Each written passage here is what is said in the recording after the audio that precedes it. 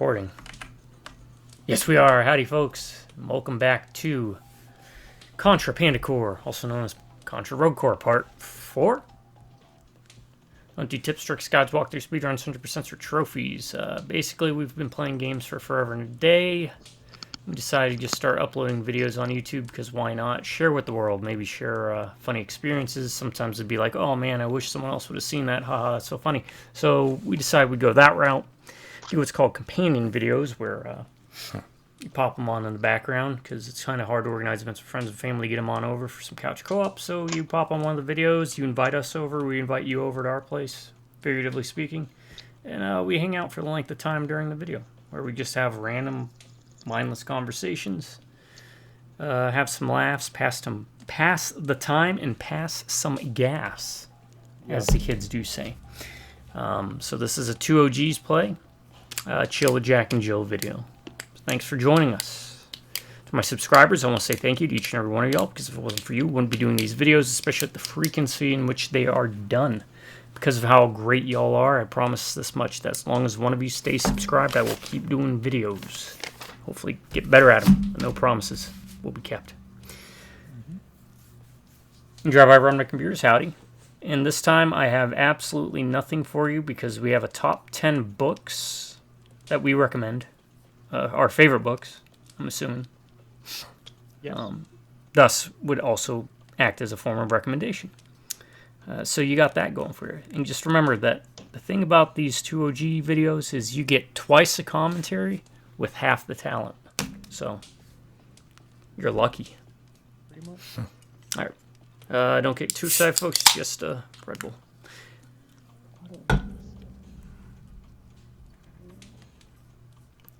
All right. So fill us in. You completed the level? Yeah, just a lot of dodging. I didn't even use my primary weapon. I just took the drill gun and just dodged a lot, and it really wasn't that difficult. I don't know. It was one of those things. Yeah, one of those days, and usually the day after the week, you're still kind of recovering from that week. It's not until like Sunday when you start It was getting ready for the another. weekend. So. It was another thing like the Marmont, the boss fight, Alan Wake 2 DLC. I was telling you about, where the first time I booted it up, it was like, okay, did it. But yeah, we've all been there. Anybody that's played games any amount of time has been there. And you go back into it fresh, doe-eyed, first tried, more or less. So we will move on then from that level. I'm going to call it here. I think you're going to have to do the bridge-based brawl solo, by the way. Do I need to do right now? Or? We'll find out. Let's see if my guess is correct. I'm assuming every mission rank, they want you to do one of those type of levels solo. But I have nothing to gauge you on, so we'll just when we get to that point, we'll get to it. Might be a good spot to do our books, so I'm just going to invite you. Which, yeah, the books. So I'm kind of a lot more excited about this one than I thought I was going to be. And I'll talk more about that when we get to them. So. I struggle with. My list came really fast. I mean, I knew exactly what was going to be on it. I struggle with how much to talk about it, though, because.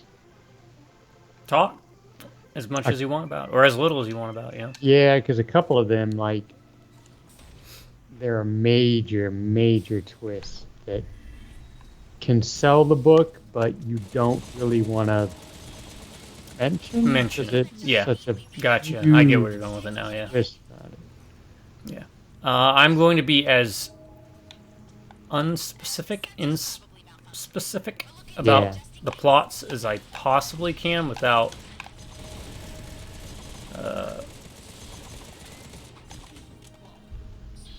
leaving you guys completely in the dark about it.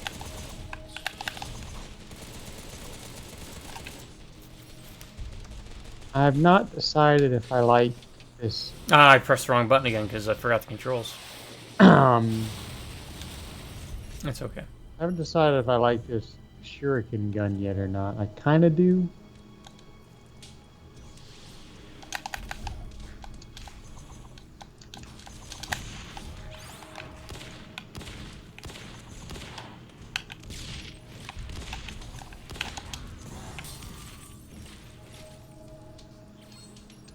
Yeah, I honestly I haven't experimented with any of the guns just because. Obviously, if I did, I would have gone with the flamethrower, but. Oh, shit. Good thing I got that extra life now. Oh, crap. Can they jump? No, they can't, so just, yeah, keep doing what you're doing. Because they're focused on me. Oh god, you do massive damage. Yeah, the only thing that sucks is the rate of fire is so slow. That's fine. I haven't found any way to tweak that yet, but my crit's like up to 60 something. No! My least favorites.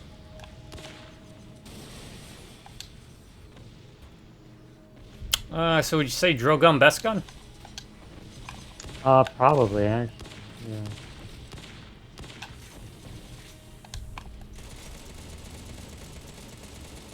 I mean, you can it gives you a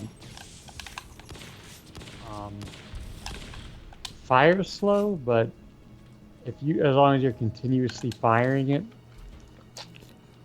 kind of mindlessly firing it and concentrating on dodging, you'll eventually hit. Yeah. That's how I got through it, right? They're really large, so you Yeah, have a chance of yeah. hitting multiple things, and Yeah. again, they kind of hit multiple times on a single target, too.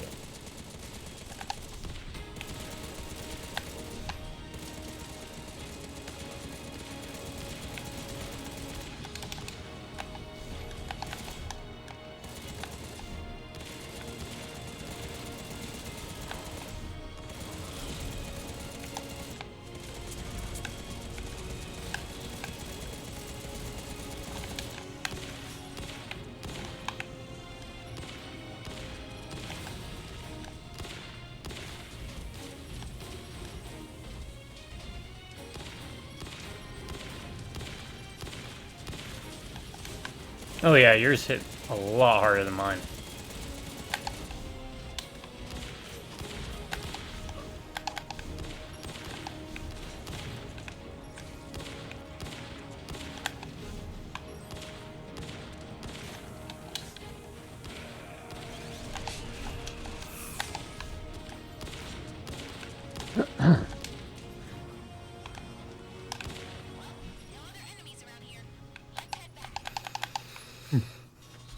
Oh, oh, cool, awesome. Pinged. I dialed up modem some enemies. Oh, he's back. But he's not together. This is kind of neat. Yeah, I think it's okay to reuse bosses as long as you change them, because, like, Yeah. now he's not complete, and he's crawling around, he's got bandages for some reason, because he's a giant robot.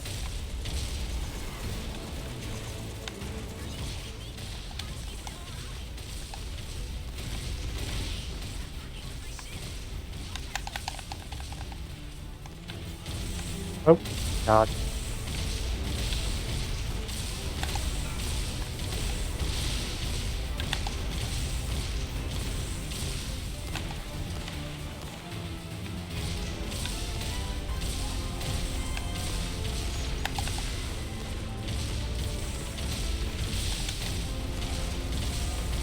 I think this is a remix of one of the songs.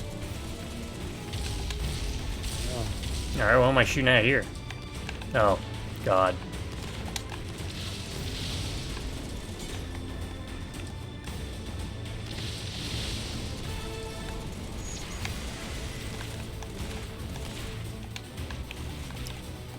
Yep, this is a remix of, I think maybe level 2 of the original. Yeah, I'm always amazed when people can know these things.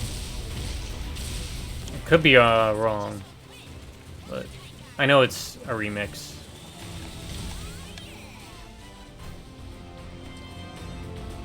I can't use my Panda core. For some reason, I can use my black hole. Oh, is that dodge? Oh, I guess jump. Yeah.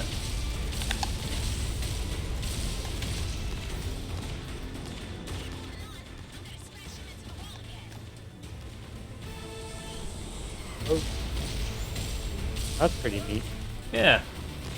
See, this is where the game, like, really succeeds, you know? Yeah.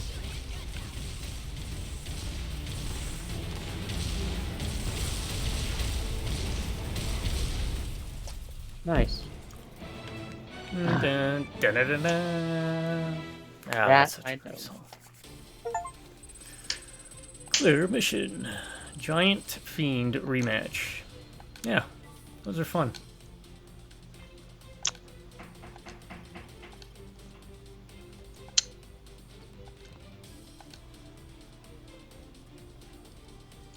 Alright, change mission. Mission 5. Mutant Obliteration. Alright, ready when you are. Let's do it.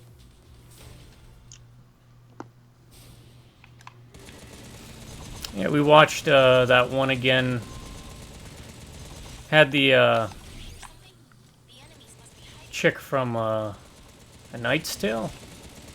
Oh my god.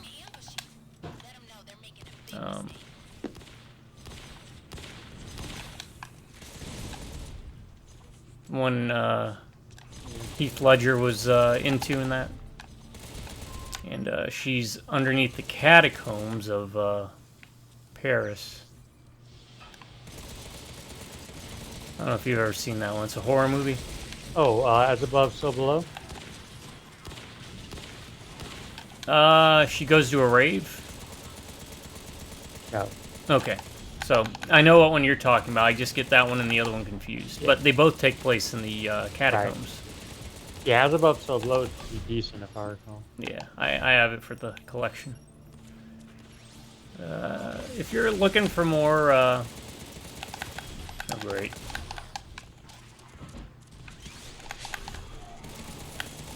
Like, Parisian catacomb movies, then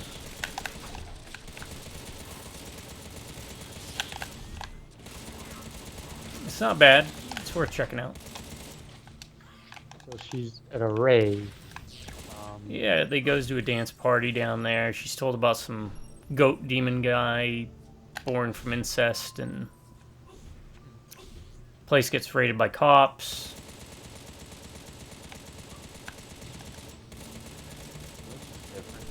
Insanity ensues. So what kind of, like... Oh, helicopter.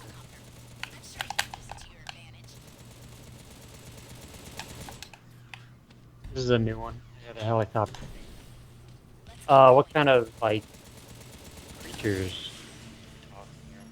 Oh, a goat-headed incest Oh. hobo. Like that.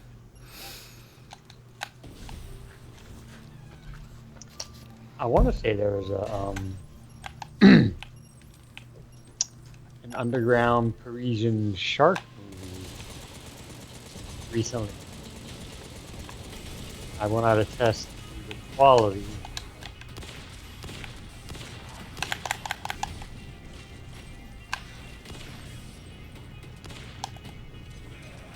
All right. This is a feature, folks. It should be on the store page.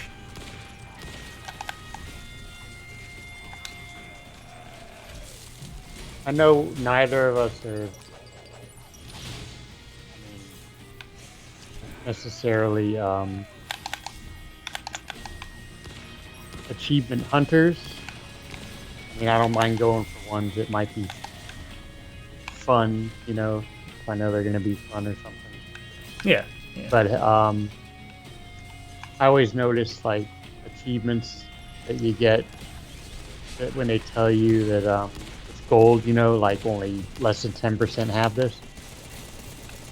I don't know if you've noticed, but like a lot of the ones we're getting are gold, and it's more a product of people not Not finishing the game. Right? finishing it, yeah. Yeah. Yeah. I just happened to notice that today. Which, I mean, you know, if you... Honestly, if I wasn't playing this with you, or playing it Oh, co-op in yeah, general, yeah, I no wouldn't. way in heck I would have. No, no. But as a co-op game, I think it's fun enough. Yeah, it is. Once we got the weapon thing, fine tuning, and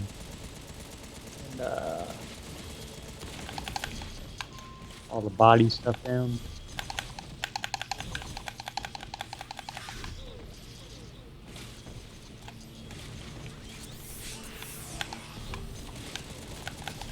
Alright, this ain't working.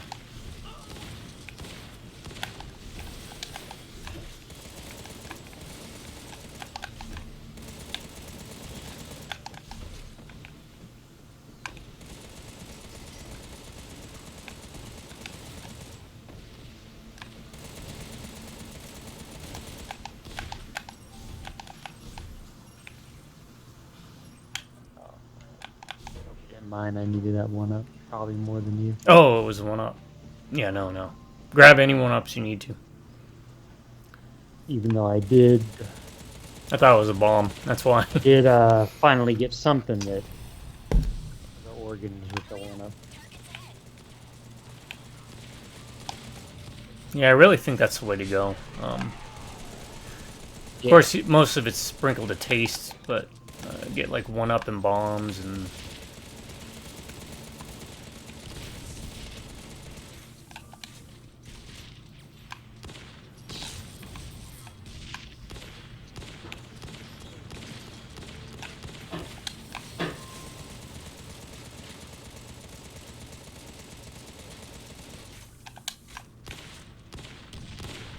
Alright, no, that's different.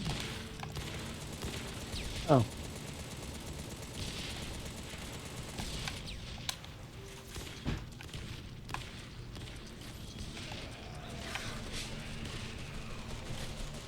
Oh, that's a pretty nice combination. I never thought about that.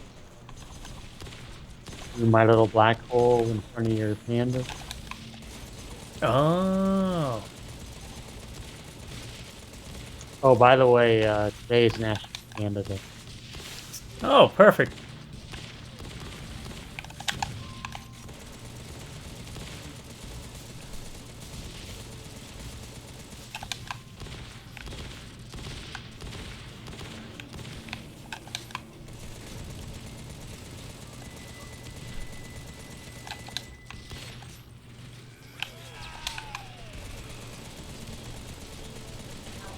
I'm just trying to focus to get this thing down now that they're adding those damn bombs. Adding them to the walls. Let me go around here real quick. Because there's a bomb.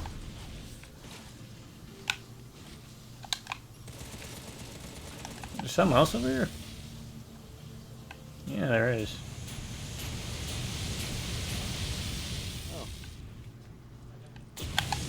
Oh, shit.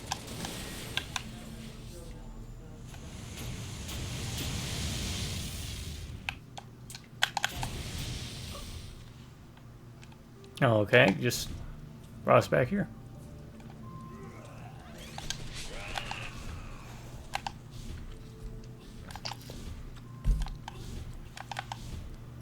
Oh, that's neat. Normally didn't do that.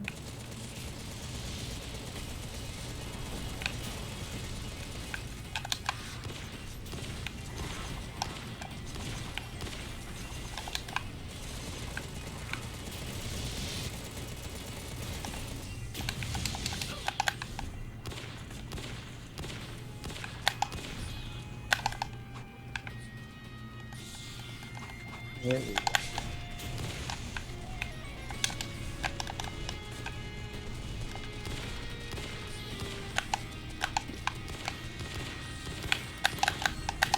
Oh, there we go.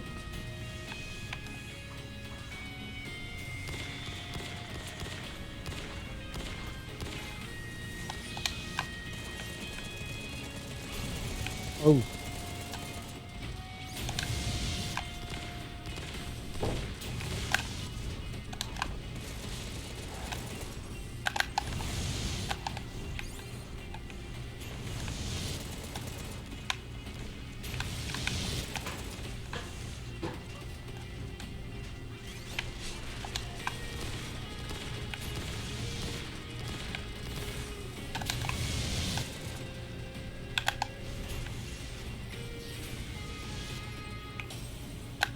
Alright.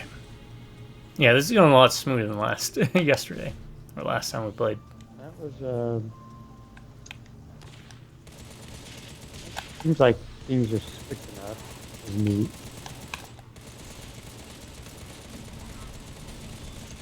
Let me see what's up here. I don't know if this is the way to go. I guess might be more... I think it is. That's fine. Because we are on time limit.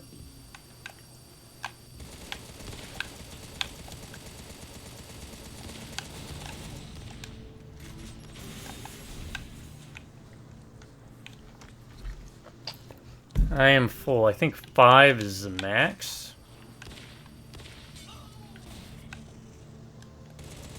Oh, for the bombs. Yeah. Ah, shit.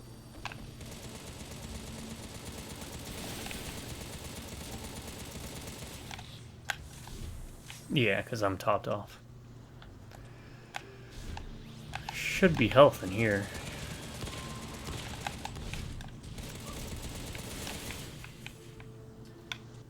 What was that? Oh, it was health. It was a Contra. Is that like invincible or something? Yeah, like a circle. Oh, you might get like a... It might be a shield, yeah. Sometimes in Contra games they have those. Oh, crap. You can just run by them, honestly.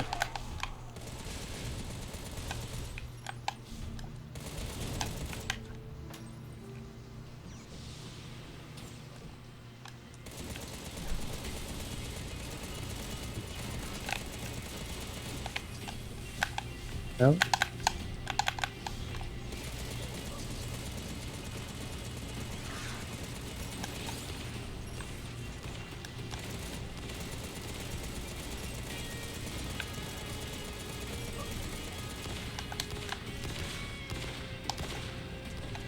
Oh.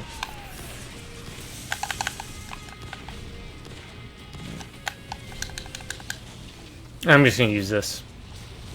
Clear up some space.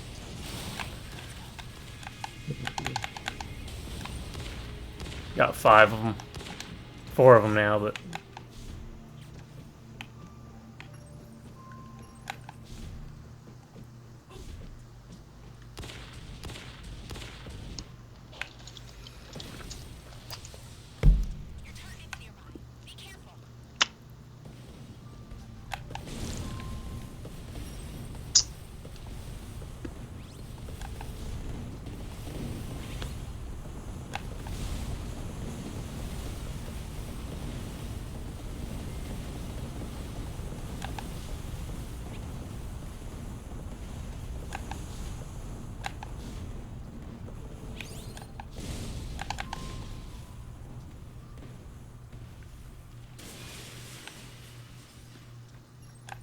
Oh, shit.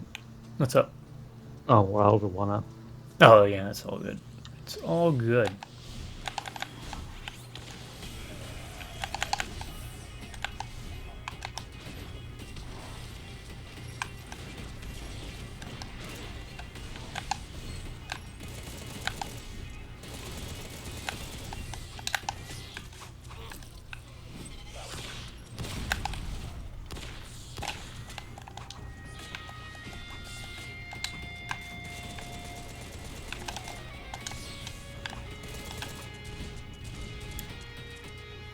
Yeah, I'll just do this. They can't get me up here.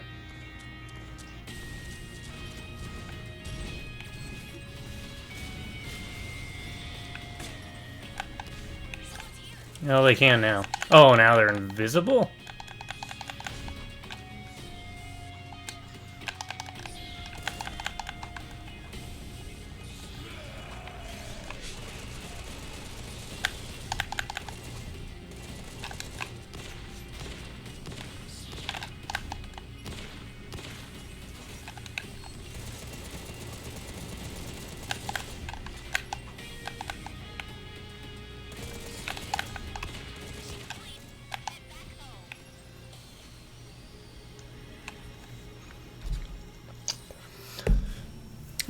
Easy peasy, right? We'll get more into the chatty mode, folks. We're just, Oh, I did, real quick, I did check that XCOM game is like $3.99.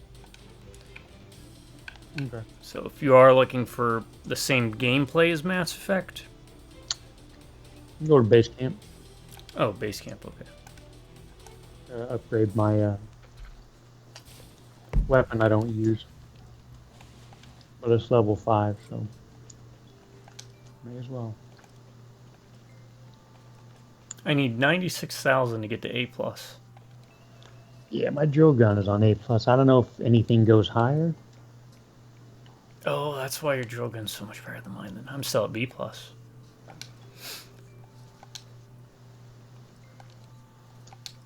guess I could have sold some stuff or something. Yeah, I've been selling a lot of stuff. All right, my shuriken is now at a... give me a minute, because I can put some more stuff in here. I can fit 20. Oh, what is this? Oh, increased damage for 3 seconds after switching weapons. Okay.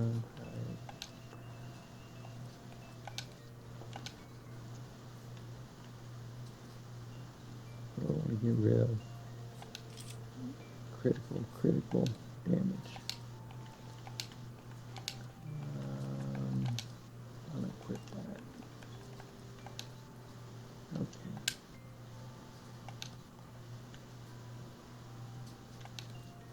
What's affinity damage is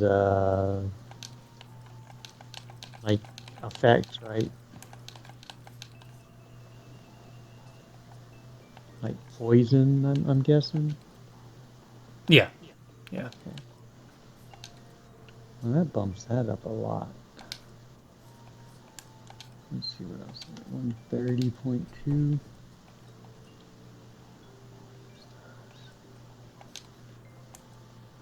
I just want to see what this does. Hold on. I'll be with you in a minute. I apologize. No, I just upgraded my drill gun, so it's good. I still gotta customize this stuff. Okay. So one of the add-ons for my shuriken shoots like buzzsaws out. That I don't know. I don't want that. What is the other one? I'm testing the 2 add-on things I have. What does this do?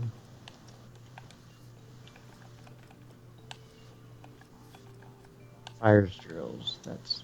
I have a drill gun. Why do I need that? Okay, so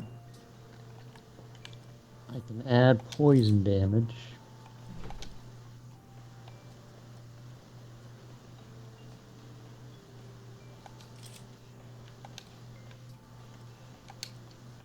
Or whatever affinity damage is. Or up my base. Oh, that's base damage and affinity damage?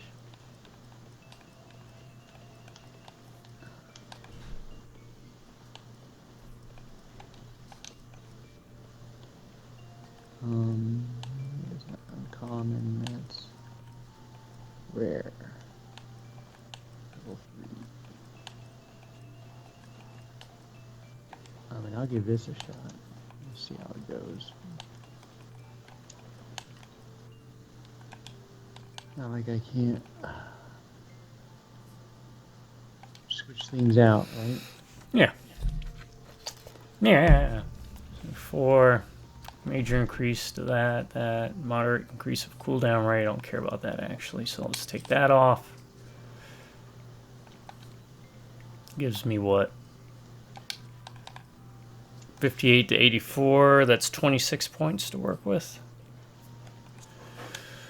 So I can put a 26 or 24 on there.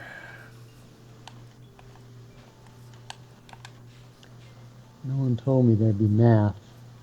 Thought my days of math were done.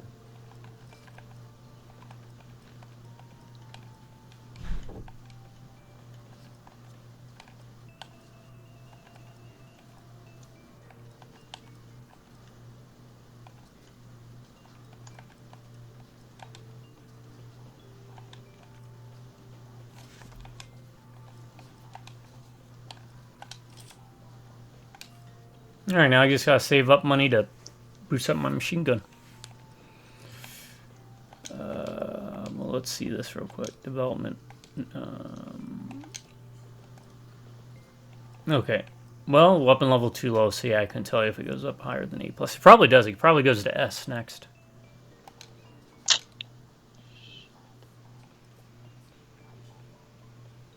Oh, yeah. Crit, crit, crit.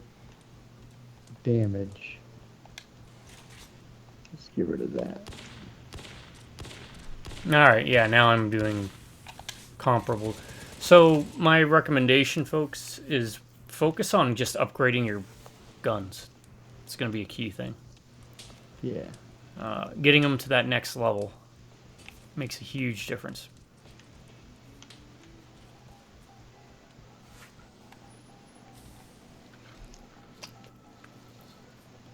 How'd that weather affect you yesterday? Windy. Very brief storms, but it wasn't too bad.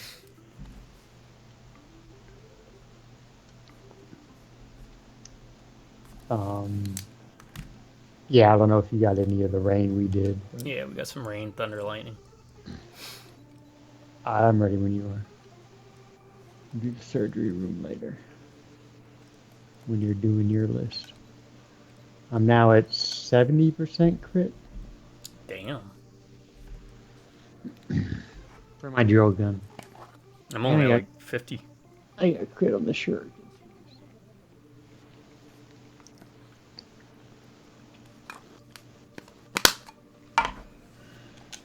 It did say something. But again, with how games are run on modern systems, even though technically, you know, this isn't an old game, but sometimes you don't see the tip screen or the loading screens where they give you tips. Yeah.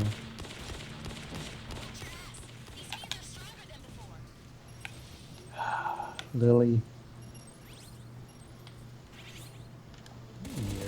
Your aircraft.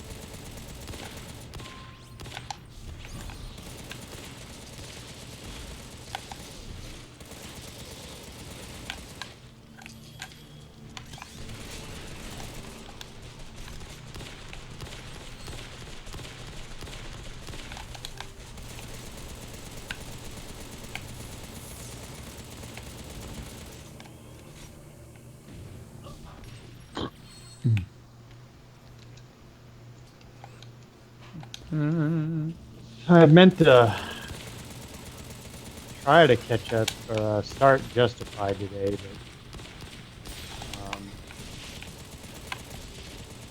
got caught looking at stuff on my list.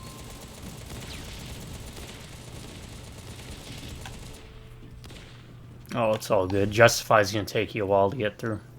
Yeah. Good news is we can talk about it as you progress through the series, but I do want you to, when you come to town, take Parasite with you. Yeah. Probably recommend watching that first. It's a much shorter series. I've watched you watch some of it, so I'm familiar with it. But yeah.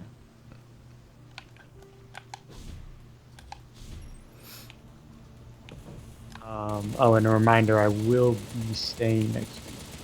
Gotcha. Yeah.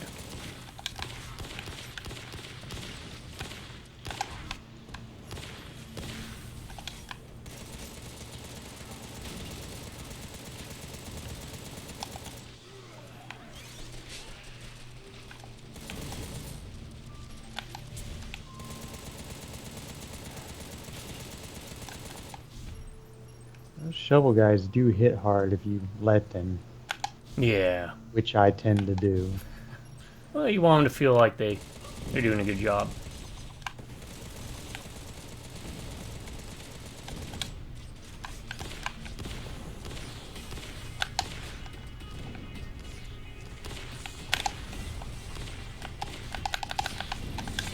No.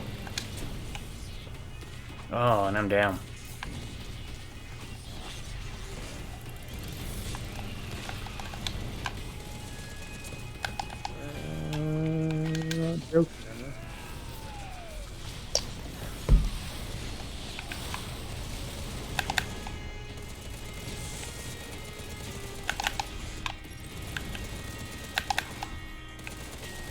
What hit me?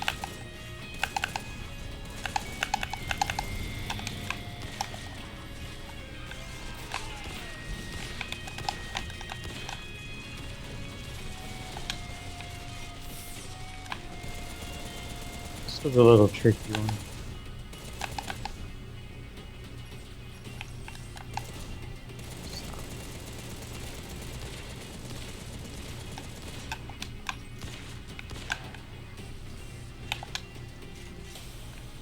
Did you get the goal? Yeah. Mm-hmm.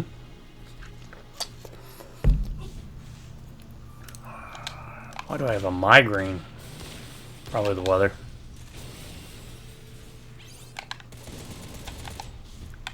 A migraine headache. I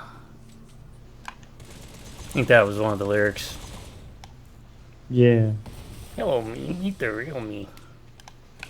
Get up.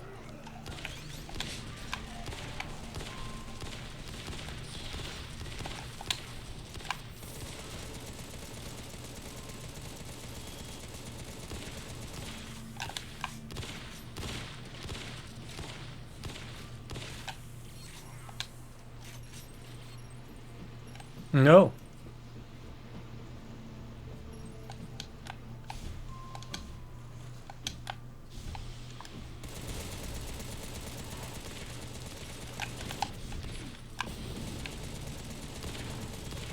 No. Little ones. Why is everything so angry?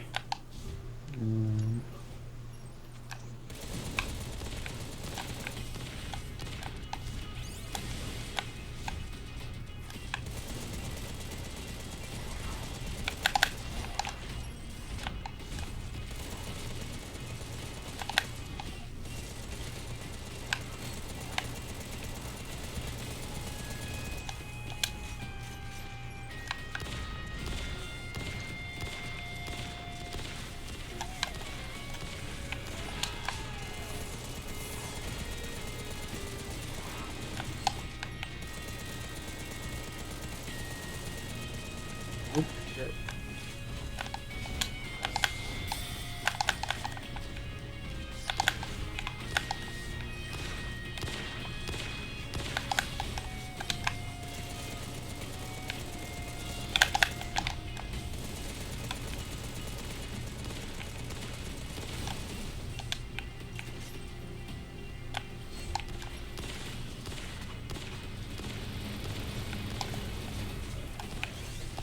Watch out, they block your... Yeah. Yeah.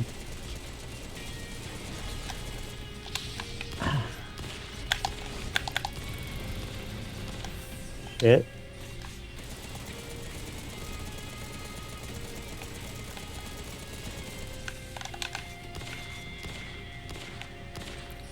You can make it over here, there should be health. Nah, I Alright. died.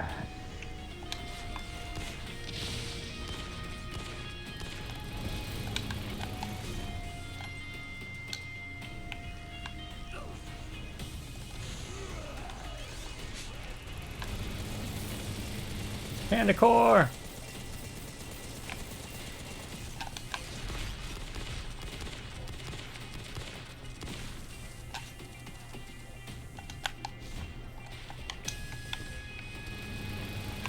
No, he can't get you up here. And you can hit him. Oh, wow. He pinned me. That was almost. Yeah, jump on the... Next time, jump on the fuel trucks. He can't hit you. And it's every shot is like an automatic crit. Nope. Oh, you pansy. Yeah, I said it. Pansy.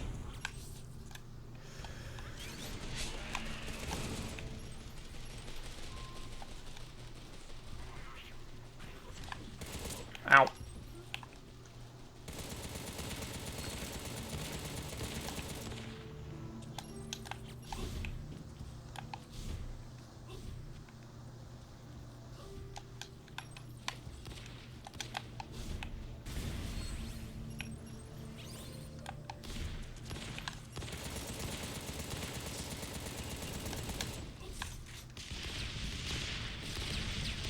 Yeah, sometimes this camera angle does not work for you.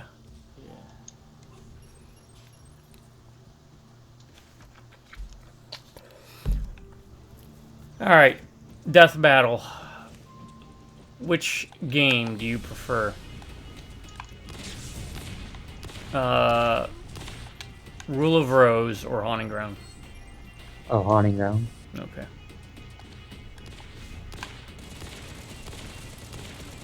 Haunting Ground or Clock Tower 3? Haunting Ground. Haunting Ground still? Okay.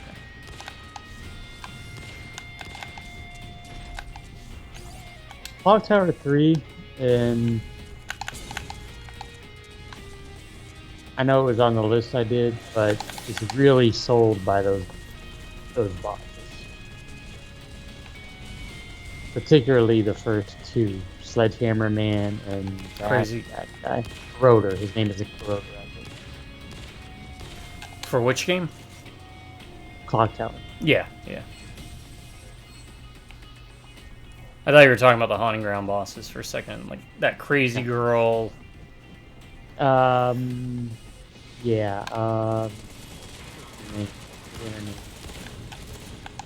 she's a, homunculus type thing. She's like Pinocchio. She's not a real person. Daniela, I think, if I remember correctly. She's upset because she has no womb. There's no room in the womb. She's not a real person. I understand, I guess.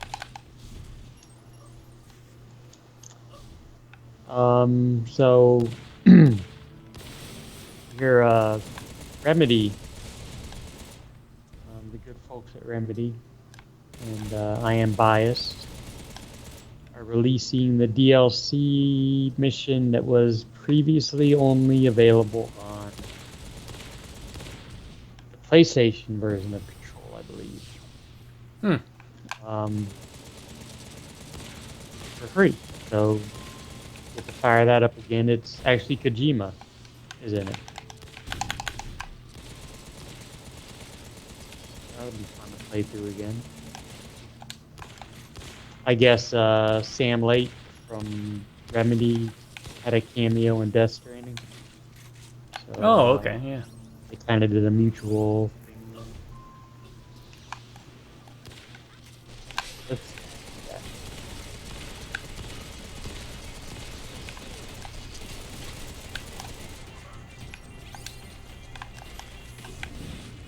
Oh, crap. Didn't know that was gonna happen.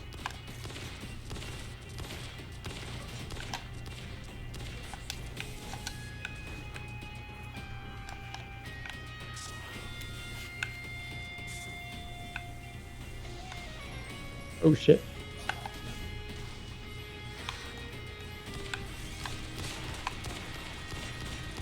Sorry, we got the drill gun.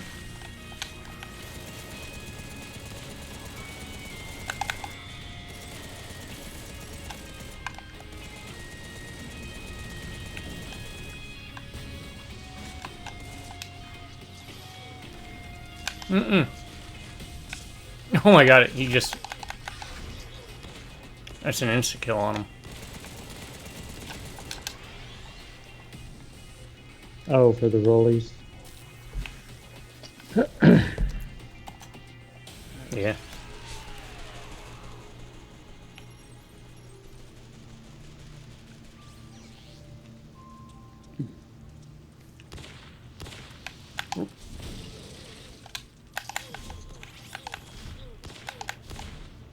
Indiana Jones is going well. So Oh, he's... Okay. I'm at the Vatican now, walking around in a priest outfit. Oh, is it like a stealth mission? Not really. Your friend at the Vatican gave you the priest outfit. Like, certain captains can see you, and if they see you, they'll be like, oh, who is that? I don't recognize him. And you gotta kind of, do the thing where you avoid them, you know. But Oh, otherwise, you can just kind of walk around freely.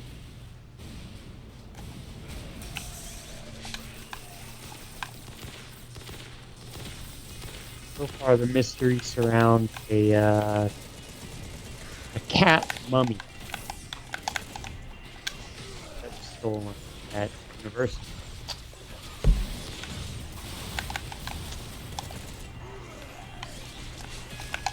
Very,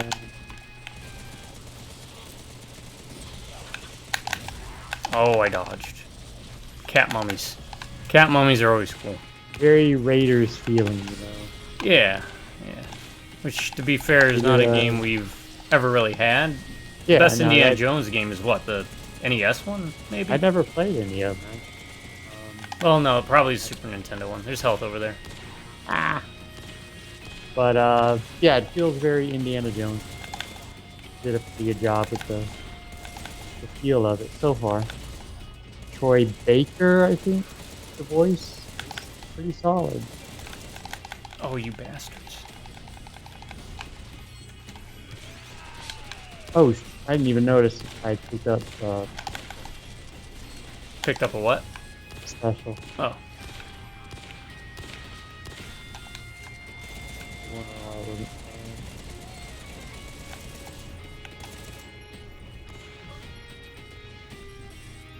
So that's the first Indiana Jones game you played? Yeah. You never played the arcade one, or which is basically Nope. the NES one, the Sega one? Nope. Never even like one level on any of them. I never played the Seen a lot of 64 it. ones. Seen the videos on like Angry Video Game Nerd? yeah. We did those.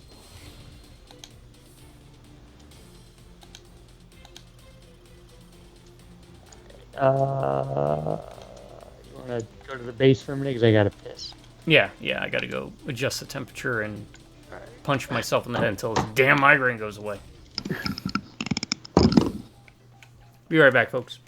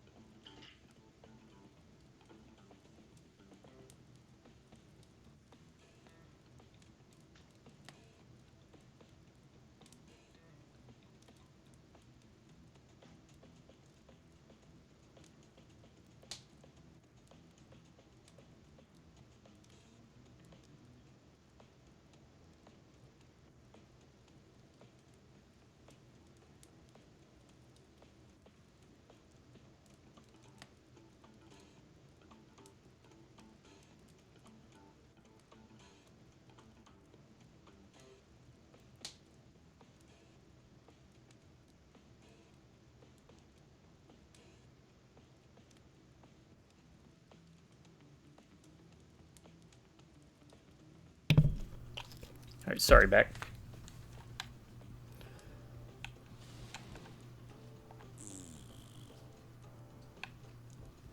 That's not much for sorry.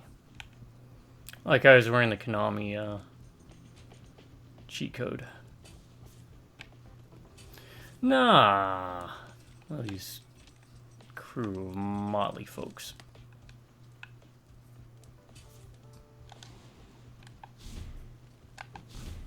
Is that kick? Does that count as kick? How do you kick? Guide. Let's look at this. Let's see. Moving and shooting, special weapons, dodging.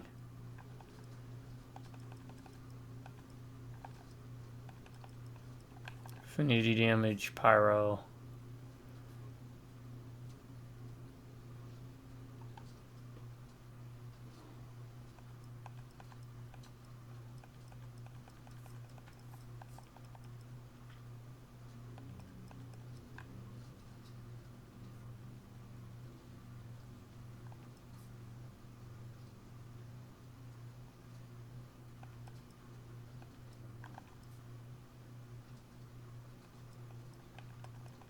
You got PvP, but no one's gonna play that. Character upgrades.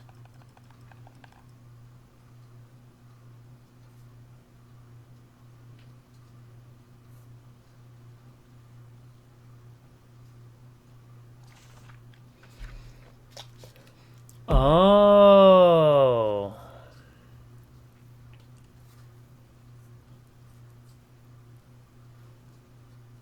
That's interesting. Rogue bonus. Defeating enemies during mission increases your rogue bonus gauge. Random body part can be attained by maxing out this gauge. Okay. And licenses. I'm going to have to tell him about that. Weapon and mastery levels.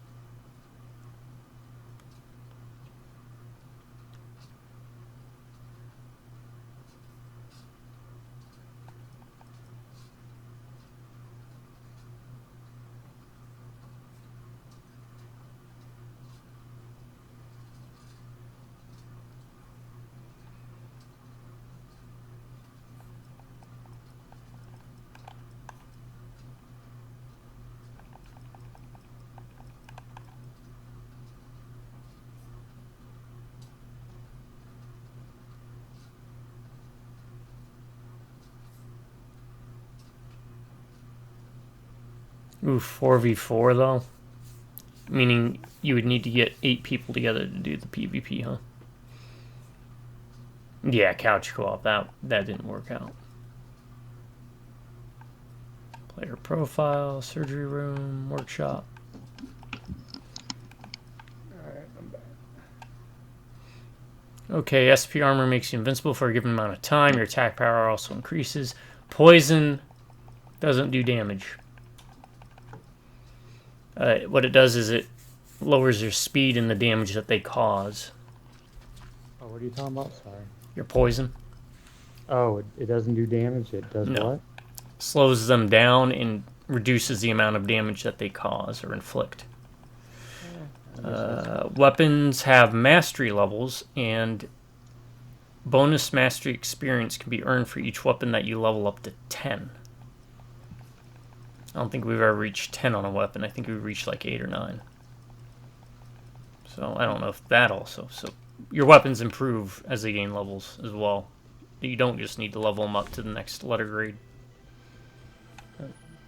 So we'll do what? 1 more, 2 more Yeah. levels and then go on the list. Yeah. I guess I'll stick with the shuriken. I mean, it's Hey, it fine. works, right?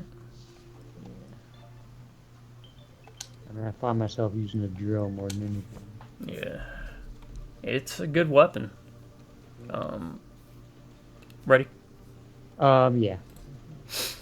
I'm just saving up money to get that machine gun to the next, I need 96,000.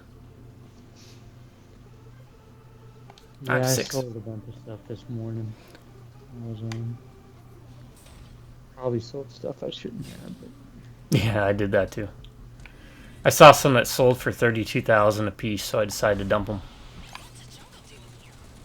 What's the jungle doing here? Oh god.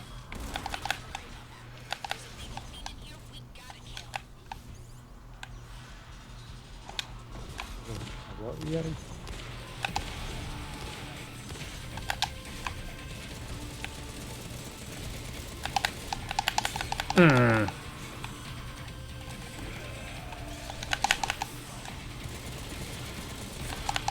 Oh crap.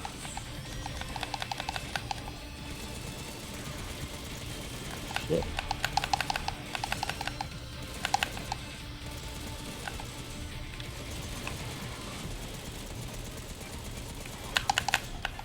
Can we hit those things?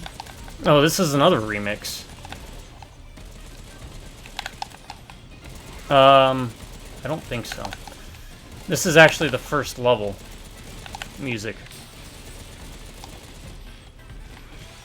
Remixed. The jungle level.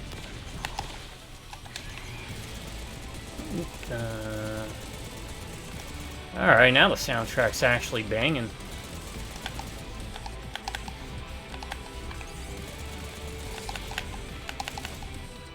Yeah, I'm not much of a music person in games. But yeah, it sounds pretty happening. Like,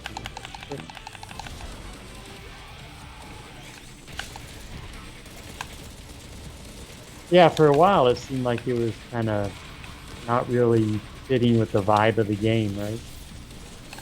Yeah.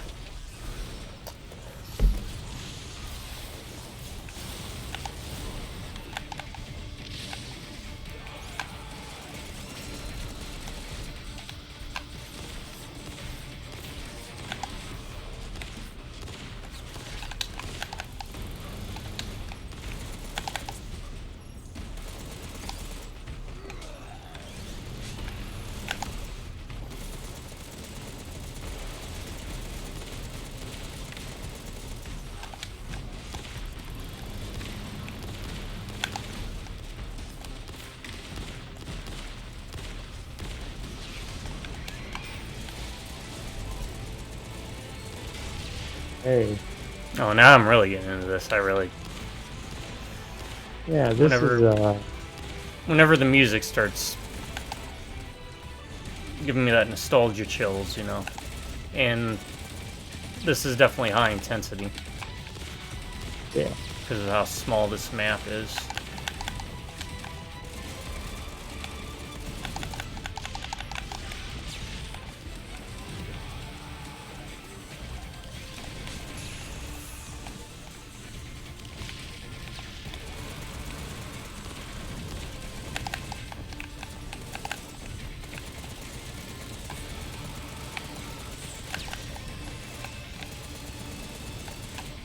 I think I got rid of all the air guys.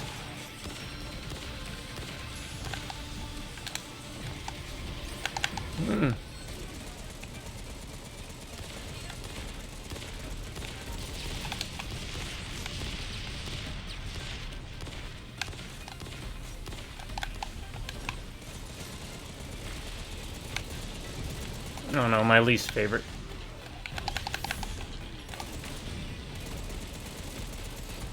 I don't mind the big ones because they're kind of easy to dodge. Yeah.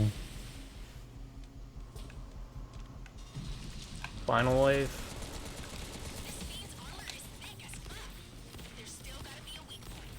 Don't swear, little girl. That's a new one. The boss's weak point is directly to the front. Yeah.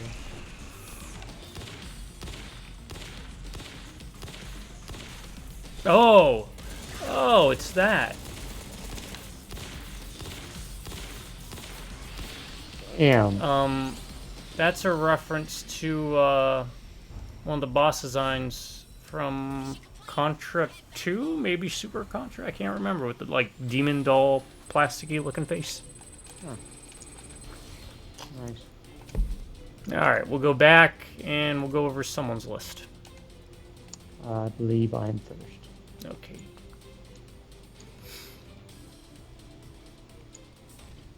Oh, we didn't get.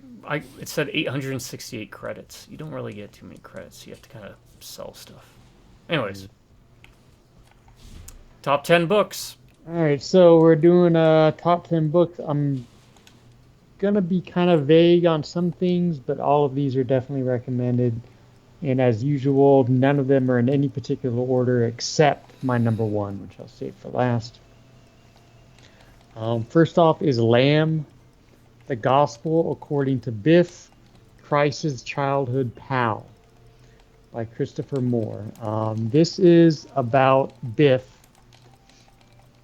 Christ's childhood pal. And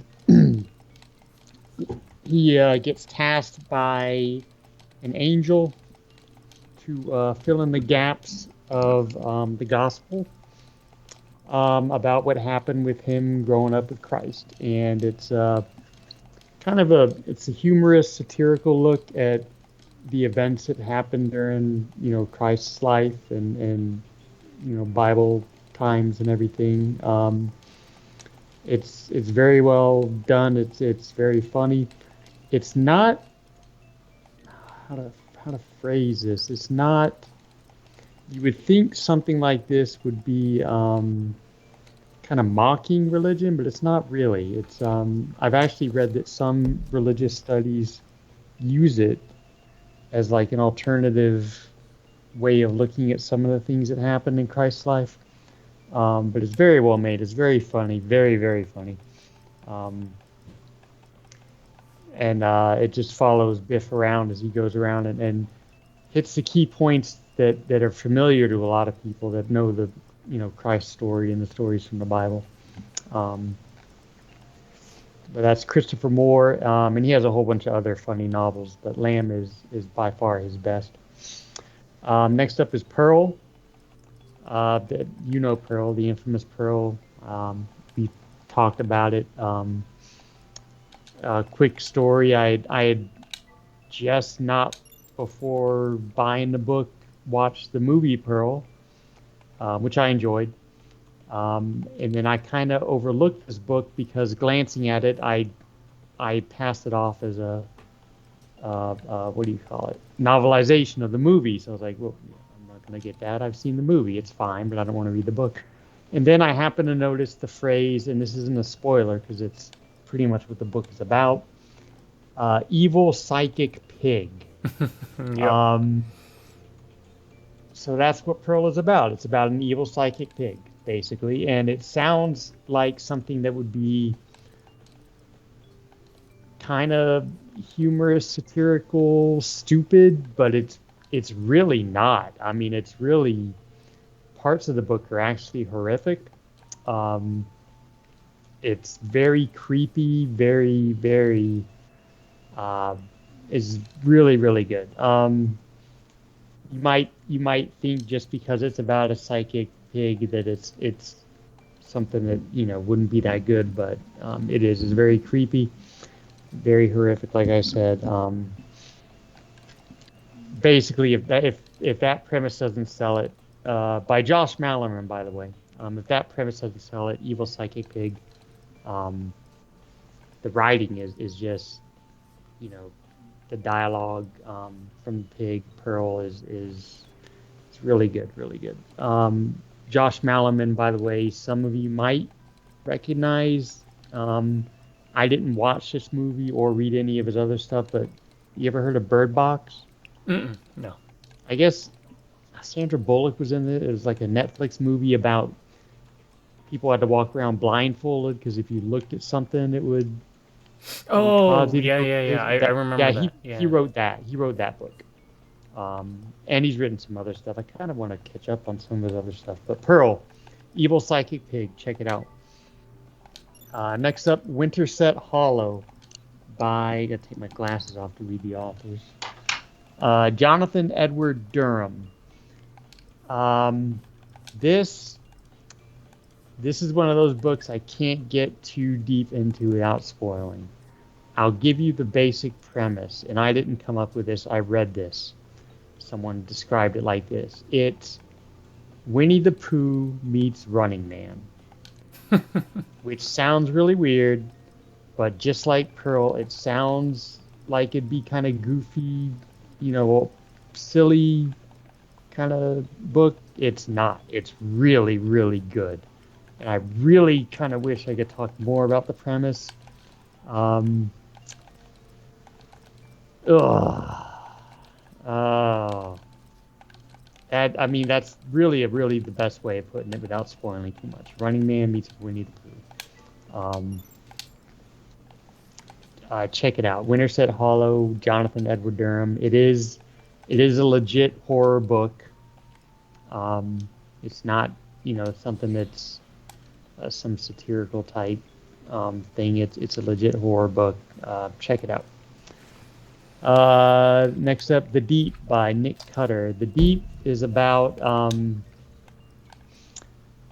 there's an affliction going on around the world called the Gets, Gets, as in forgets, and basically it causes people they forget. First you forget your name, then your family, then and it deteriorates so bad that you forget to do basic functions, you forget to go to the bathroom, you eventually forget how to breathe. So, and you wind up dying, obviously. And so in order to cure this, they send some people down deep into the ocean, and they find this miracle stuff called ambrosia, and they're studying it, and then all of a sudden all communication gets cut off. and one of the submersibles from the bottom comes up with one of the scientists dead. So in order to find out what happens, they enlist the brother of one of the scientists to go down and try to get a hold of his brother and figure out what happens. And then once they get down there, the horror ensues. A bunch of weird, creepy stuff happens. It's part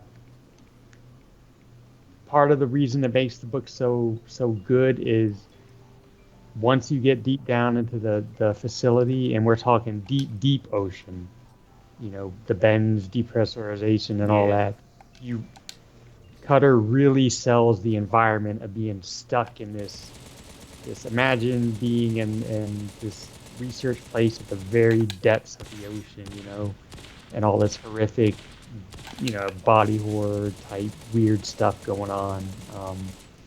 He does a very good job of selling the environment, which is being just as creepy as the creepiness that's going on. Anyway, and there's a couple twists and turns about it, and some family stuff involving the guy because he's going down to see his brother. But check it out, The Deep by Nick Cutter. I would also recommend, that's my favorite Nick Cutter book, a couple of his others, Little Heaven and The Troop. Which I think The Troop is in production to be a movie or something. But all quality stuff. That's Nick Cutter, The Deep. Next up, Between Two Fires by Christopher, I don't want to butcher the last name, Buellman. This is a really good book. It is a medieval horror book set during the Black Plague. And the premise is hell has started another war with heaven, hence the Black Plague. And amidst this war, there is a French knight who has, I don't know if the right term is lost his knighthood, but he's not, you know, he's kind of off on his own. This French knight, a priest, and a young girl. And there's something special about the young girl. And she insists that they take her to Paris to go see the book. And it's about their journey, and Satan has infiltrated the popedom, I guess, in Paris, and it's about them traveling to get this girl, you know, and her special whatever to Paris to save humanity. And it's just very good. I don't read a lot of medieval stuff, and in fact, I honestly passed over this a couple times. Every month I look at a list on a website that has these books, and I pick one or two I'm interested in. And I passed over this, but I kept seeing it come up. And I eventually got it, and it goes to show you never know, because now it's one of my top 10 books. Between Two Fires, medieval religious horror, Black Plague, and all that. Christopher Buellman. Check it out. Next up is Johnny Got His Gun by Dalton Trumbo. Classic. This is an old school book for me because I did a book report on this my freshman year of high school. That would be 89, I think, back when we were in North Dakota. Mm-hmm. A lot of you may not be familiar with the book Johnny Got His Gun, but you might be familiar with the song One by Metallica, which is the song is based off the book. Basically about a guy that, you know, gets his limbs, face, all senses blown off, and he's alive in a hospital room. It's horrific. It's very, very scarring and deep, and it's highly recommended. In fact, I believe Dalton Trumbo this was during the 50s. He was caught up in all that blacklisting thing with the Communist Party and all that McCarthyism stuff happened. Yeah. But definitely a very, very, very disturbing classic book, Johnny Got His Gun. Where am I at? I have 4 more left, I think. 1, 2, 3, 4. Yeah. Sorry, I can't read my handwriting. Next up, The Mayor of Casterbridge by Thomas Hardy. Thomas Hardy is one of the very first authors I really, truly started reading. Everyone has those authors, they'll read pretty much anything by that person. That's Thomas Hardy for me. Old English classic literature. He's written a whole bunch of stuff. Return of the Native, Jude. My favorite is Mayor of Casterbridge. It's about a man who, at the beginning of the book, gets drunk, has an argument with his wife, and auctions her and their young baby, their young girl, off to a sailor in a drunken rage.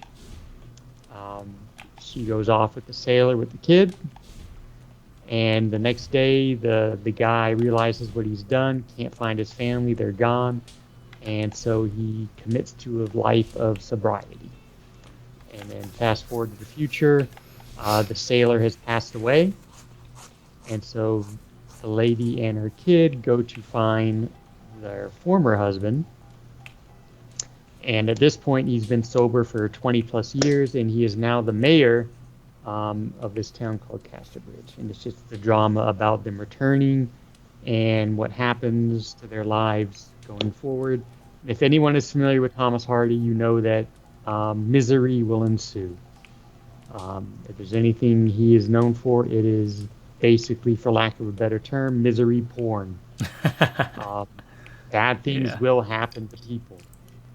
In fact, in one of his books, Jude, one of the more infamous parts, a young kid kills himself and his baby sister because he feels they are a burden to their family. So that's the kind of stuff Thomas Hardy gets into. Not to turn anybody off, but basically that's the premise of Mayor Casterbridge. He sells off the wife and kid. They wind up coming back, and then a whole bunch of drama ensues. But a very good classic literature, and his best, Mayor Casterbridge. Next up, Stephen Graham Jones.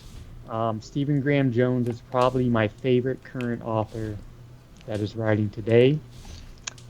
He is a Blackfeet Native American, so most of his work involves some Native American aspect. All of them involve horror that I've read. He has non-horror stuff too. And my favorite of his is The Only Good Indians. It is about a group of Native Americans, friends who grew up together, and they're doing one last hunt before they graduate from high school. It's no longer hunting season, and they're going to kind of a sacred place, and they wind up slaughtering a whole bunch of elk. Fast forward to 10 years later, and something is hunting them down. Something otherworldly is hunting them down, and then some bad stuff happens to them. So that's the basic premise of the book. It's very, very good. It's one of the most horrific scenes I've read, actually, is when they're shooting up the elk. Was one of the most disturbing things I've read. Just the way he describes it. But the thing about Stephen Graham Jones is I don't read a lot of like afterward stuff. When you finish a book, people write stuff after. Yeah. Like the author fills in stuff, whatever.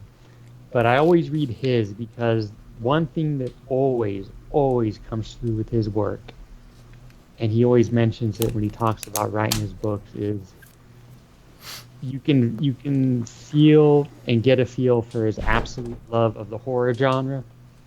In particular, slashers. He also wrote the Indian Lake trilogy, which he just wrapped up recently, which is highly acclaimed. But just his love and appreciation of the horror genre and slashers, and also 80s and 90s heavy metal music. Stephen Graham Jones, probably, to me, the best horror author working today. Check out his stuff. And my favorite being The Only Good Indians. But also check out the Indian Lake trilogy. Very good. And finally, the last two are by the same author, including my number one, and that is G.K. Chesterton, another classic English literature author. First of his, The Ball and the Cross, is about a Catholic and an atheist who have a disagreement, and then they want to duel, but they keep getting interrupted. Well, first the law says they can't do it, and then they keep going from place to place trying to duel, and they keep getting interrupted by this weird cast of characters everywhere they go. And during the course of this happening, they're talking to each other back and forth, and they eventually come to an appreciation and a form of friendship between them. And it comes to the point where at the end of the novel, the real bad guy to them in the story is everything outside of them, the surrounding world. But it's very philosophical and religious, but it's not disrespectful. And it's just about their journey and them coming to an understanding between their two very different belief systems. And also, honestly, the weird cast of characters. That's The Ball on the Cross. And my final one, also by G.K. Chesterton, my favorite book, The Man Who Was Thursday. Another philosophical thriller. And it's about Gabriel Sim, who was recruited by Scotland Yard to infiltrate a group of anarchists because there's something going down, and the head anarchist and the council, something's going to happen, and they want to stop it from happening. And in the first few chapters, I'll get a little bit spoilery, but it does happen in the first few chapters. Sim meets up with the anarchist, and he doesn't know he's with Scotland Yard. He says he's another anarchist, and they go back and forth about, philosophies and all that, about anarchy and poetry and all this. And then towards the end of their conversation, they'd made oaths, not to snitch on each other, that they're anarchists or whatever. And right before the council comes to the door to meet the anarchist, Gabriel Sim tells them, "Oh, by the way, I'm a cop." And at this point, they've sworn an oath, so he can't say anything. And so the rest of the book is about Sim infiltrating this council as one of the anarchists, trying to figure out what's going on, and trying to stop whatever dastardly plan they have from happening. And it's a really fun book to read because the subtitle of the book it's The Man Who Was Thursday, a Nightmare. So I've read quite a few things about this book after having read it multiple times. And a lot of people, some people think that's what it is. It's a nightmare. It's just like a dream scenario type story. Yeah. Read it, have fun, go for it. I've read people argue it's one side of the spectrum. I've read it's another. I've read a lot of people who interpret it in different ways, and in that way, it interests me, because I can see that. Like every time I've read someone's opinion on what it represents, I can see where they're coming from. So it's a very open-ended, I guess, is a good way of saying it, to interpretation. So it's a really fun book to read. I can't get too spoilery into it because there are a lot of twists and turns going on about it. But check it out. My favorite book, The Man Who Was Thursday. I know we say this often. I would love to see this adapted. I don't think it has been, but as with 99% of the stuff I want to see adapted, I would like to see it done animated. But that's my last one, The Man Who Was Thursday, my number one book, my favorite book of all time. And that's my list. All right. I can't say if it's a good or a bad list because most of those I haven't read, though I am familiar with quite a few of them because you've talked about them before to me in the past and recommended some of them. But now I have a question, real quick. Which one would you want to see, and in what format do you believe it would be portrayed into a video game?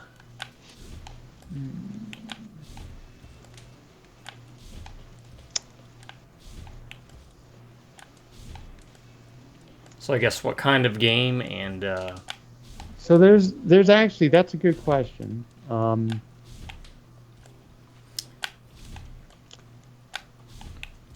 going to give you a couple of them, if you don't mind. no, go for it. Yeah, please. Actually, because this just came to me, and I say this having said The Man Who Is Thursday is my favorite book, and I do consider that classic literature.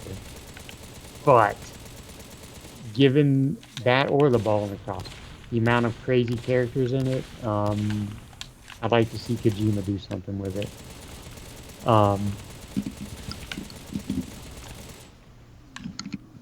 That's kind of a non-serious answer, but now that I think about it, kind of a cliche-ish one would be The Deep, as like a horror type thing. But I think Winterset Hollow would be a good one. As like a third person kind of deal. See, the problem with that is, because now I'm thinking in video game terms, like, it couldn't be something where there were a lot of enemies, you know? It would almost be like a third person, well, they all are. Could be like a Souls game. I was gonna say, could be a puzzle adventure like the old King's Quest or those old style puzzles. Yeah. Or Deponia for a newer version of it, where it's finding objects or interacting with the environment kind of thing. Actually, Between Two Fires might be a good one for that. I guess there's multiple answers I could give. That was a good question I didn't see coming.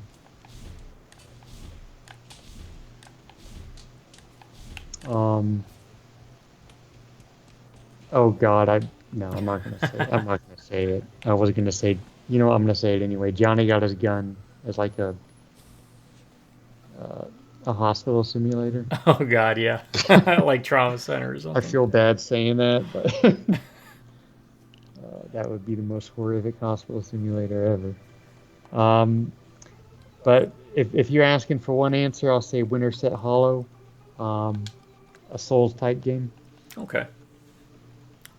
Well, I mean, there's not that many. There wouldn't be that many bosses though. So, yeah.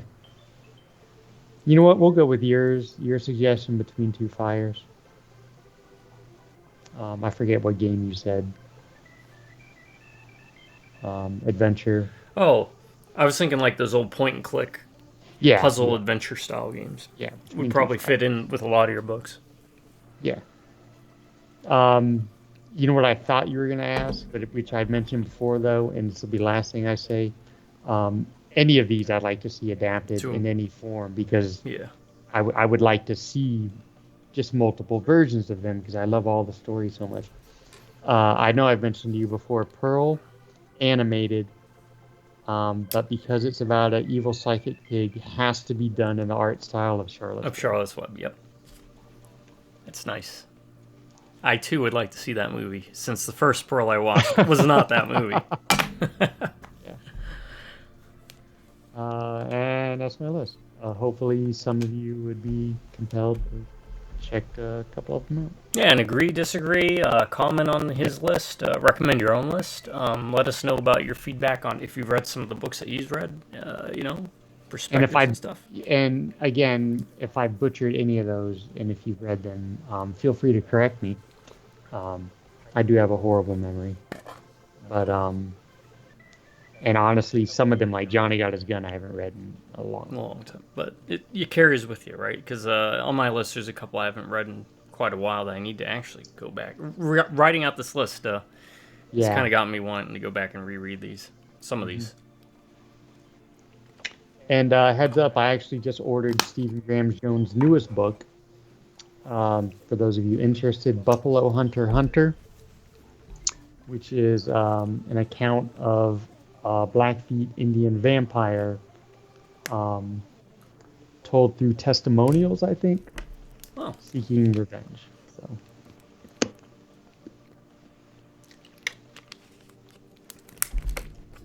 Sorry, I was drinking water. I was gonna say, I wonder if that author, the Blackfoot that you were talking about, what he feels about that one movie I had you watch about the vampire, the ghost, the werewolf. Because if you remember, the werewolf was also tribal American. I don't remember what tribe. Is that the found footage one? Yeah, it was done like Yeah, from that the was a really camera good perspective. That was really good. I can't remember. I always forget the name of it, but I do it's too. definitely worth watching. Yeah. So. No, like I said, probably a good list. You usually have a pretty good taste in books, but there's not a single overlap, as I'm sure, between our lists. Well, I mean, there could have been one. I don't know if you noticed, one very prominent one that we both enjoyed. It could have been in mine. Oh, okay. I think I know what it is. Yeah. I'm not going to say anything because I know you got. We watched a movie, right? Or no, it's not that then. Oh. It might be. Now I'm kind of curious. Oh, crap. Well, this is different. We're sectioned off. Oh, it's going to open up now. Okay. Does it have a movie? Yeah. Yeah. That's why I'm trying to think. I know we've watched them together. Go ahead and say it. Oh, Lovecraft. Oh, okay. It's not the movie I was thinking of, but yeah. Let's just say that should be a shocker to no one that's been watching my stuff at all.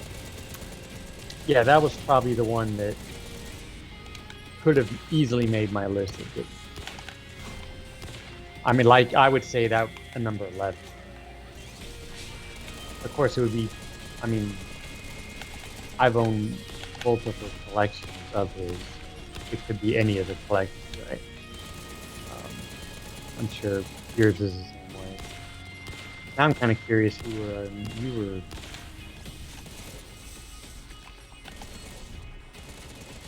Yeah, well, you'll have to hold your horses.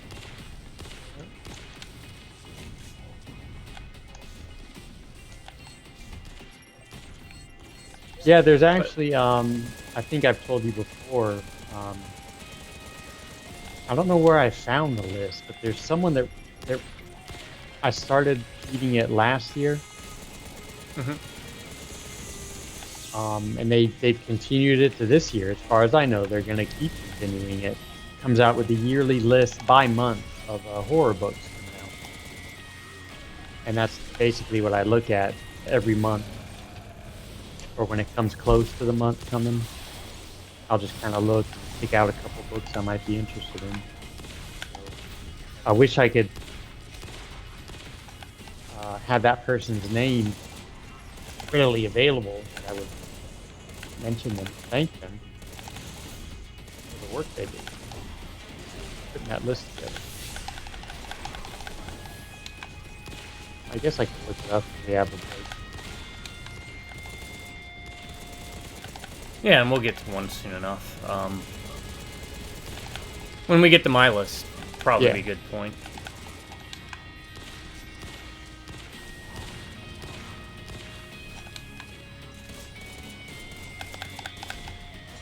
Alright, so this is just another horde mode. Yeah.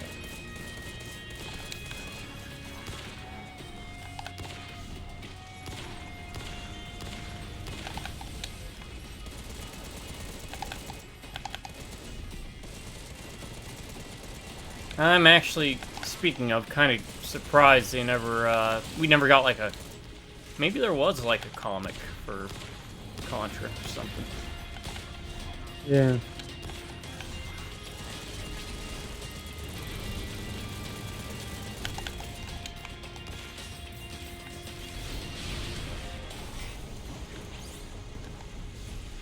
Oh, I already went past the fence.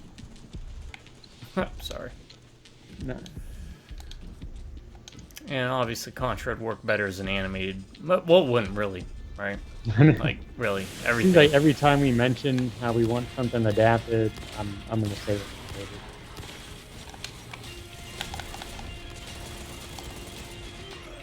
Yeah.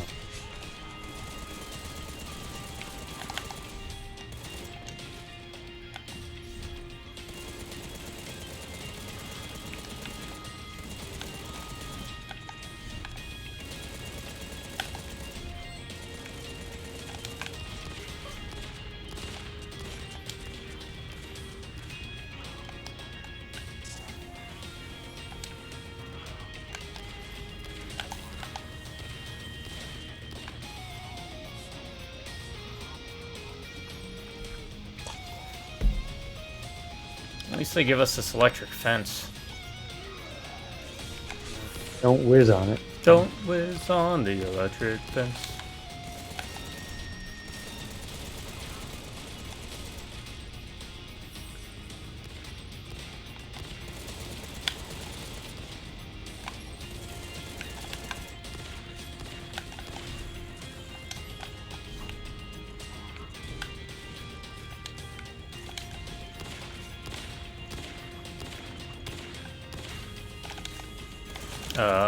I mean, I'll take it. They want to keep coming up the stairs.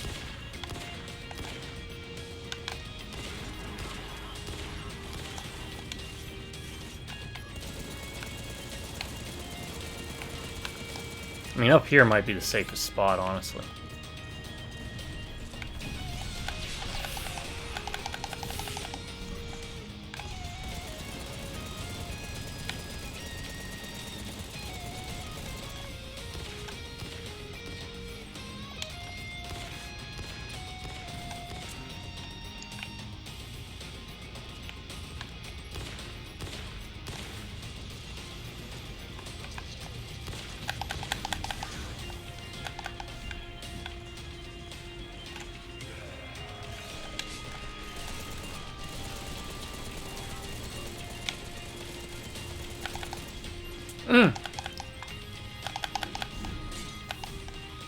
Man, this is not easy.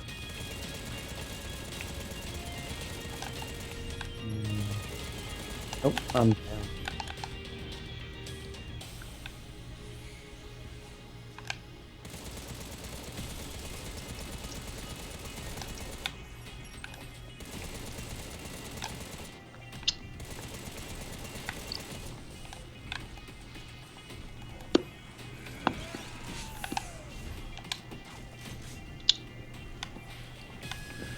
I'll get you up when I can. It's all good.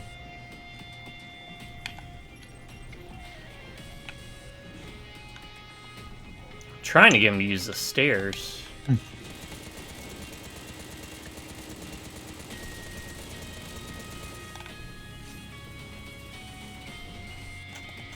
No, that didn't work out the way I planned it.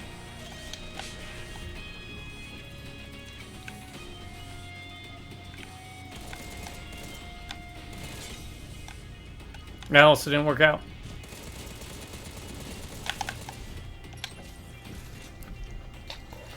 Alright. Got played smart and slow here. Let's get back some shield and some health, then I'll go down there and see what I can do.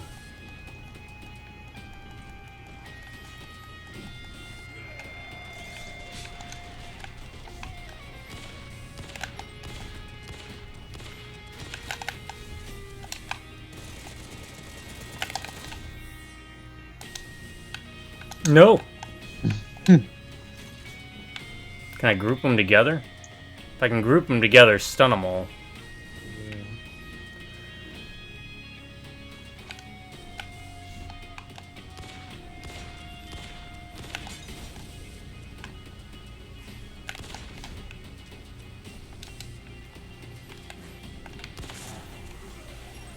There we go. I can only can't see when you get off screen, but very nice. Should be health. you. And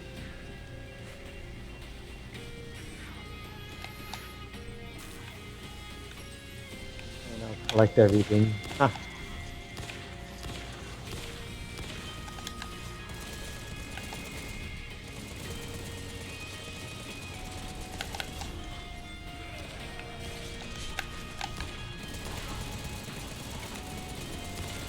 No crap, he can come up here.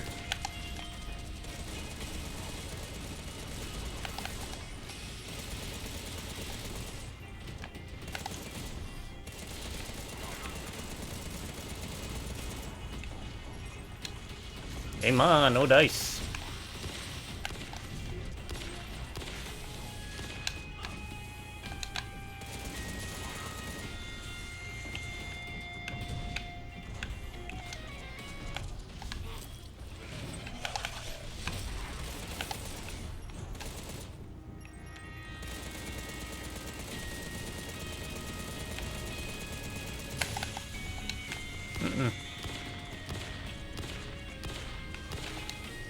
Alright, final wave.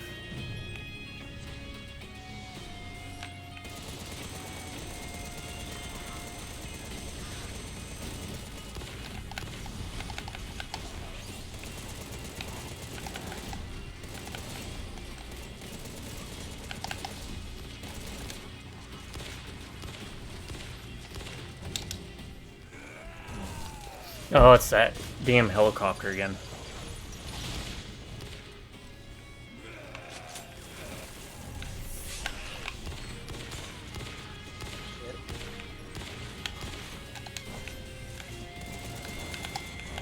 Notice the guys. Oh, the armored guys.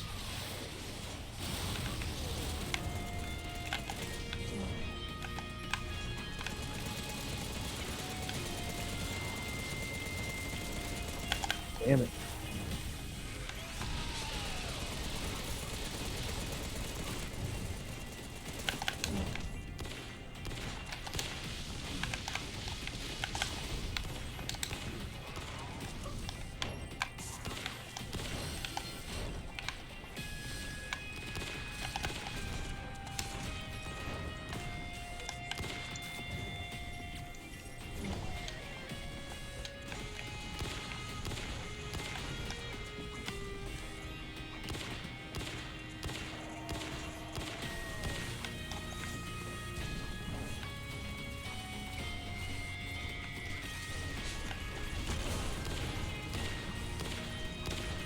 Alright, I think I got rid of the helicopter.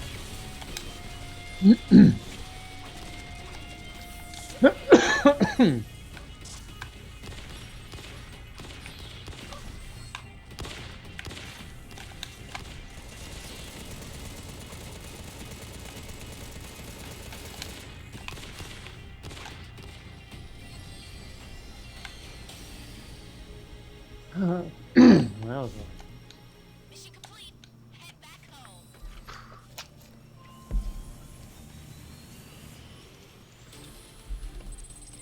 Make sure we're still recording.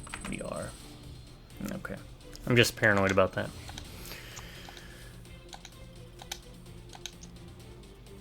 Hey, 3,415 credits that time.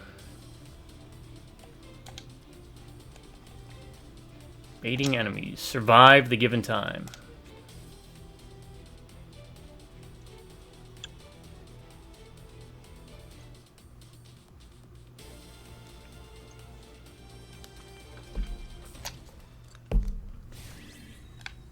No, this is a different angle.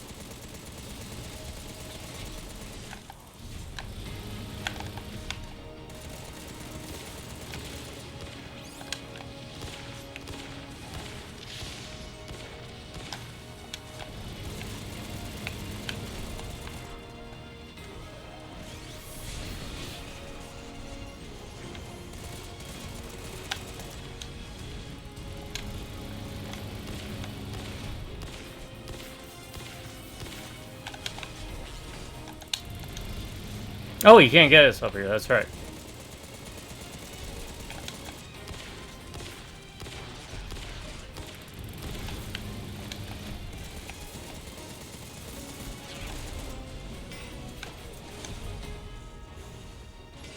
Oh, it's another wave mode, huh?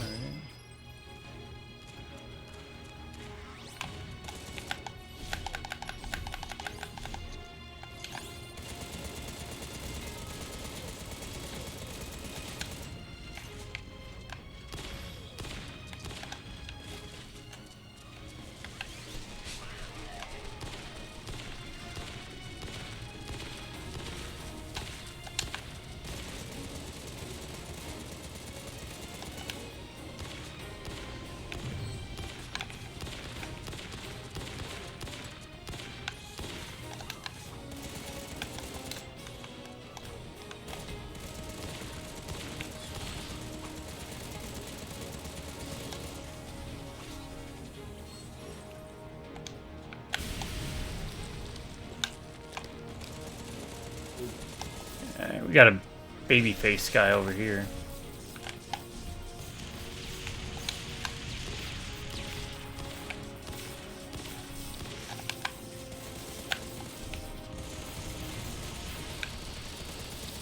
We had a baby face guy.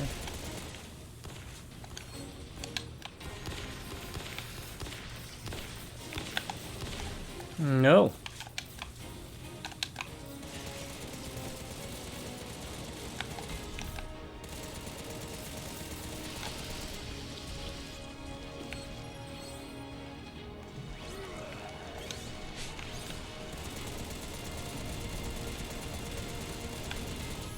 Ah!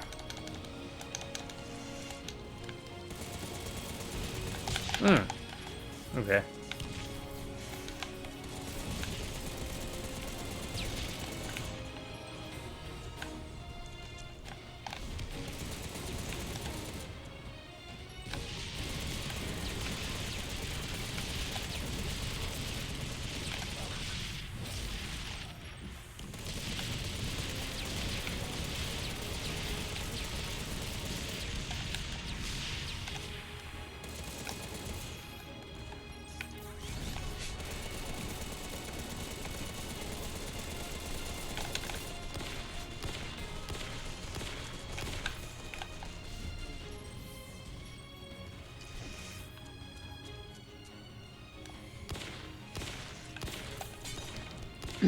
Dodging.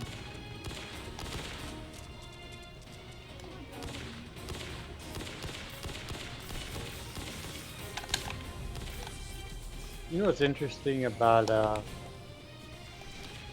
it's interesting to me, probably no one else. My favorite movie, which everyone knows by now, is Jaws. Have not read the book. I honestly didn't know it was a book. Or I probably did and forgot. Oh, what? It was a book? Yeah.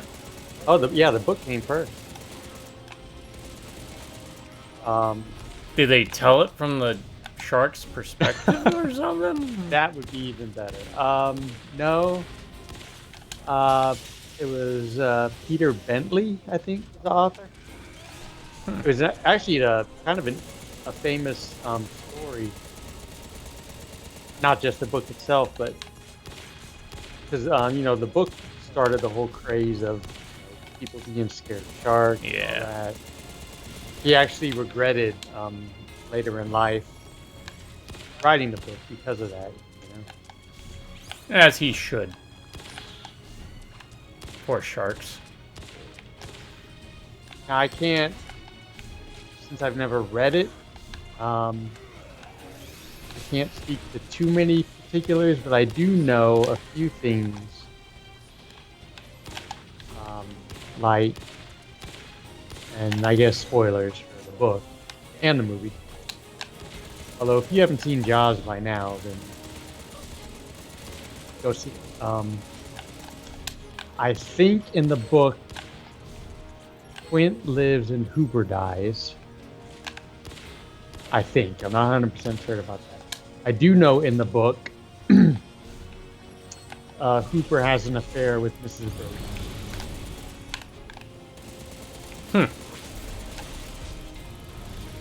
I guess they just decided to leave that out. Probably for the best. I mean, that's added stuff.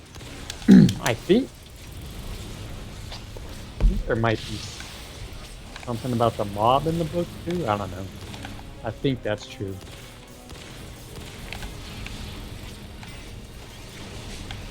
It's always interesting when like blockbuster movies that are from books get made, like Jurassic Park, like the differences. Yeah, yeah. Like in the book, Hammond's a jerk who wants to just charge people a whole bunch of money to go to the park, and Muldoon is an alcoholic, and I think the lawyer is actually heroic. In the Heroic, book. yeah. Malcolm dies, even though he's brought back for the later book. I think that became a thing because he was so popular from the movie, maybe. Okay. So you have to figure out what mission you need to do that. And then I will do my books. All right, I'm going to go piss too, so if you want to hold off a couple minutes from the book so I can hear. Yeah. I'll right wait. back. Yeah, and go figure, the NES game's actually not too bad for Jaws. Gets pooped on a lot, but the gameplay loop's pretty solid for it. Basically, you drive around, you collect shells to upgrade your gear, so you can eventually take on Jaws, and you go back and forth between the points, avoiding Jaws until you're strong enough to be able to take them on. It's kind of like E.T. People complain about the E.T. game, but when you consider programmed by one person, what was it, like a couple days or something? Could it have been better? Sure, but it really isn't like one of the worst games of all time. And again, I wonder what a modern E.T. game would look like. Oh, co-op, right? Because you got things like, what was it? I never played it, but Take Two. It Takes Two. And then you've got that one we used to play a lot. Or we played like once or twice. A Way Out.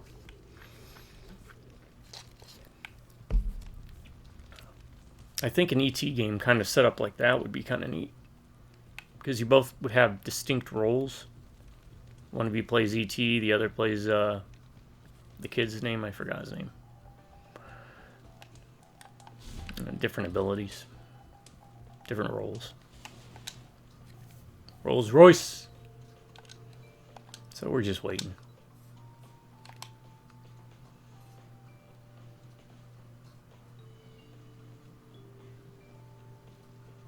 $44. Yeah, there's got to be a thing.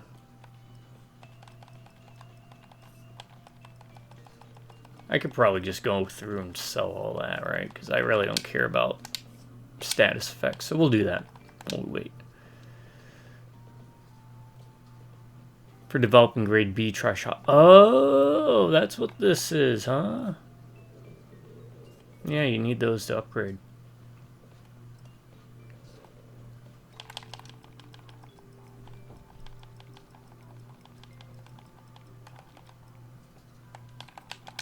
I'm just going to sell anything that has to do with status effects because I don't care.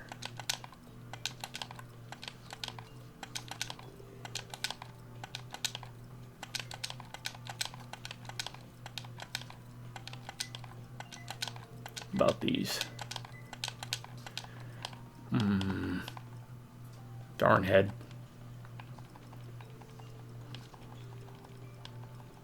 And this just came on all of a sudden, like I was doing pretty well today, and then, oh, crap. Alright.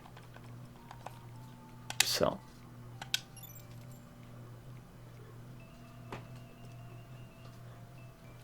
What's this? Increased weapon switching speed, rescuing shield, heal, plus 36.8% extra combo rate. Alright. I am really content with all this, so. Alright, I'm back. Hey, he's back. Alright, let me finish selling this. Okay, so let me go through my list. My number one is, as I've cited many times, should be no surprise, Miguel Cervantes' Don Quixote, which is basically the template that every modern novel uses. and has used since its release, more or less. It set the foundation, the standard for everything. There's never been a good, faithful adaptation. I think the best we ever got from the adaptation book-wise was a cartoon from the 90s, which was okay. It was an okay book. So, yeah, Miguel de Cervantes' Don Quixote. It's basically about an aged nobleman who harkens back to the days of chivalry and that romantic era of knights and knight errants, and his attempt to revive it. So you got this idea of an old man who, has basically, the tilting at windmills comes from it, kind of, right? The saying.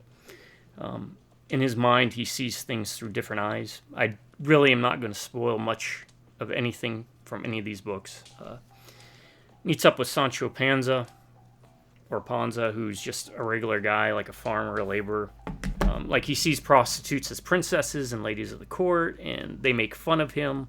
And he goes and fights bandits, and he gets beat up all the time. And it's like a tragic, hilarious, commentary about a multitude of things. But it's funny, it's tragic, it's sad. When you take in all the context of what it's about. There's always underlying subcontext with a lot of these, with political, social, economical, whatever, from that period of time.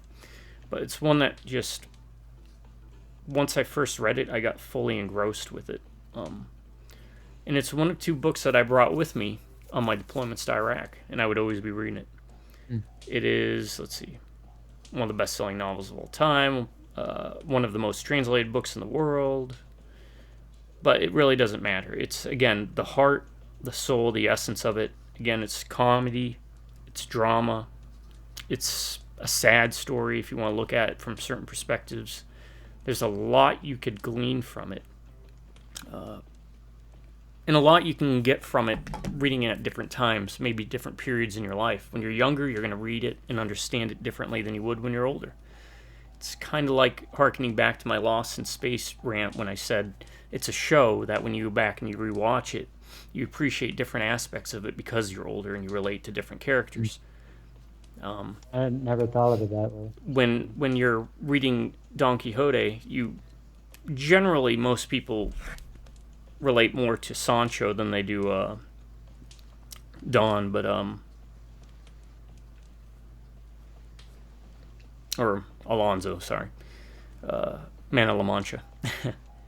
But it's about not where you're at necessarily age-wise. It could be where you're at in your own life. Maybe you get disillusioned, so you pick it up and you understand it from a different frame of mind. It's a book I think should be mandatory reading for everybody. Just because, again, it is literally the format that modern day novels are kind of based and inspired upon. And the sad thing is we've never gotten a good adaptation. Maybe there's something overseas. I'm assuming somewhere in Spain, maybe they've done a better work, but over here in America, not so much. I'd love to see a video game of it. You could do a co-op thing too. Is there ever any animated? There was a cartoon in the 90s. I don't know if there was like an anime, but it's influenced a lot of works over the years, just pieces of it rather than wholesale, and I just really like to see a wholesale adaptation of the book. Again, I'm not going to spoil the details in the book because there's just so much to it. It's a big chunky read, but it's about, I don't know. I couldn't tell you how many page numbers there is, but yeah, just look it up, Don Quixote, or watch the animated show first and get your feet wet into it. Number 2 is one of the things I thought you were going to say, Logan's Run. The movie, I used to be a huge fan of the movie, then I read the book, and now I find the movie almost intolerable, just because the book is just that much better. There's so much in that book that just got removed when they did the movie adaptation. Whether it's contextual changes, they up the age, I get that, because it's harder to find younger actors, and they probably thought people would be very sensitive to how young the actors are. And let me pull up this real quick, Logan's Run. It is a novel by William F. Nolan and George Clayton Johnson, published in 1967. This is from Wikipedia. Dystopic Malthusian future society in which population consumption of resources are maintained in equilibrium by requiring the death of everyone reaching the age of 21. So you're born in these domes where you get everything going for you. You get a gem in your hand that changes color as you age to the point where once it gets black, it means your time's up and you need to die. And that's kind of the solution they came to for a post-apocalyptic world, where the best way to manage resources was to, keep them young, keep them at the prime. Naturally speaking, that's kind of how nature works for the most part. A lot of animals have children when they're young, and then basically your time is up once you reproduce, essentially. In nature, speaking naturally. You follow a Sandman, who the Sandman's job is to chase runners. Those are people who don't submit to their last days at 21 years of age, so they try and run. So they send Sandmen after them.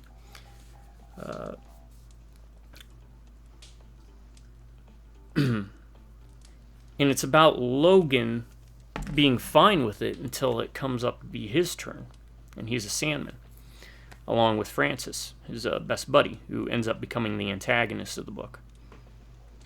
And Logan runs off with Jessica, and they realize that outside of the society that they live in, there's a much larger world outside with a whole host of things. So you get space science fiction, you get societal science fiction, you get Mad Max-like segments, you get the battle at Mount Rushmore. I'm not going to spoil it. It's actually part of a trilogy, I think. But the first book, Logan's Run, is really good. I highly recommend it. I probably butchered it. There is a film adaptation, but it's not very good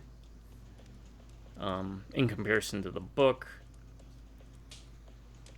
Apparently there's a television series spin-off from the 70s I never saw. There was a Marvel Comics short-lived comic book. Yeah, that I knew about. But just the idea and a lot of the aesthetics and presentation in the book and how it's written, it's very punchy. And it's a short read, too. It's like 100 pages. It's not very long, but it stuck with me because of the creativity that was put into it. Just the idea that, you have these gems in your hands that tell you where you are at your life, and when you turn 21, that's it. Not too much else I want to say without spoiling it, but it gets pretty crazy, especially once they leave the colony. So I do recommend it, Logan's Run. You can pick it up. It's real affordable. It's real easy read. I want to also note that I had to put artificial rules on myself in regards to this list. Otherwise, it would have been basically Don Quixote and then 9 philosophy books. And that would have taken longer than 10 videos for me to go over. For the record, I'd have been fine with that. Right. Number 3. This was the other one I thought possibly has had multiple movie adaptations. But outside of Vincent Price's version, they all stink. And that is I Am Legend by Richard Matheson. Didn't even consider it, but you're right. Another apocalyptic scenario where Robert Neville is considering himself to be the last man alive. And every night he's hounded by things he calls vampires, and they keep coming back to his house and trying to break in. And it's about one man's struggle and loneliness in a post-apocalyptic world. Why continue on living? Do you continue on living? What happened? No one knows. He's the only one left. He's, deals with isolationism, depression, alcoholism. It hits those main beats pretty well. And there's a twist at the end I don't want to bring up. Trust me, folks, it's worth it. It's another short read. It's only like 150, 160 pages or so. And the Will Smith movie is garbage. It makes me want to vomit in your mouths, not in my own mouth, in your mouths, about how bad it was. They turned him more into like weird, I don't know. Yeah, And it's just Will Smith. No offense, Will, but you can't act. You can do some entertaining movies, but But yeah, it's basically stuck in a house with blood-sucking vampires, and it's his. What would you do if you were the last person on Earth with alcohol? It's great. Hits a bunch of notes, and it's written really well. Number 4 is Inferno, which has had a video game adaptation that I never played. I kind of want to play. Dante's Inferno is what's most commonly known as. But it's, his Divine Comedy. It's actually 3 books. Purgatorio and Paradiso come next. And this one has a lot of allegories to the political climate of the time because he was kind of kicked out, if I remember, Dante Alighieri. And he had a lot to say about a lot of people. But what I love about it is he drew from a lot of inspiration from like Virgil and a lot of the Roman and Greek stuff. And he painted such an amazing picture of hell for us that it's still used today across multiple mediums. Though you notice that we don't really get hell as it's depicted in that book, which it's icy in that last stage, where the devil, Satan, resides.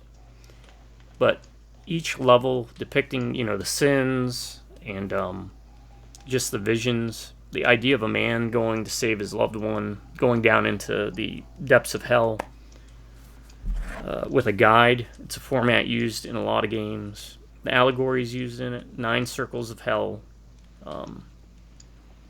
It's still, I would love to see another attempt at Dante's Inferno be a bit more accurate to the book. So maybe more of an adventure style puzzle action platformer game rather than the God of War clone that they gave us. That said, I don't know if there's been any movies. I know they did an anime of the game, and it was alright. What's kind of neat with that is every time you go to a different level of hell, it was a different director and a different animation style. So, that is interesting. But the book, it's still one of those that I pick up even to this day, along with Don Quixote and another one that I'll get to that I pick up almost every year and I start reading again. Can be kind of hard to read, but there's so many different types of adaptions that you can find more friendly adaptions to fit, whatever style. If you want to go with the more original text, you're going to probably have to use a lot of references. But it's paced well. It's witty. It's got some humor to it in a tongue-in-cheek kind of way. Schadenfreude. Highly recommend it. The other 2 books you can pass, really. They're alright, but they do not live up to Inferno. Inferno was really it kind of goes with that whole shtick and theme a lot of times, right? The bad guys tend to be more interesting. So, that was number 4. Number 5 is a collection, just because I'm not going to give you a specific story, but Robert Howard, I'm a huge fan. He's one of my favorite authors. Robert Howard, known most for Conan, the Barbarian. Also, Solomon Kane is great, and so is Cole the Conqueror. The Conan the Barbarian movies with Arnold Schwarzenegger borrowed a lot, actually, from Cole, surprisingly. But they're still okay adaptions. What can I say? Conan was literally the framework for what we consider heroic characters. Broad-shouldered, muscular. The movie got it wrong a lot of ways, and a lot of other depictions. He's not like some big, brawny, dumb brute. He's actually very wily and sly. He's, to use D&D terms, he'd be a mixture of barbarian and thief. But his stories are always interesting because they always contain a bit of subterfuge or like spy. You've got fantasy, of course. You've got combat. You've got stay tuned next week to see how he gets out of this mess. It was written heroic fantasy. And because of that, he kind of crafted that genre and influenced so many things from Dungeons and Dragons to even to use as a foil against something like Tolkien's work. The stories are all entertaining, they're punchy, you can read them perfectly fine, they're easy reads, they are pulp fiction, power fantasy that plays a little bit into historical aspects, but what I like also most is its connection to my next one, which I'm going to lump them in together. It's H.P. Lovecraft collections. Anything H.P. Lovecraft. All right, they both were friends, and they would actually collaborate and introduce different aspects of their different settings into one another. So they are actually a shared universe. So for what Conan the Barbarian did for fantasy, H.P. Lovecraft did for horror. Now, he's most known for cosmic horror, and don't get me wrong, Call of Cthulhu's pretty good. It's not my favorite story, but the great thing about H.P. Lovecraft's writings is you can get some cosmic horror with things like Call of Cthulhu. You can get maybe a little bit more traditional mixed with a teeny bit of cosmic horror with the thing on the doorstep. You could go something more akin to The Village or The Witch by reading The Festival. You could hit, my favorite was Pickman's Model, which is kind of like a personal dread and horror about, it's basically Chud also, where it's about ghouls in the sewers. He doesn't just hit cosmic horror, he hits pretty much every genre of horror. So there's always a little something for someone somewhere. Psychological with Rats in the Walls.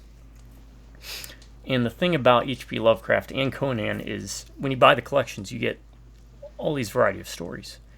And they're both written very differently in style and tone. And I don't think there's any authors. We get a lot of authors that are like H.P. Lovecraft, but none that hit the same notes as well as H.P. Lovecraft did. His was kind of a lightning in the bottle situation, much like Robert Howard was for fantasy. At this point, we're just getting Plato's allegory of the cave with a lot of modern-day authors. We're just getting shadows on the wall at best, cast by flames. We're not seeing the real images. In the same way, we're not seeing the real writings that they were at the point that they were created. And thankfully, we have these stories in print, so we can kind of go back and see them, but they are tall mountains for folks to climb, in my opinion. That was number 6 and 5. Next up, the Dune Saga. But Dune specifically, which is the first book.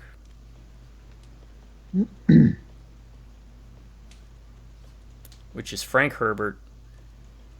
And it's the world building. Frank Herbert did for science fiction, like what Tolkien did for fantasy. Crafted these worlds, showed people also a framework on how to craft worlds in your novel, how to make them feel like they're living and breathing. And I'm sure y'all are familiar with the story of Dune. It's about, basically takes like the medieval idea of different castles and houses, except they take it to a planetary level, and it's about the planet Arrakis. And it takes place in the far future with space technology, planetary exploration, space guns. There's giant worms. Again, it's very much like the medieval ages, but in space, because they have things like the Spacing Guild, things broken up into fiefdoms.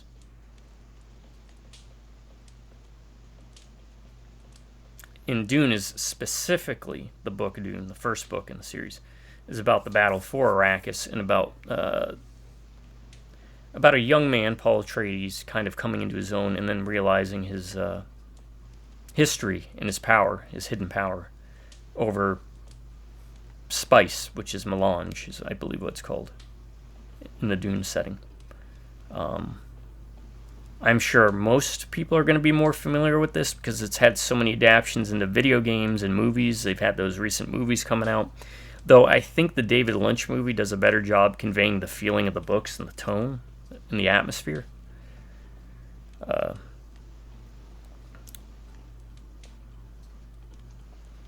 Trying to think if there's anything else I want to say without spoiling it. It's just a really well done book because, again, much like what I'll get to with the next book, with the Tolkien book, it's about the world building and how he crafted all these different systems and ideas and concepts. It's political intrigue, it's war, it's economics. It just hit all these different notes using a science fiction setting. How many books are in the saga? In the original trilogy, 3. Well, I mean, it's right, the trilogy, right? Yeah. But I mean, there's been. Let me look here. Not necessarily written by him, but it looks like his son and a couple others. There's 1, 2, 3, 4, 5. But he only 6, wrote 7. 3. Well, he wrote the first 3, 4, 5, 6, 7. I think he wrote like 7 or 8 of them. But there's a lot. The Return from the Scattering, Reign and Fall of the God Emperor, Rise of Atreides, the Carino-led Imperium, the Butlerian Jihad. Yeah, so there is a lot of books there. I've only really read the first 3, and Dune is by far my favorite. Okay, it's a pretty lengthy book. It's not too bad compared to some of the other books I have on here, but Frank Herbert's Dune still stands the test of time. There's a reason there's been so many television series, movies, and adaptations, video game-wise, to it. Tabletop, role-playing games, you name it. It's a bit of a chunky read, of course, and you're going to have to bounce back and forth between the lexicon just so you can figure out what that word means that he's using, because a lot of it's created, but it's well worth investing into. A lot better than the movies, even the David Lynch one. But then again, there's always that problem with fitting in what's in the book into a movie. Right. And that happens a lot with even like the Lord of the Rings trilogy, right? A lot of it was changed or omitted just because there's a lot to these books because they were crafted as entire worlds rather than just like single line or single paragraph concepts. Number 8 is a Tolkien book.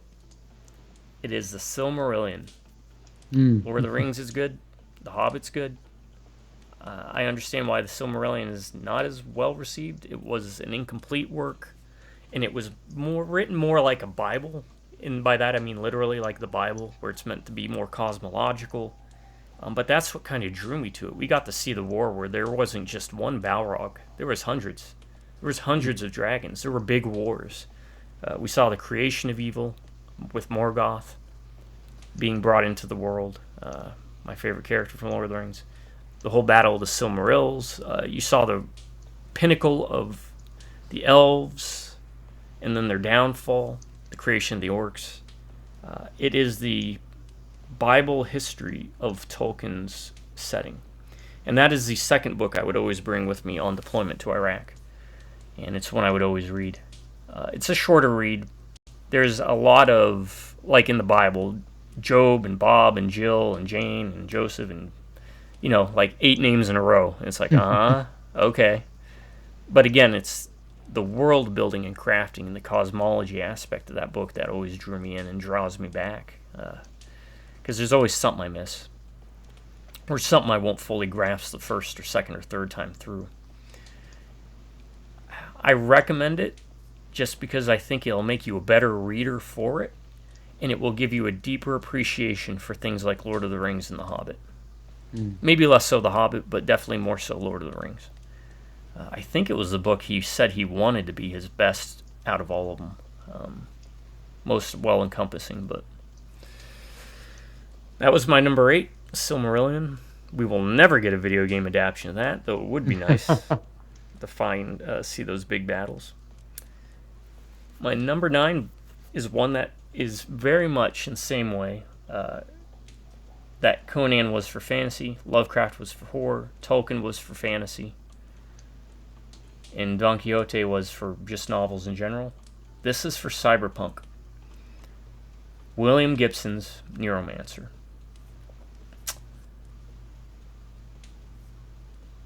He had better books.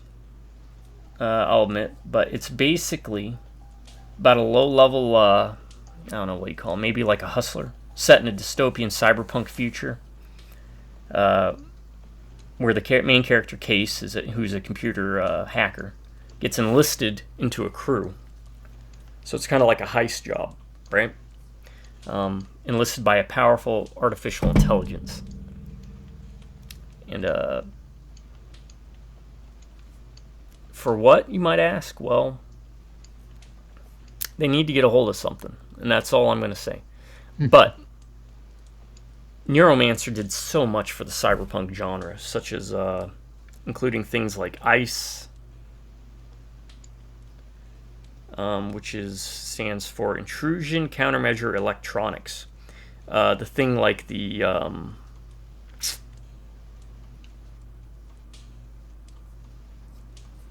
hacking into computers, how it looks.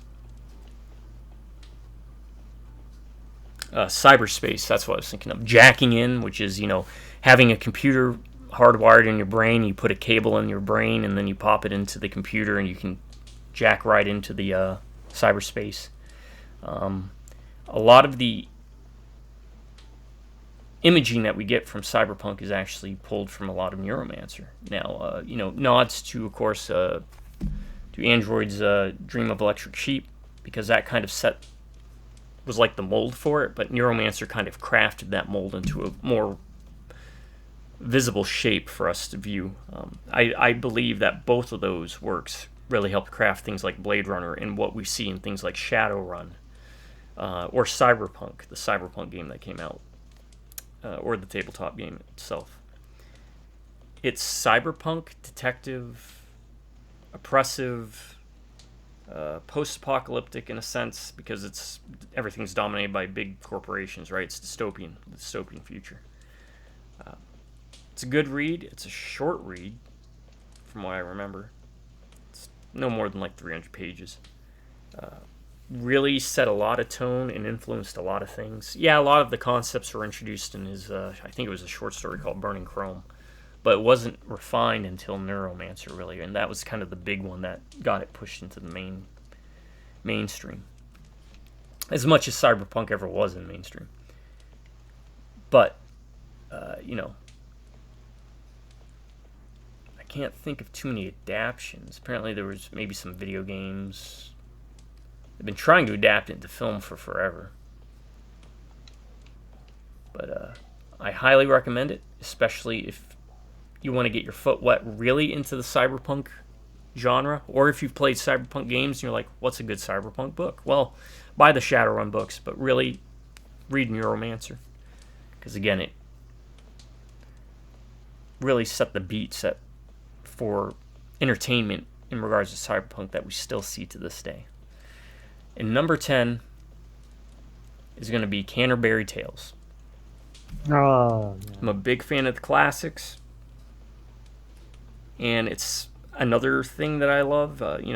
Not Geoffrey Chaucer. I don't love Geoffrey Chaucer. I mean, he's fine. But, I don't know him personally. But I love anthology stuff, right? Whether it's movies or books.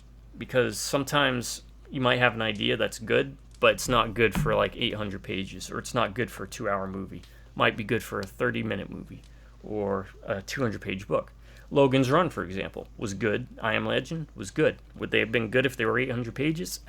Probably not. So,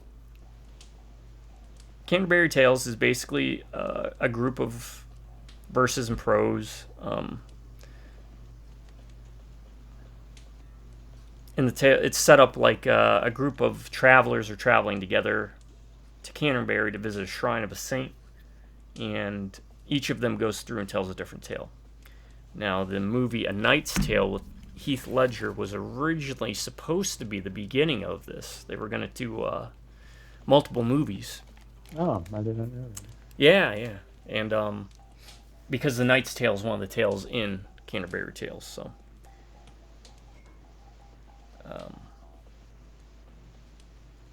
And each of them are different. Each of the tales are very different, right? You have The Knight's Tale, Man of Law's Tale, Wife of Bath's Tale, Friar's Tale, Summer's Tale, Clark's Tale, Merchant's Tale, Squire, Franklin, Physician, Partner, Shipman's, Prioress, Topus or Topus Tale, Tale of Melody, Monk's Tale, Nun's Priest Tale, so on and so forth. There's a bunch of tales. And I think that's why I enjoyed it so much. Plus, I also had to read in school. And I think, honestly, had I not read in school, I probably never would have read it. But I'm telling you, you should read it. I think it's something everyone should read because it's just a fun read. And I would recommend the version where it's the Old English version, and then on the next page they have it written out in a more understandable modern version. That way you can like look back and forth at a bit of history. But that's my top 10 with some nods to Alice in Wonderland, I would say. Also almost made mine. Edgar Allan Poe with Mask of the Red Death. Tales of the Old World, which is a Warhammer collection anthology book. Blackheart's Omnibus, which is a Warhammer book. Basically, think Dirty Dozen, but in Warhammer fantasy. As I said before, Do Androids Dream of Electric Sheep by Philip K. Dick. And of course, The Count of Monte Cristo is another one I'd like to say is an honorable mention. Check those out. And those are going to be my top 10. Let me run through them real quick, because I did list a bunch at the end there. But top 10 for me, number 1 of all time always will be and always has been Don Quixote, then Logan's Run. The rest of them are not in any order. I Am Legend, Dante's Inferno, any Conan collection, Conan the Barbarian, but pick up Solomon Kane and Cole the Conqueror too, they're good too. H.P. Lovecraft collection, Dune, The Silmarillion, Neuromancer, and the Canterbury Tales. Alright, that's it. Four of yours I've read. Also, it didn't occur to me until you mentioned it. I don't like anthology books. Oh, really? I like anthology movies. You like anthology For movies? some reason, I avoid anthology books for the most part. Okay. Did you do that mission? Yeah. Sorry. Oh, okay. Alright. Yeah. I'll invite you. And as for what I'd like to see made into games, well, top one would be Don Quixote. All of these could be made into games very easily. But I'd like to see Don Quixote as a co-op experience. You could do Canterbury Tales and have multiple different game styles. Yeah, do it kind of like Dread X, Yeah. right? Yeah. HP Love, I'm always up for some Cthulhu games. We just need to stop. We need more than just walking simulators, though. Dante's Inferno, which we had that one game, but it was a God of War game. I'd like to see it a bit more accurate to the book. This abandoned aircraft carrier. I thought we cleaned this place up before. Conan's had a couple games. In fact, he had one with Ron Perlman that was alright. It was a God of War-like clone. And I think he was in one of the Mortal Kombats Oh, really? as a character, yeah.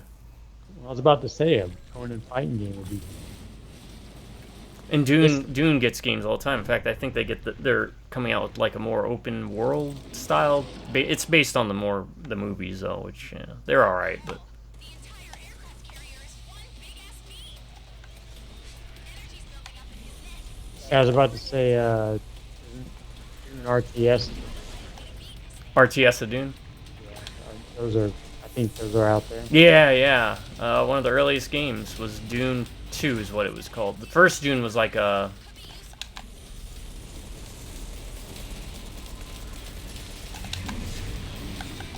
Oh crap. We have to interrupt him quick. The first Dune was like a point and click adventure game.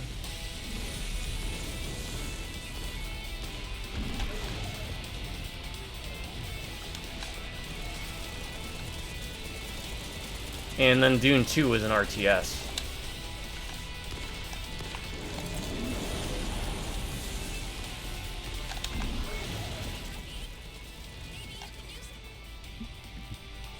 I didn't mean to leave you hanging with that guy, but I noticed if we don't shoot him while his thing's exposed, he breathes fire at us.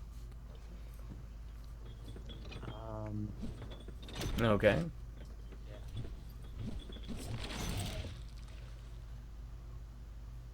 Oh, that must have hurt. I'm guessing we have to do it one more time for this side.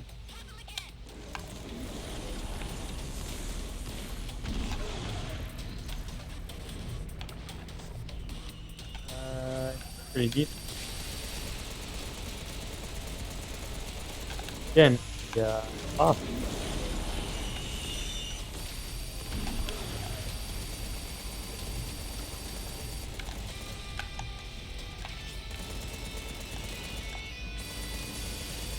Yeah, the bosses are neat.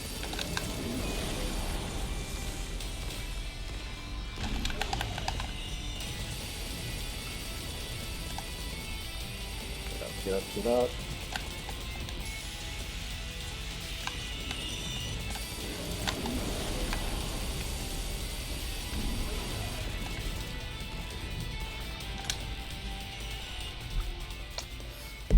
If you can get past the first couple levels, I think it was like 2, or maybe even just the first couple like stage, the game does get better. Yeah. Oh, this is neat. Yeah. Yeah, they have really neat boss fights.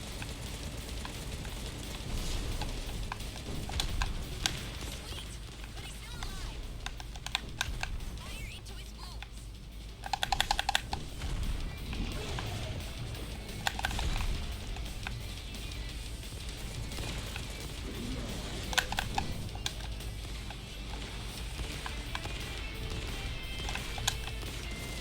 That is That is what? really neat. Like, Alright, pick this up somewhere.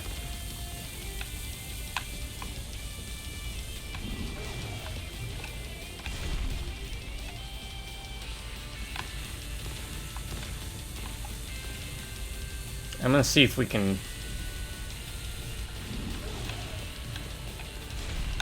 kind of, you keep focusing on one, I'll focus on the other. That way maybe we can keep the heads. I'll get the one on the left. Staggered, you know? As long as one keeps staying down.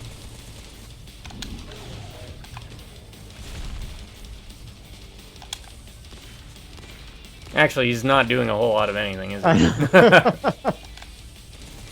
think he just realizes he's now cut in half. He's like, please end my misery. Yeah, they kind of piddled out there, didn't they? Why'd they give us so long to do this? I'll take It it. was like 45 minutes.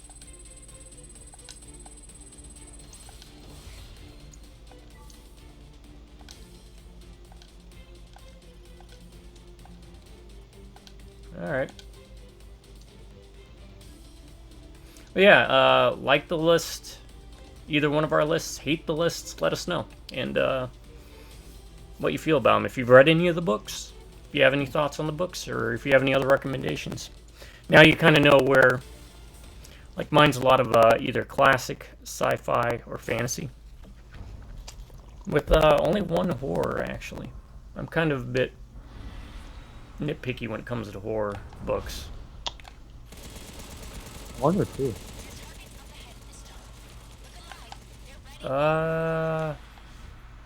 I mean, you could argue that some of the Conans are horror, because it does transcend a lot of... I was thinking Lovecraft and I Am Legend. Yeah, I mean, you might... I guess you could consider I Am Legend horror. There's also Dante's Inferno, one could consider horror, I guess.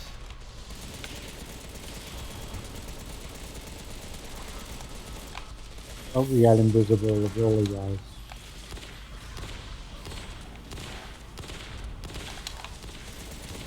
Yeah, they won't last long. Not with these drills.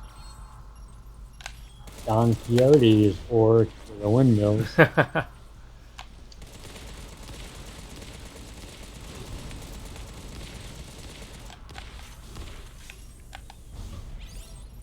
Well, for Sancho, it's kind of horror.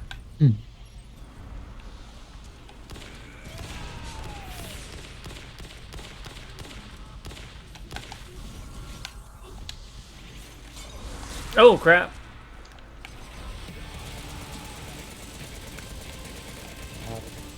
The mouths. They spawned. They shouldn't have spawned.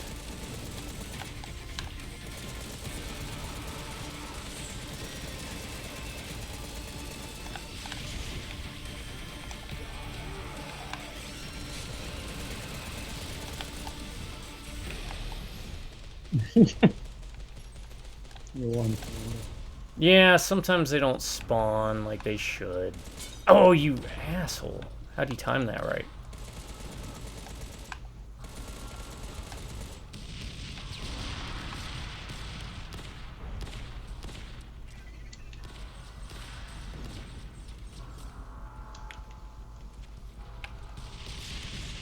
Ah.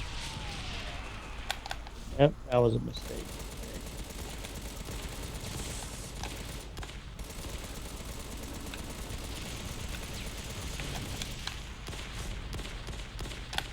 This jungle looks like the No, no. Kaiser. Didn't you fight there? Or was it someone else? Oh, is that a reference to the game? What'd you say? You said this jungle looks like the one in Galuga. And then she said, Kaiser, did you fight there, or was that someone else? Might be a reference to that new one they came out with. Oh, that's right. It is called Galuga or whatever. So maybe we'll pick that up sometime. Yeah. Along with playing maybe the original. I got the collection, so we're good with that.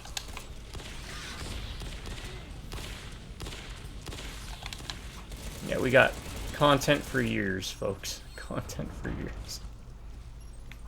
As the kids say, right? Or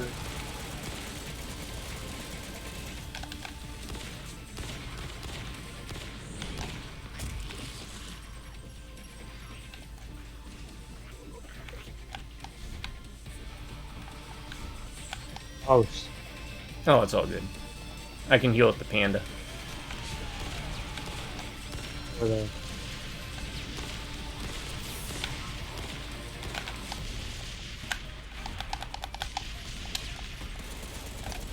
Oh, this is like the level from the Yeah. first game.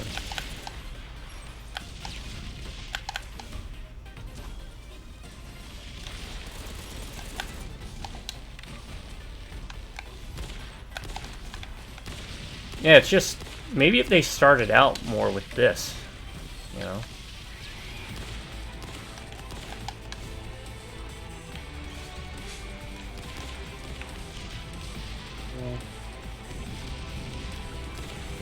oh, it's like the Yep, the very first level, first boss.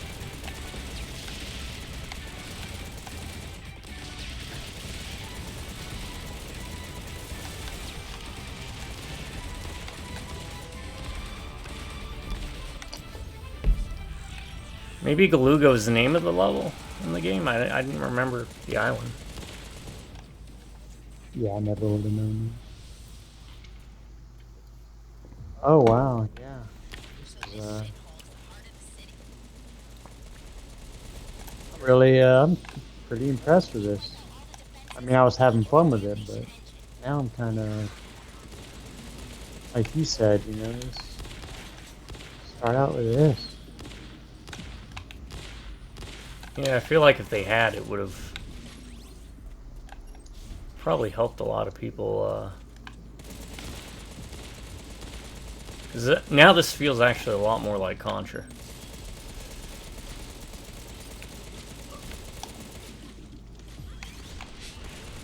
Um, I don't know.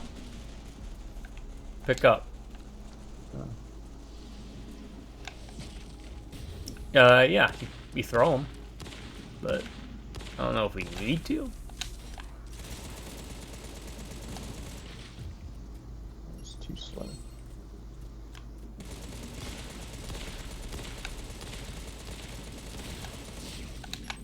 No. My least favorite enemies.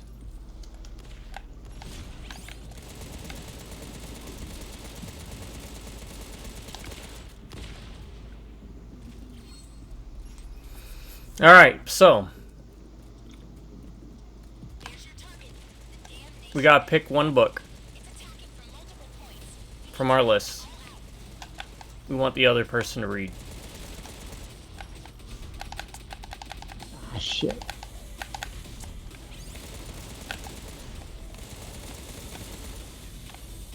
Oh, better use it now.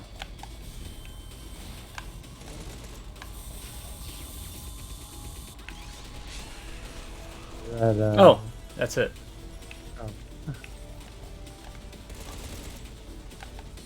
One book, huh? Yep. I think you have to get on it to keep going. Don't have to give an answer right now, just something to think about. And at the end of the video, we will talk about which books we're going to recommend.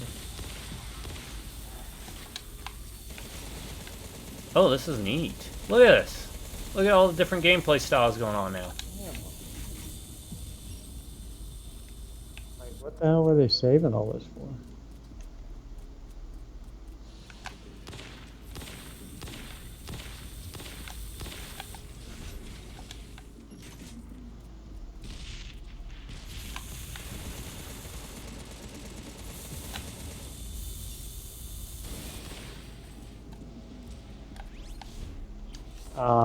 Do you already have one of mine? No, I haven't. I just literally came up with that idea. Kind of like the video game one I came I off need the to top of my head. run through your list again, just to be sure I'm not missing one. Because I have one of mine, but we can do that when I'm not dying.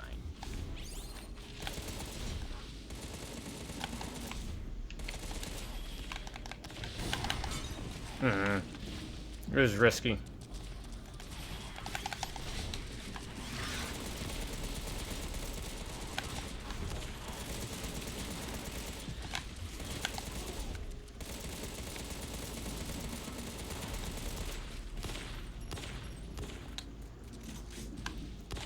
But yeah, you pick a book that you want me to read, and then I'll, from our list. So you pick one from your list. Oh, pick one from my list. Yeah. And I'll pick one for you to read. Oh, And then when you come, just make sure to bring it, and I'll,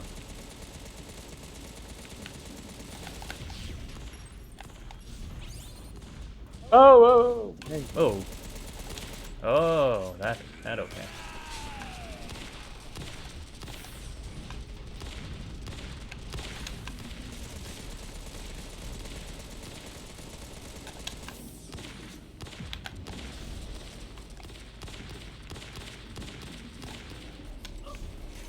Oh, there should be health. It usually drops health.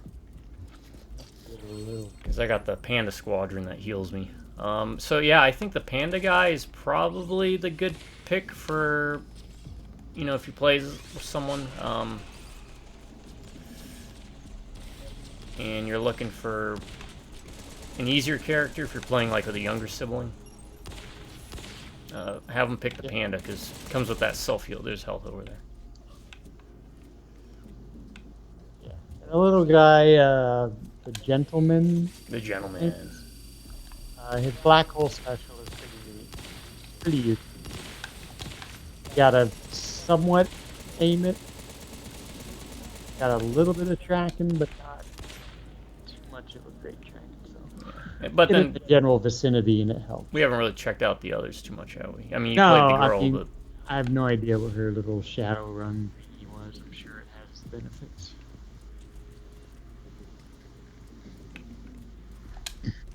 of course, Contra's alien level was inspired by the art of H.R. Geiger, I think it was.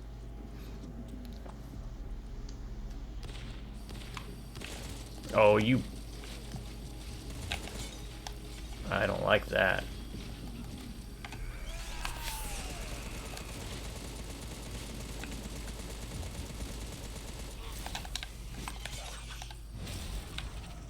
There. That was probably a good idea. I probably should have done that.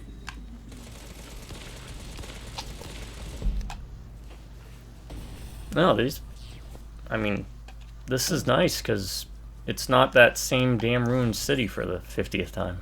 Yeah.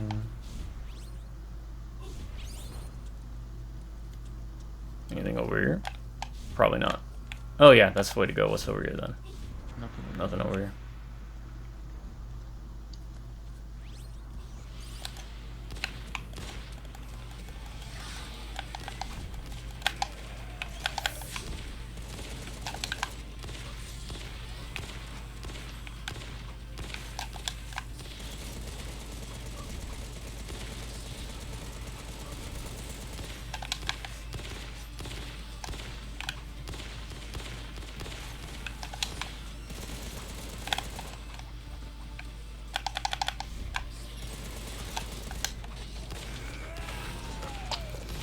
Yes, because we're in such tight quarters. Oh, my special heals me too. Yeah.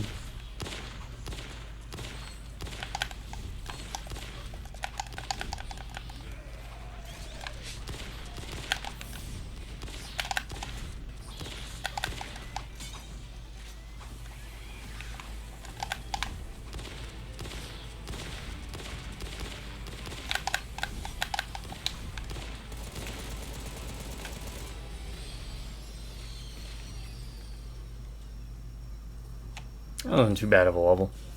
No, no. I had a lot of fun. Also helps our weapons are, I think, pretty high up.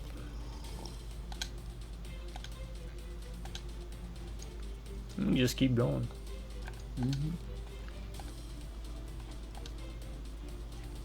Frozen area capture.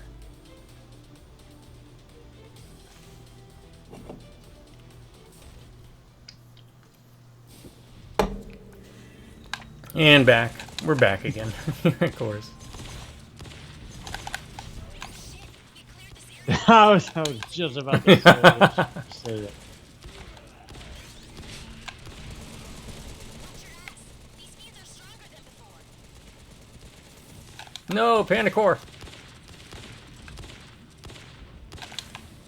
I'd like to go to a new area or a old area and have her say, "Oh, we cleared this, but they're back. Look out, they're weaker than before." And then Yeah, you right. just run through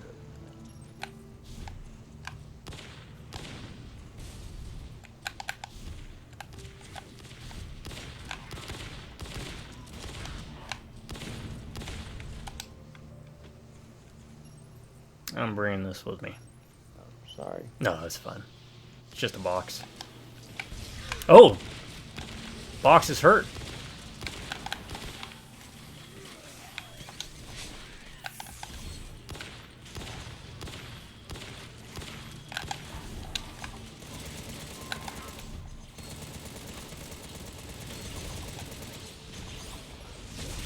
No. No!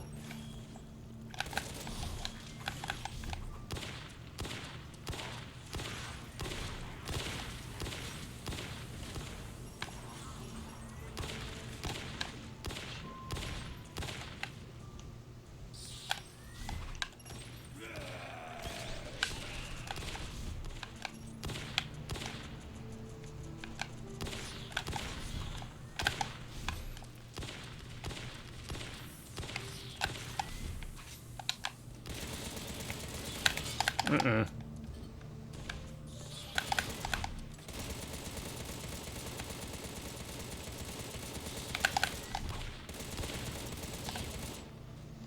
Trying to stop firing after 3 because it's faster to stop after 3 and then shoot 3 again. Then, yeah, wait for the cooldown. I probably should do that.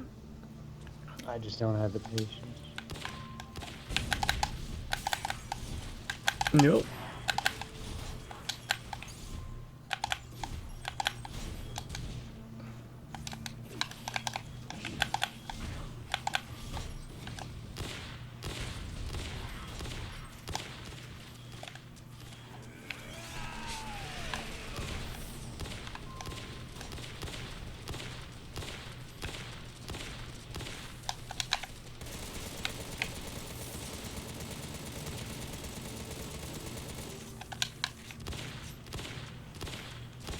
I didn't realize that was a guy.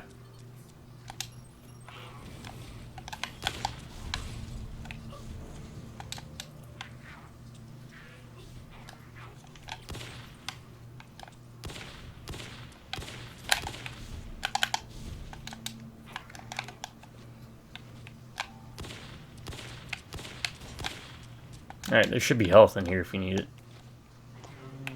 Ooh, Oh no, no health. Well, no, there was, sorry. sorry, there's a box here too. The box. Sorry.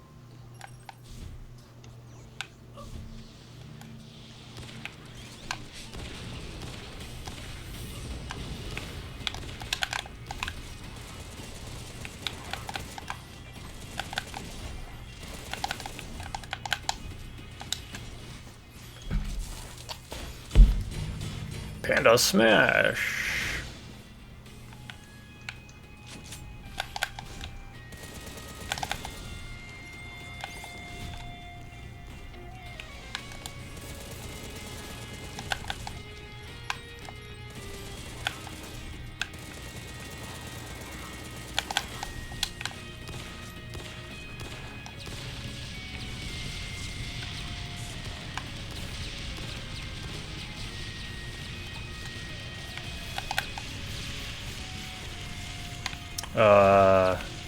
Alright.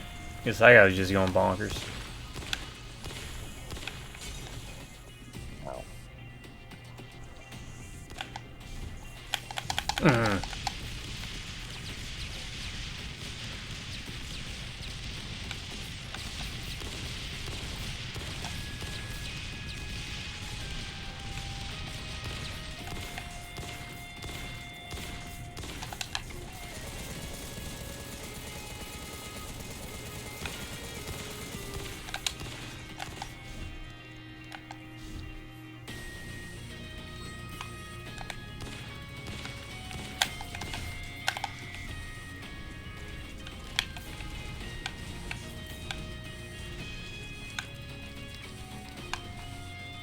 Oh, this is a guy you can only hurt at the front.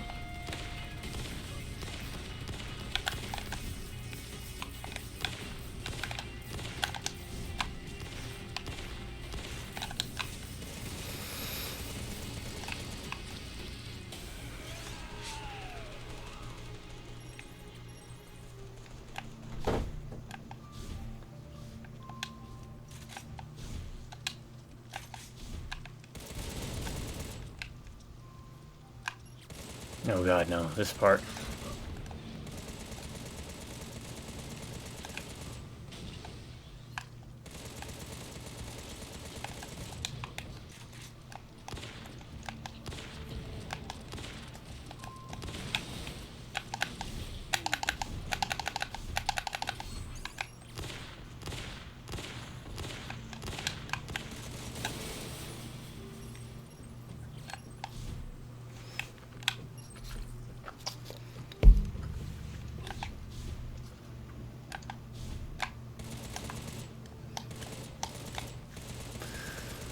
Find the target.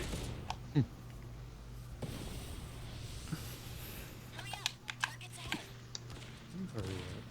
ahead. Fly us there. Yeah, right? Land us at the target, maybe?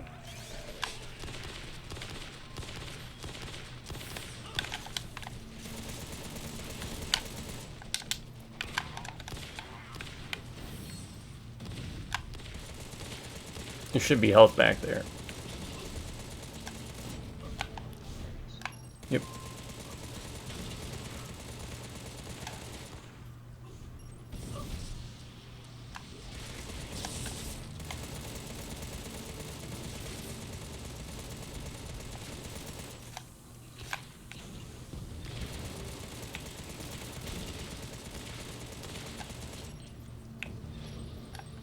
This is, you know what? I don't think it's a bad game.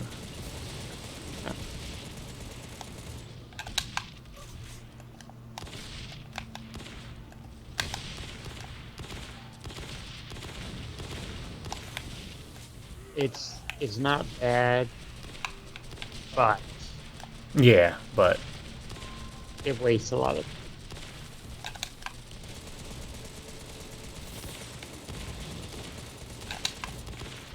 There are a few tweaks here or there. I think that would have made it really much more accessible.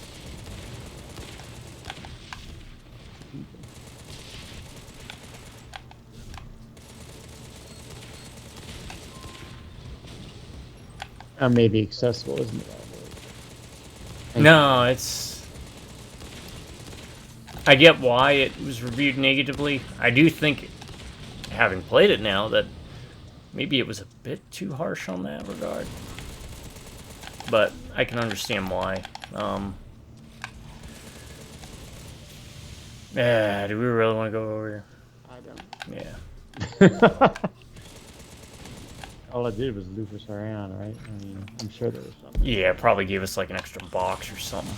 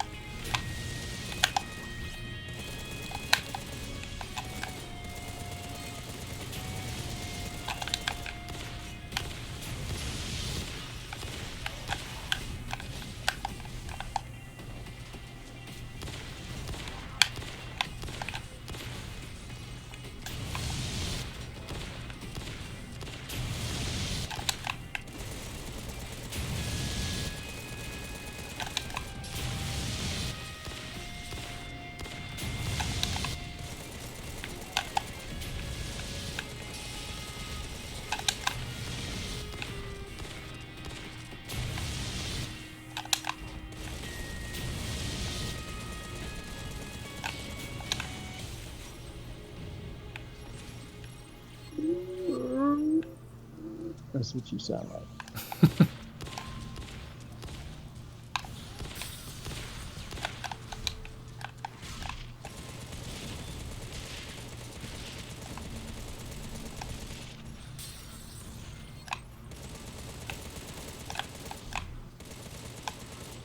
I think we went up last time.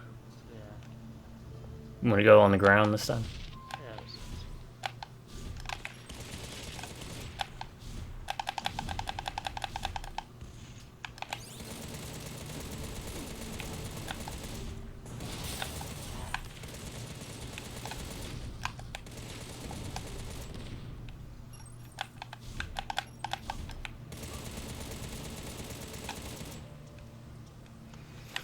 Loop us around, I think. Yeah, I just think it's an alternate path. It would have dropped us off down there, if I remember.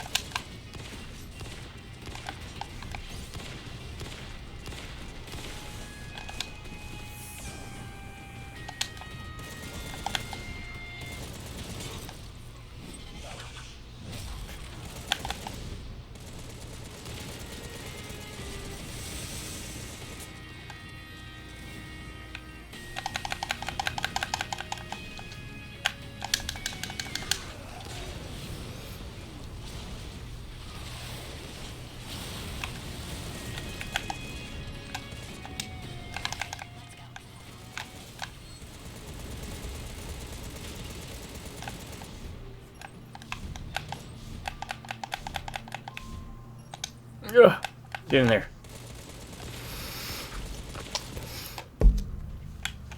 Yeah, we should have about one more video, I think, based on how we've been progressing. You ever, I don't know how many levels there were? What's that? You ever figure out how many levels there were? I think there's 7, but I could be wrong. There is not a lot of information on this game, folks. So, what you're seeing here is... Yeah. I did try to do something up. And that is...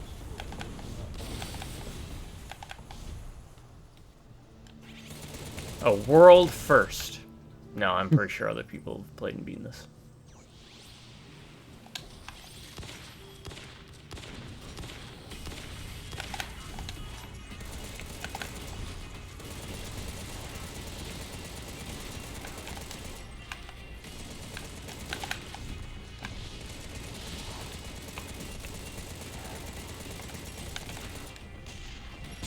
Oh, crap.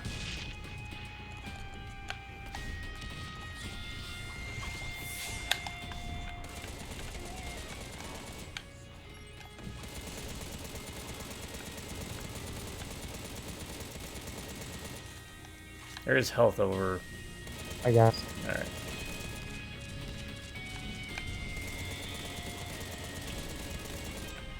I'm just keeping these guys entertained for now.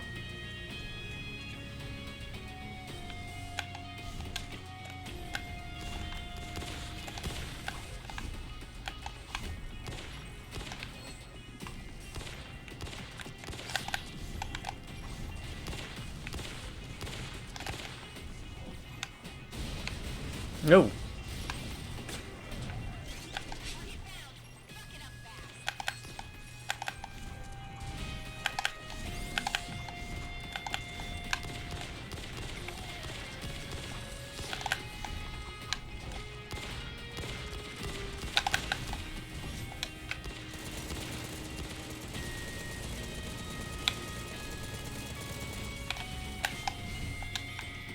He tries.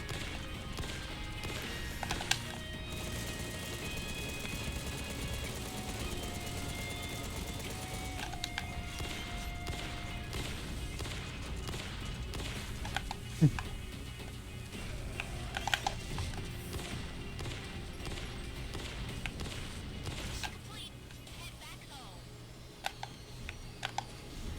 were there the whole time. Just watching. Yep. That's a bad wingman. Legs propped up on the console, reading the comic. Oh, it looks like it's a same area. Careful, they're stronger. What was that? They suck blood now. Yeah. Half damn city. Or heart of damn city. This does not look like a city. Damnation pillars in the area. Blow it up real good.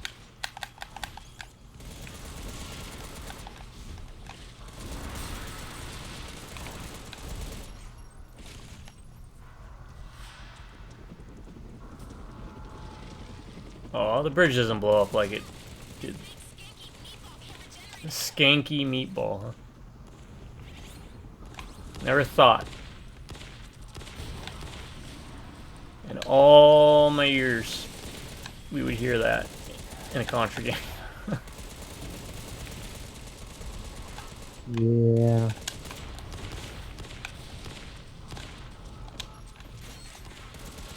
I mean, I gotta give her a little bit of leeway.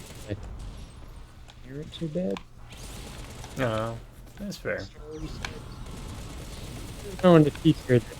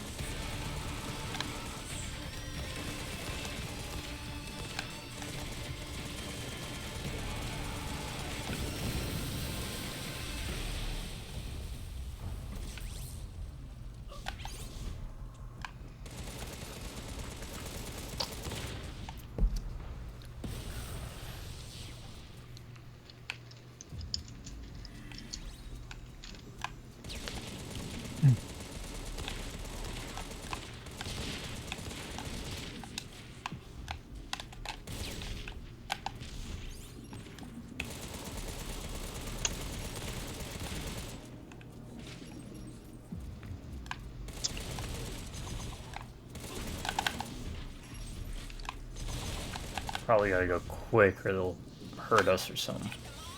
No, no, no, no, no, no.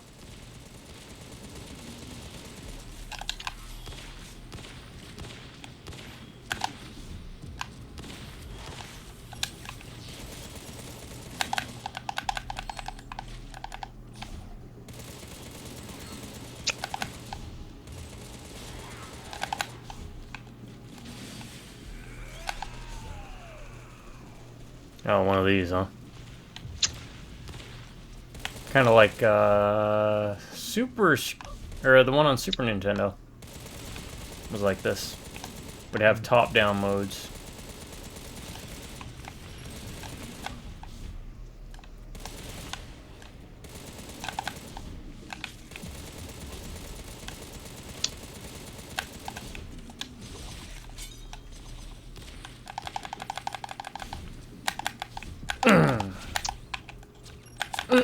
No, I messed up.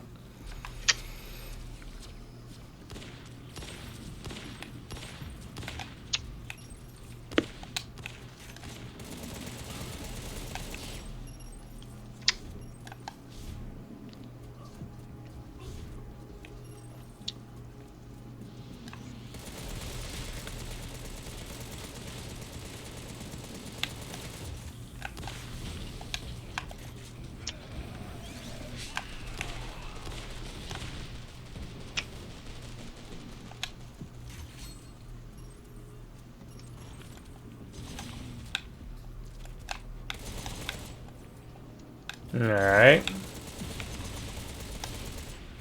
This is different.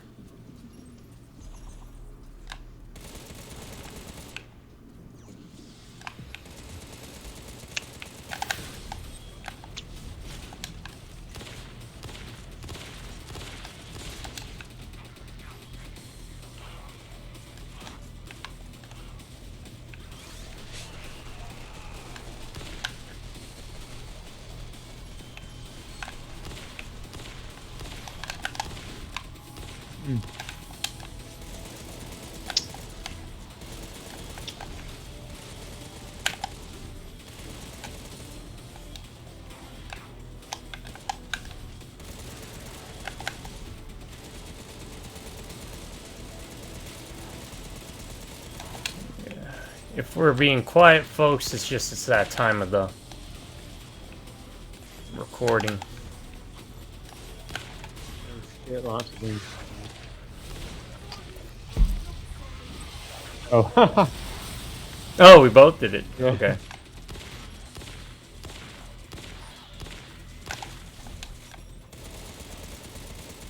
Ah, you son of a...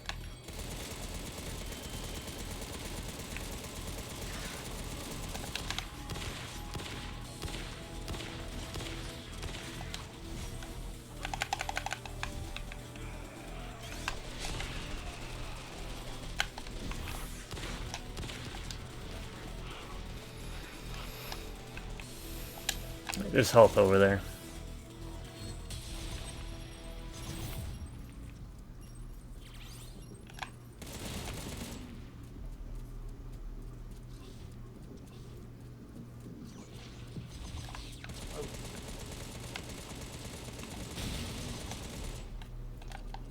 Alright. Oh, you bastards.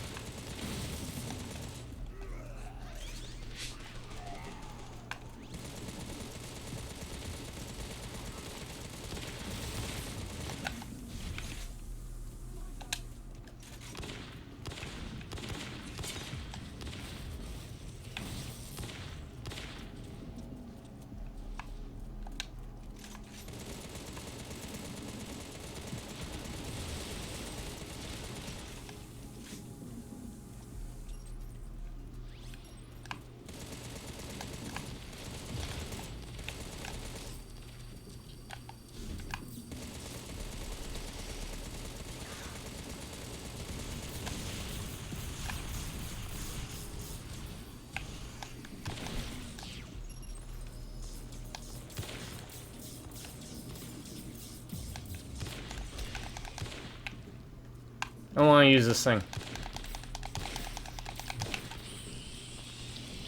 I prefer using my regular weapons at this point.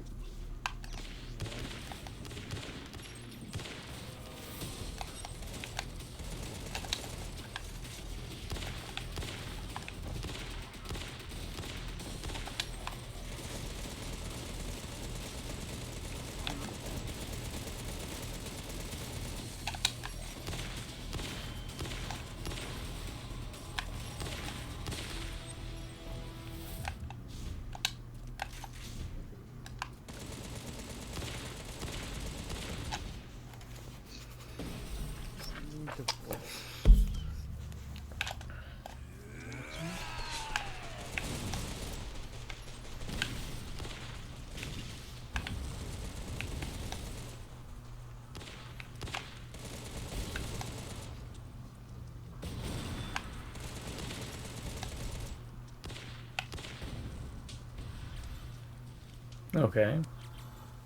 I guess that's just to get us ready for this part.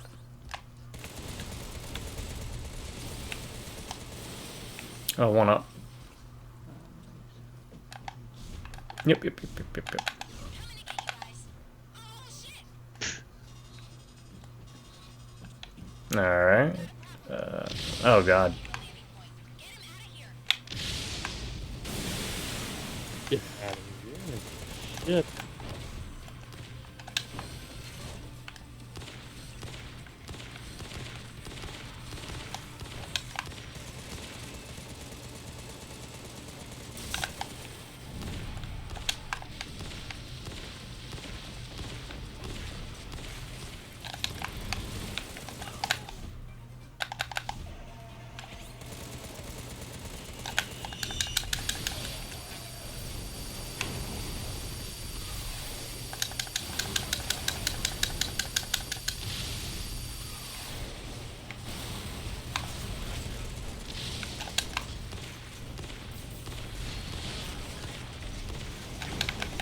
No, you don't. Oh, you did. You hit me with a shovel.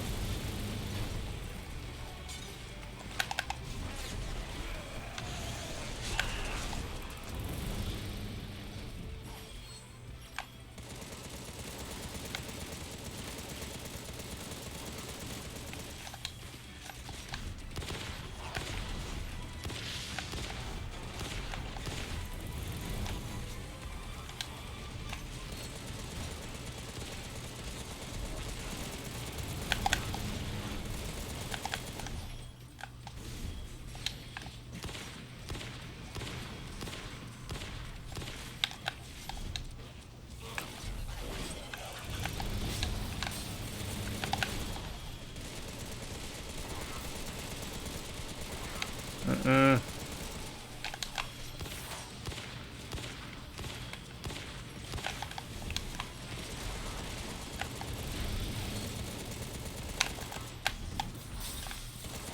Didn't need that guy on the screen, but...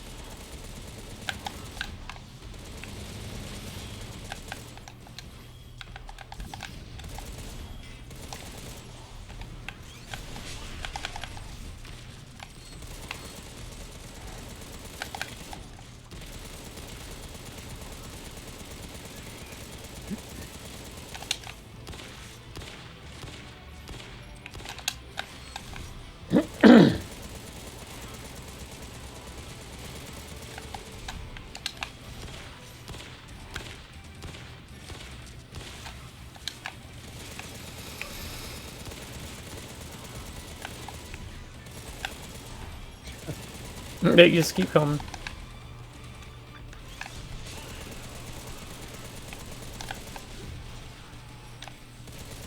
No, because we said that. Now they don't just keep coming.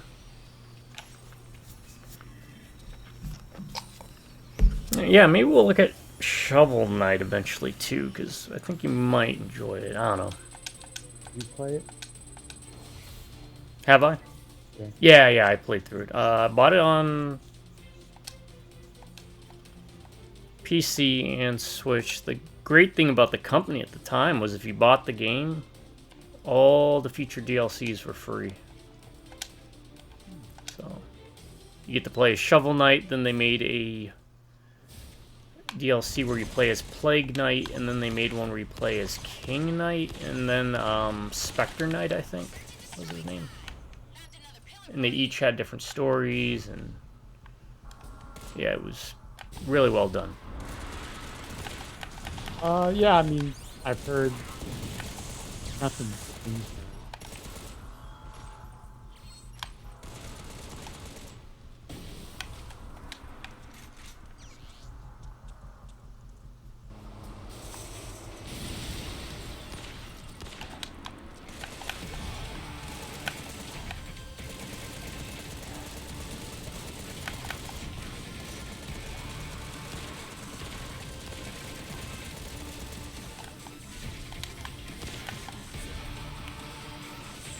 There's nothing overly difficult from what I remember. It's not going to be like a Cuphead situation where it is rough. I'd be willing to give it a shot.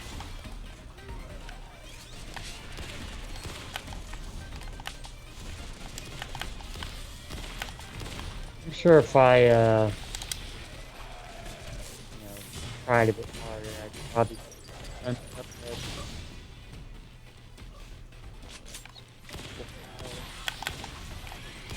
I mean, we could always give Cuphead a try. Yeah. I mean, it is Contra, basically, more or less. Yeah. It's just a bit more difficult style, you know. But it's completely beatable and manageable. And I got the DLC for it. I have not played through, so it would be new. We'll give that another shot. Let's move that up the list. At least we're trying. And remember, when we played it on the Switch, which had the lag and delay. Yeah.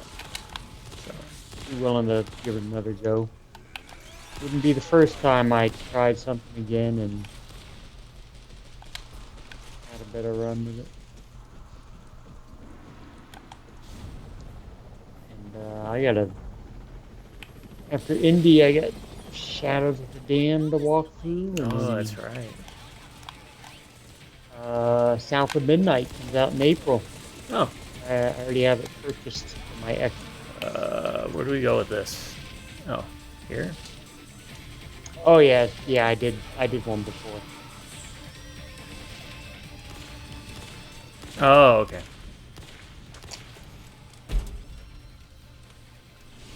Okay. Let's take it.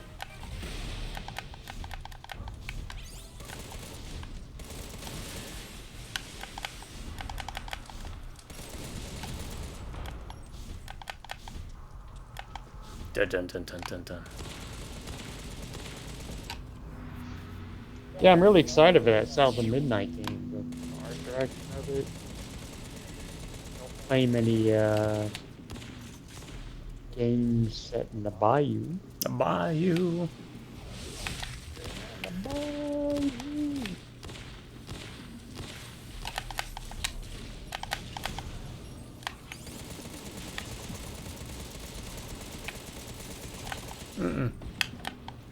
No explosions. Oh god. Yeah, right.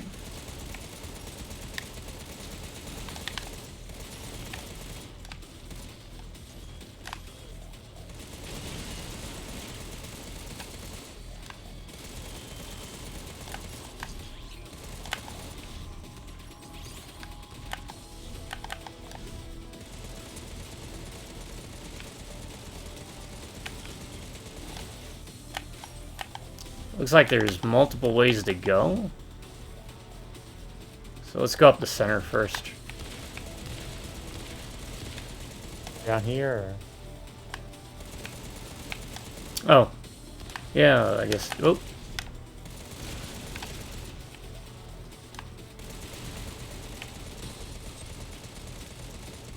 Yep.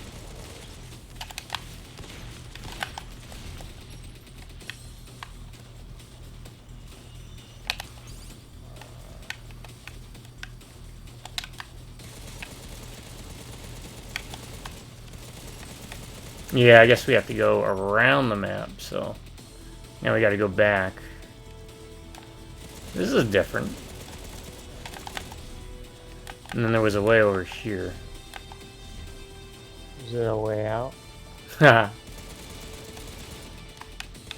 Oh, all the way down here? Wait, where'd you... Oh, I see it. Never mind. Alright, I got this one.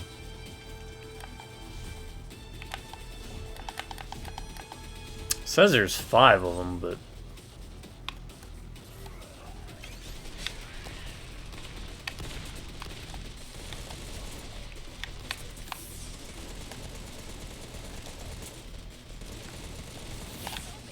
Oh, okay, that's why there's 5.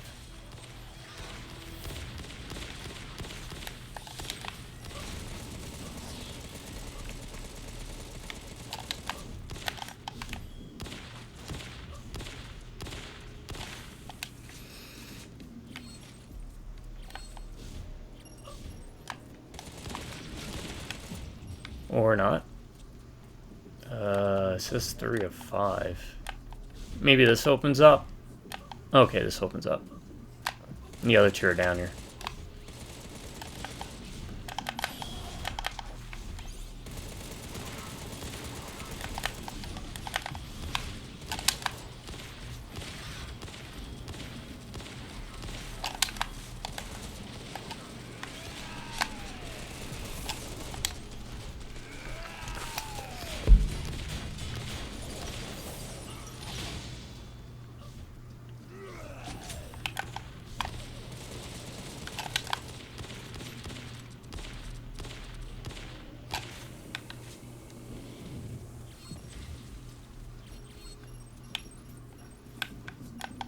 Oh, games like this and games like the Diablo. Yeah, that's true. If he can hit me, I can hit him.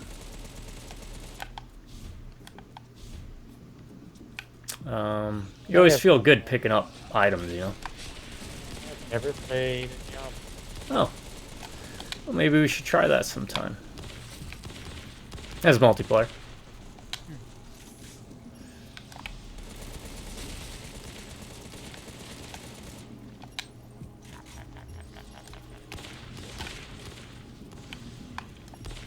Or we'll find something that's like a Diablo. Well, we did. We played Chaos Bane.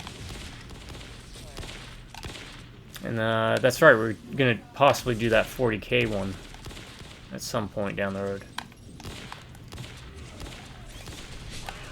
You're not, I don't think, tracking ops.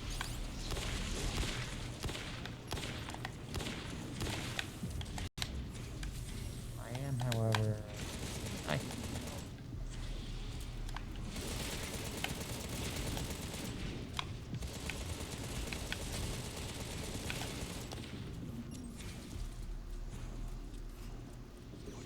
Oh, crap.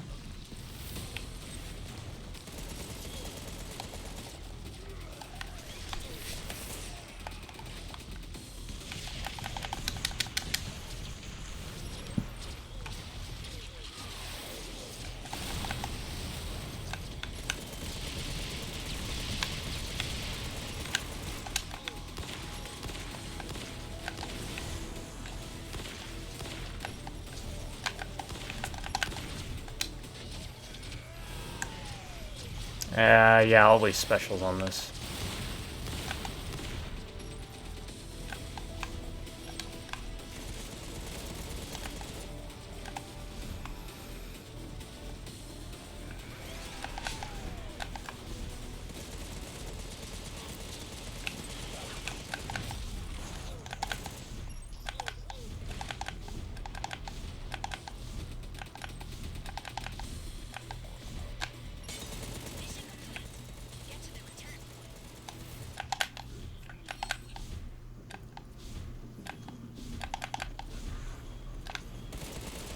Ah, shit.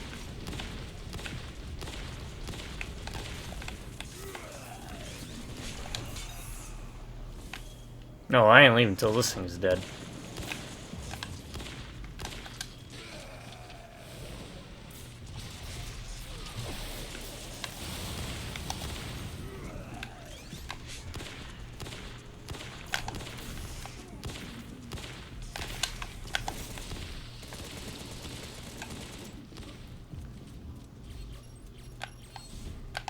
He's an asshole.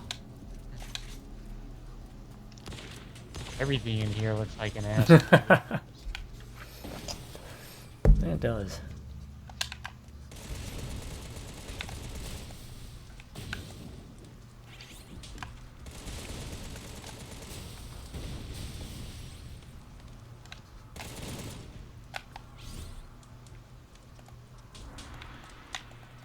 There might be something over here. I think. Or that. Ah, shit. You wanna go? Oh. Yeah, we'll just go. It's not like there's anything we're missing, really. Ping some enemies. Stay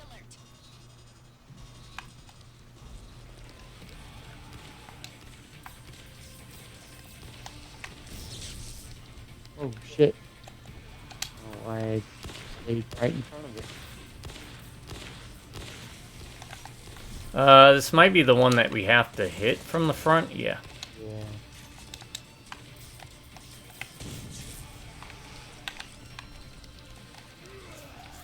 Though the explosive barrels seem to work on it.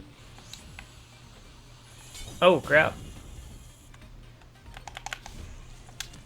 Ah!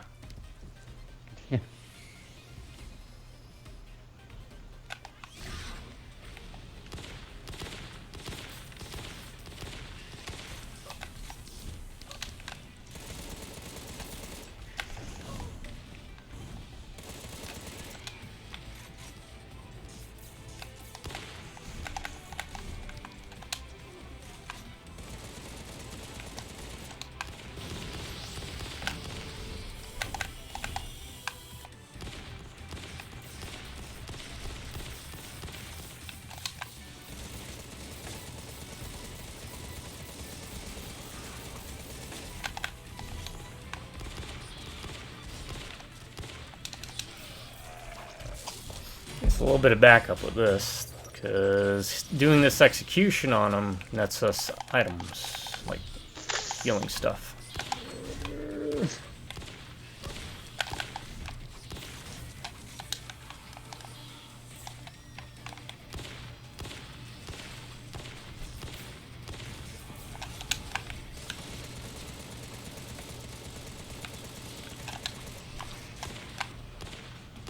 I'm getting.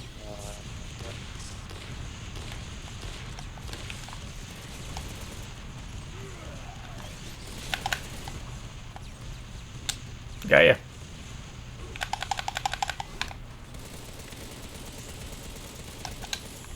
Hmm. Still.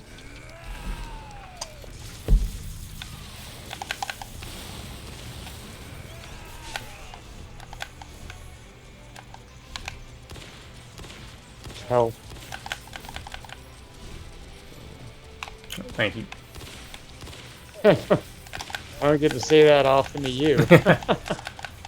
Oh god, no. Anything but these.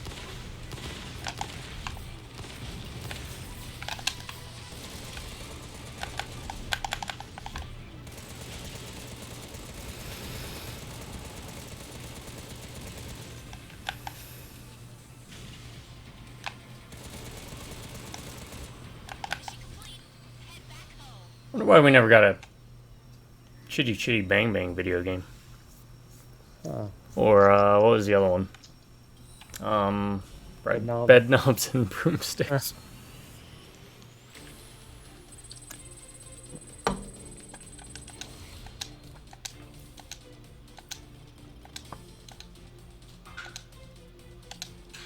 Alright, how many more do we have left on this stage? You want to do one more? Yeah. We'll call it here. Is that how many more we have left? We got two more. We'll see how this goes if we do the other one. Yeah, I'm fine. Yeah.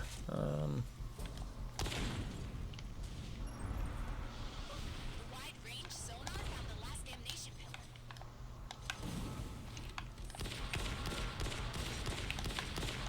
Take this one out, we'll have all the data we need.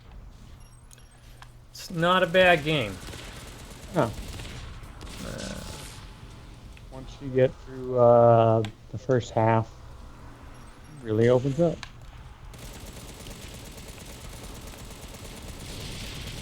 Oh, come on now.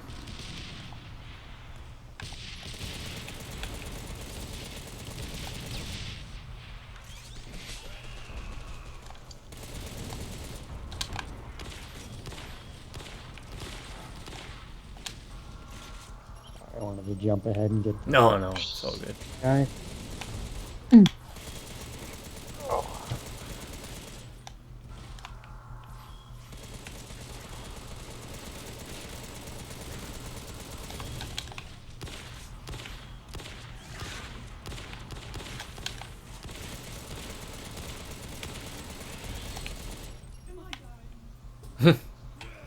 I didn't hear you guys say that before.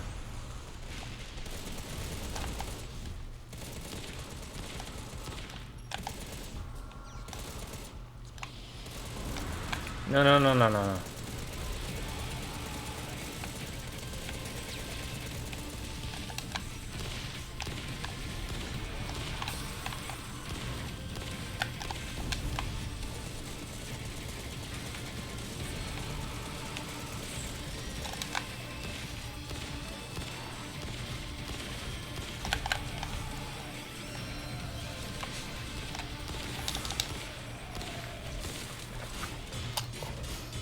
Alright, you should drop some items here for anyone. Mostly me, it looks like. I guess I grabbed like 4 of them.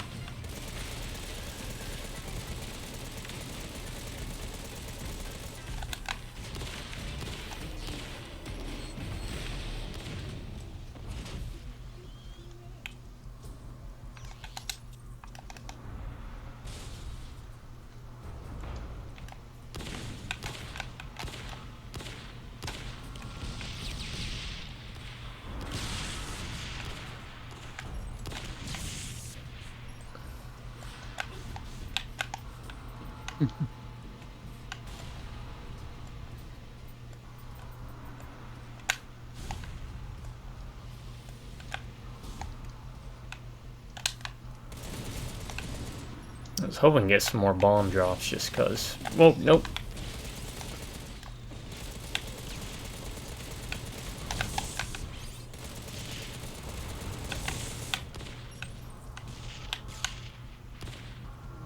What is craziness?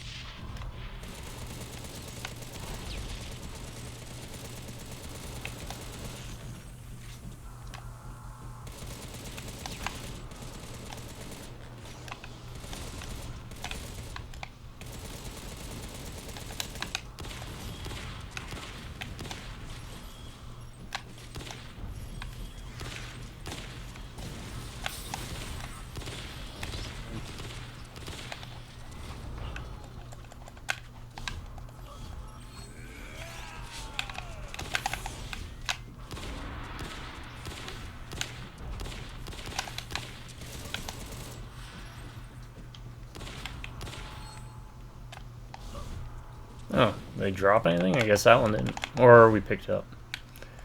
Up and up and up and up. There's health if you need it. Yeah, because I can always use the panda bears.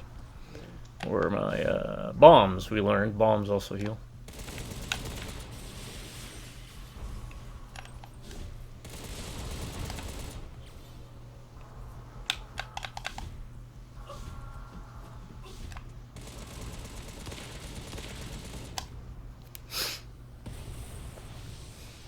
Alright. Destroy targets, huh? Stay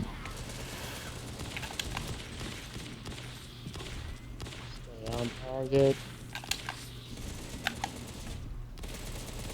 I wonder how they do target selection, because it seems like those bike guys are almost always after you.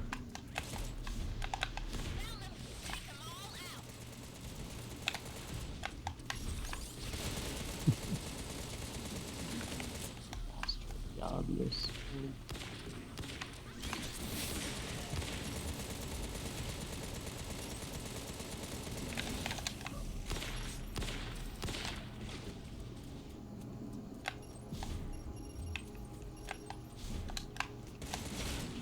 Just in case. Didn't know if there was health in them.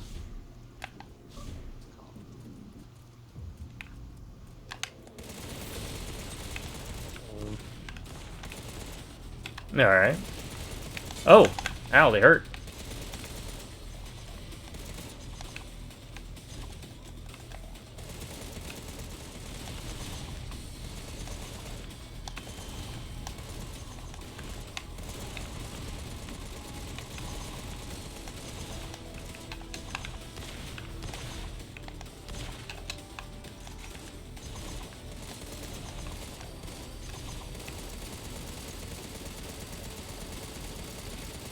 Oh, we can shoot those. Oh, we can shoot these though.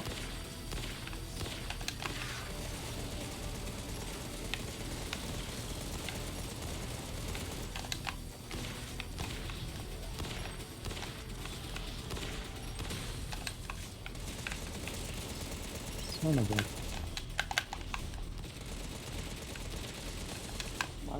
Not waiting.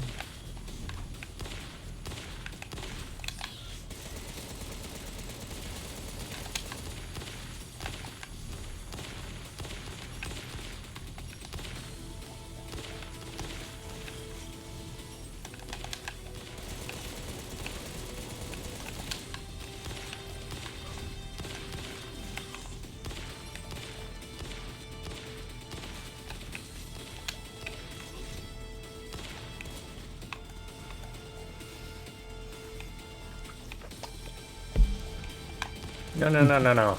Why? Is it because they know?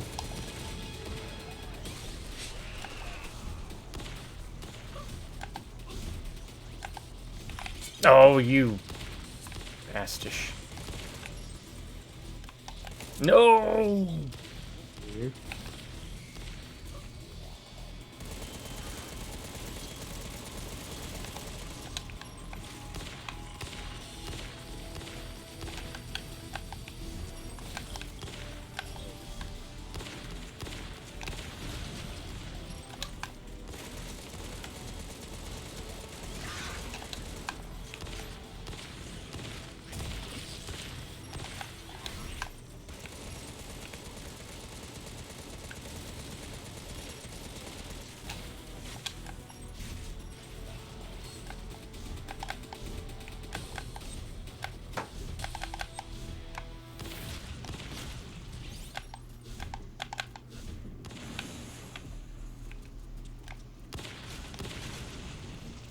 Nothing.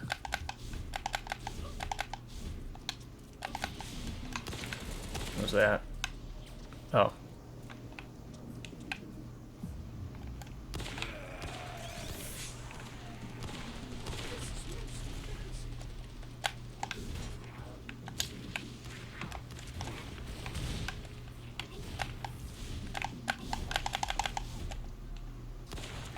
I have a gun, special gun, so I'm kind of trying to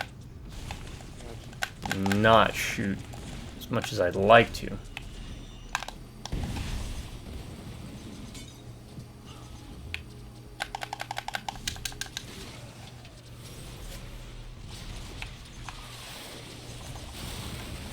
Shit. I wasn't even realizing.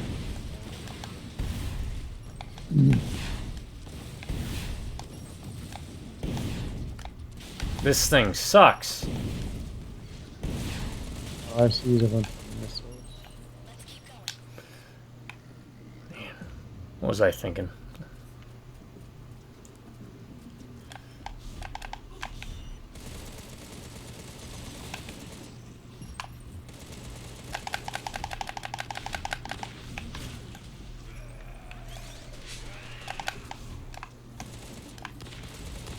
Wait, 5 of 14. Wow, these levels are getting longer.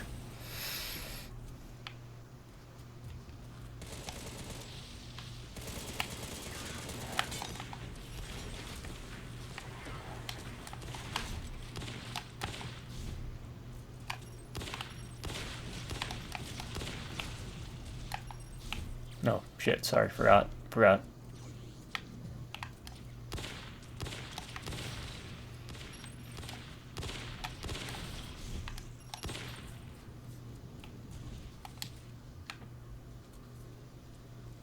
Doot, carrying a bomb. I'm carrying a bomb. I'm carrying a bomb.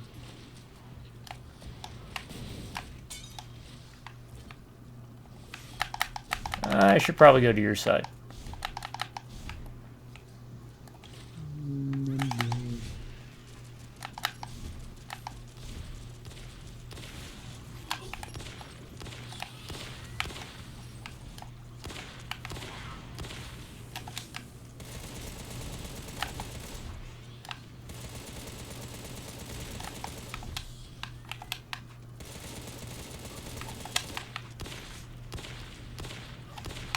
No, I don't want the health. Give it. Ah.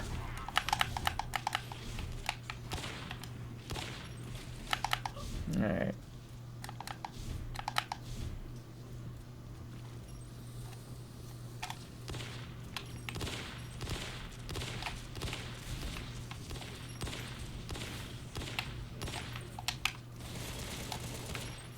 Oh crap, I wasn't even paying attention.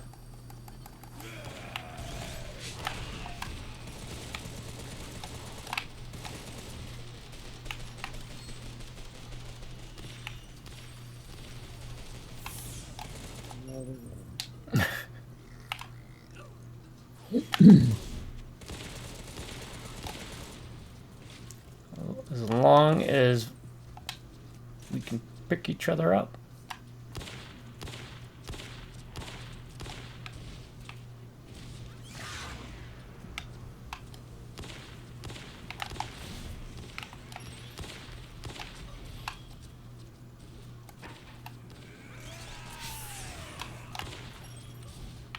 Ah.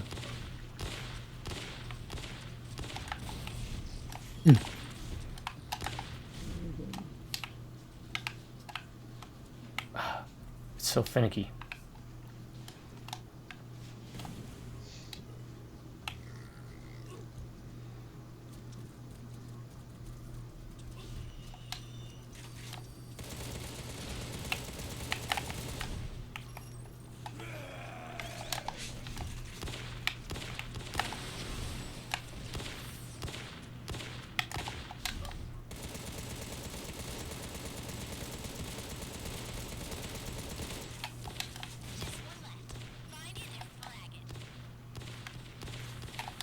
I can't even see it. Just blind firing in hopes.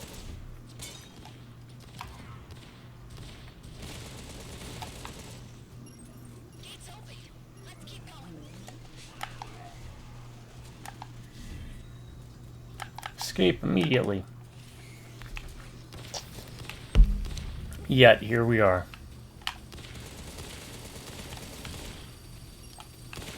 She's like, let's get going as she's hovering outside.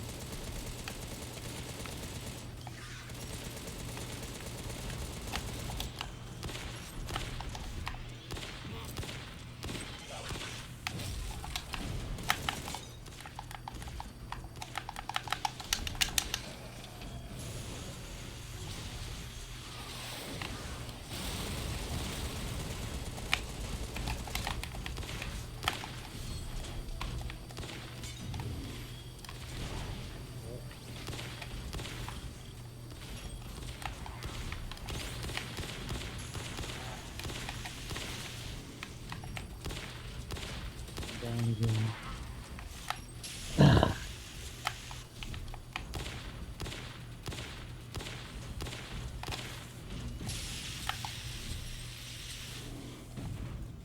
I got you. I got you.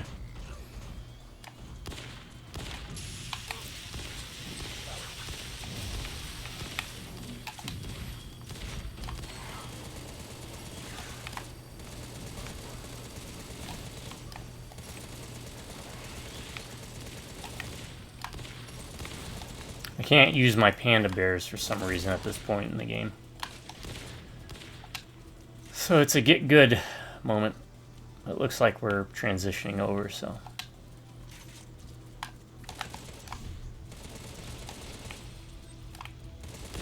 Oh, okay.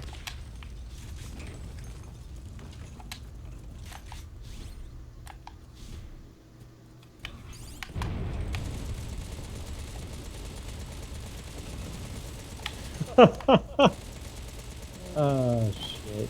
Where you at? Over there. Gotcha. Yep. No worries. These have gotten longer and definitely more complex. Yeah.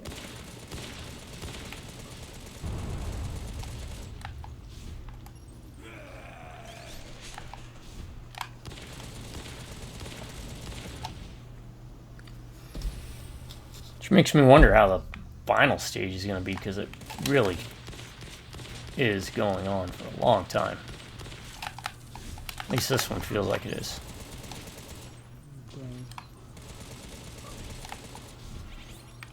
There's that way. That's an up way. What's over here? Wait, don't go that way. Go the other way. Yeah. Let us check that out real quick. Might be bombs.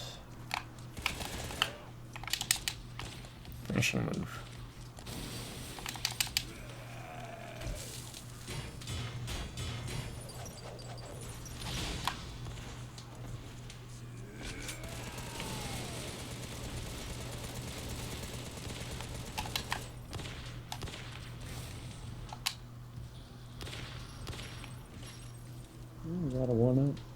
Oh, good. One up. Got a bomb.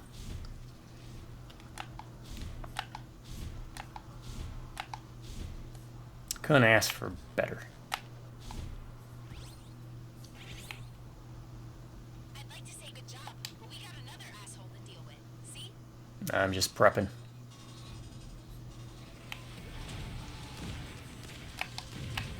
Oh, wow. Oh, he's low.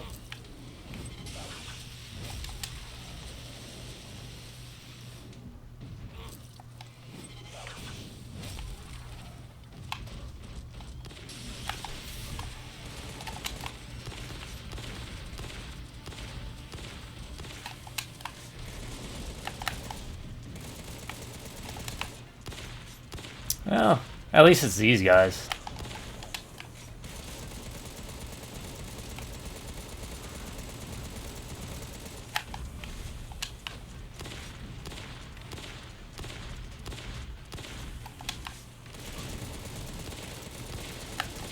We're guaranteed to hit something. Oh.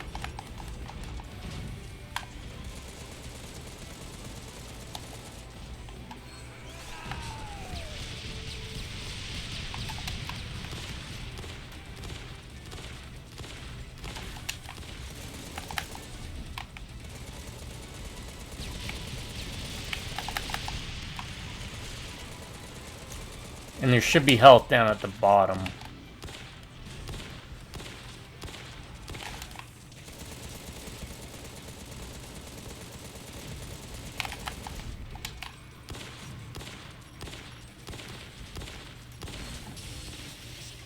Oh, that wasn't bad. For a final fight, anyways. Alright, so we'll call it here. You got one more on the stuff? Yeah, unless you want to, we can clear that one up. Also gives us more time to think about the ass. Yeah. I gotta change my heat. Alright, we'll take a momentary break, folks. Be right back.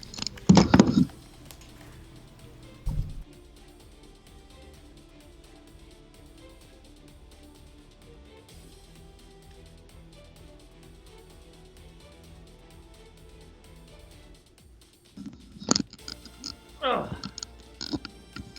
Alright, that was it.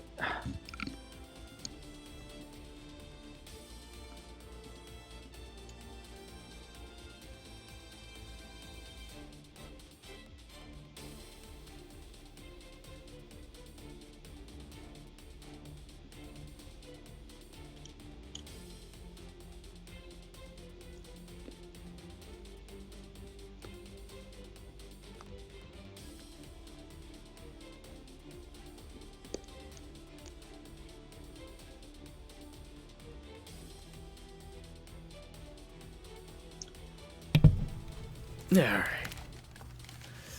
We are good, folks. At least on my end. Just waiting on him.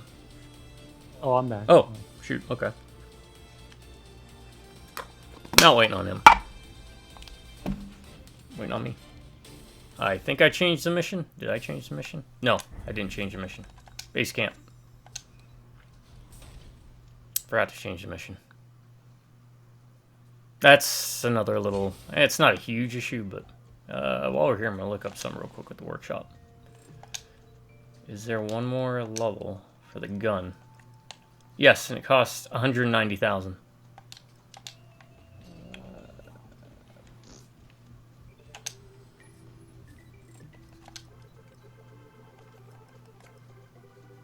Oh, wait.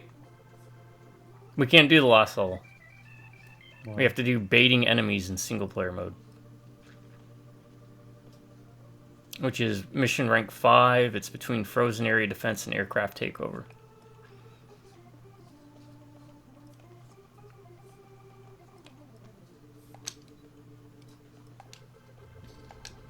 You see it? Baiting enemies, yeah. Yeah, might as well knock it out. And then we can, depending on how long that takes, see where we go from there.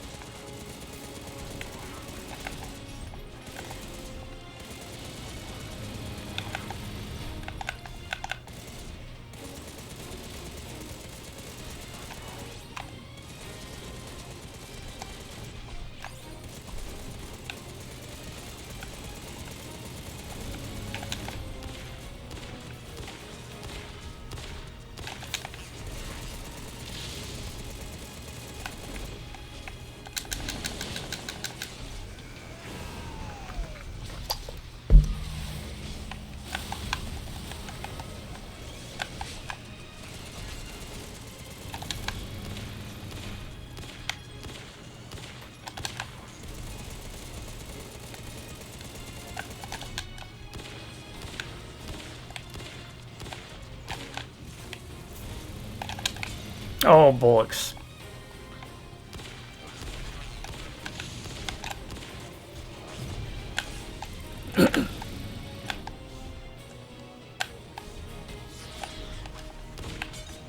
Oh, crap. How do you get up here? Wow, I am not doing good at all.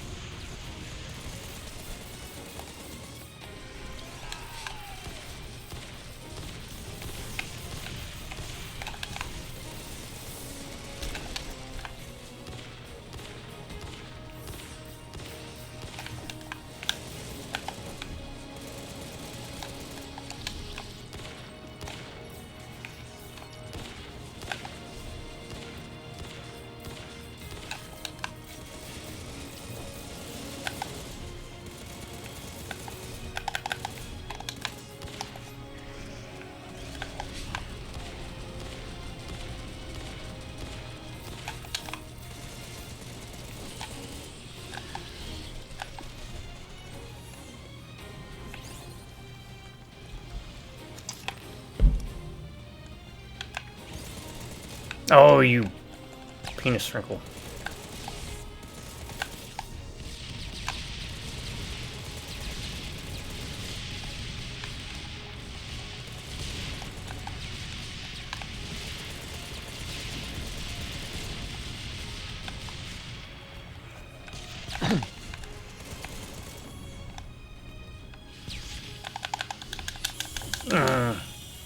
Oh man, I'm doing poor.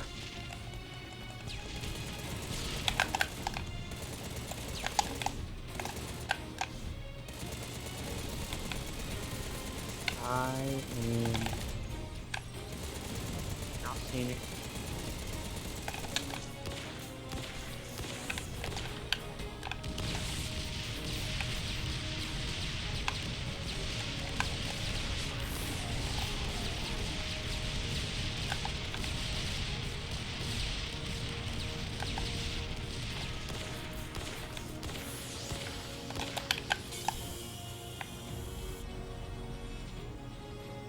Okay, picked up health, but I died immediately after doing it, so that was a waste.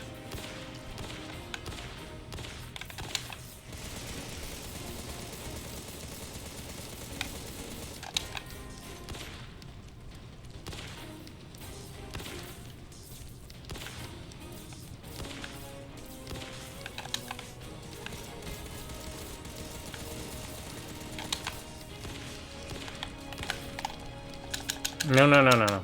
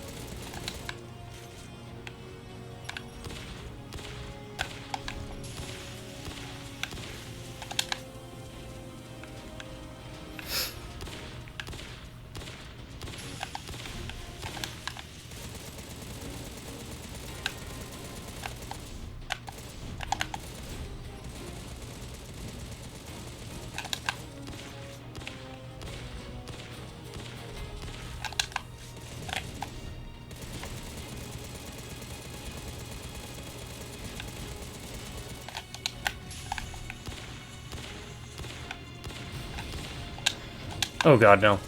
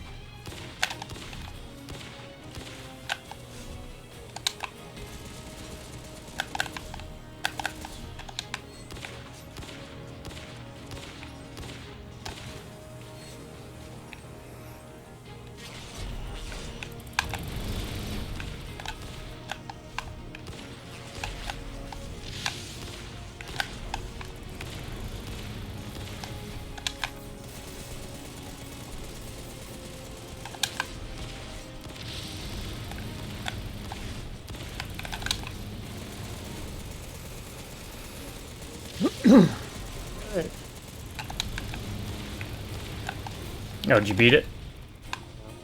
No. I'm Thought that was a victory. I'm on there.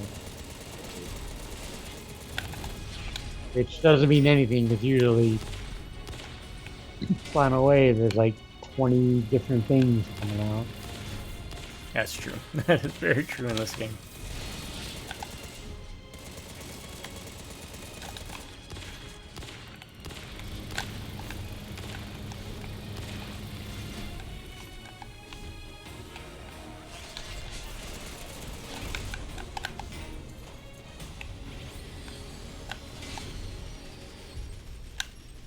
Mission complete. Head back home. Alright, I got it. I was sucking for some reason on that.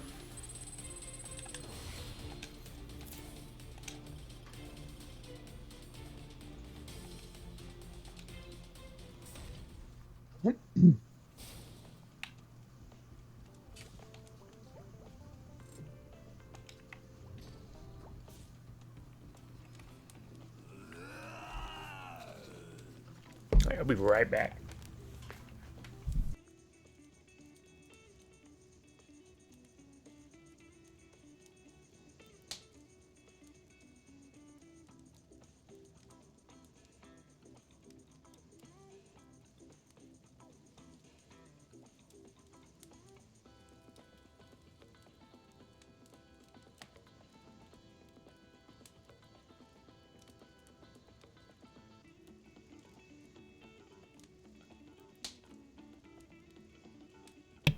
Alright, I'm back.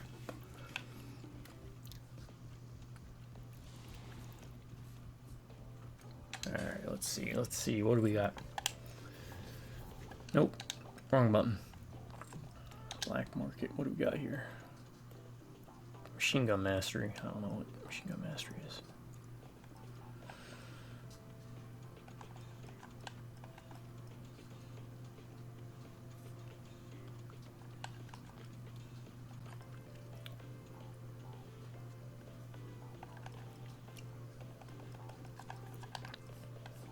Alright, let's see. Nope. Not enough to add anything. Oh, did you beat it? Yeah. Alright. You want to try for this last one? Yeah, may as well. It's the Okay. last one.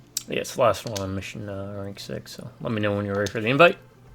Go for it. And we will bring this to a close. Then you should just have one more day. Yeah, I'm thinking one more day.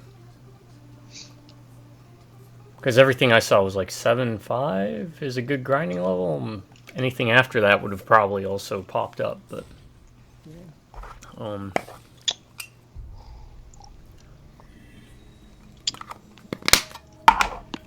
this is gonna be a boss. He's out here somewhere. Out of control after merging with the mega thief.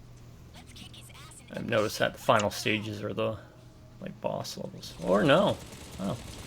Oh my God! Is this taking inspiration from Super C? Whoa! I fell.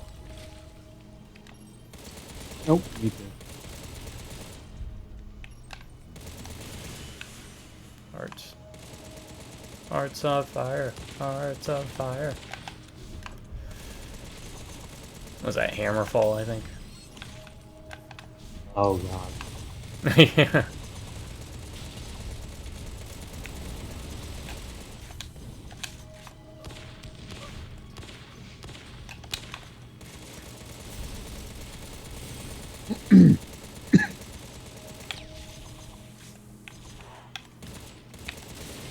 There's a one up.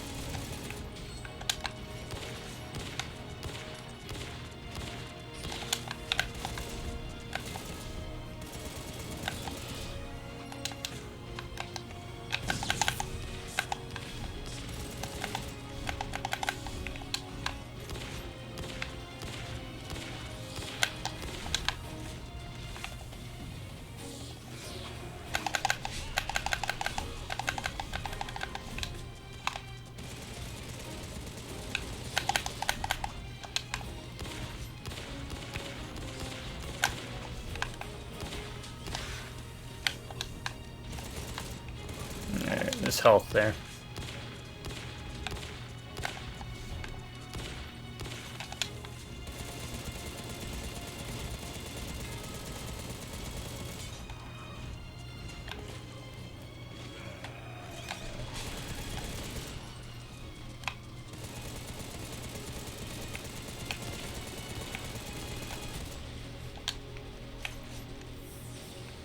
Alright, so you grab the health. Yeah, go grab it. It's fine.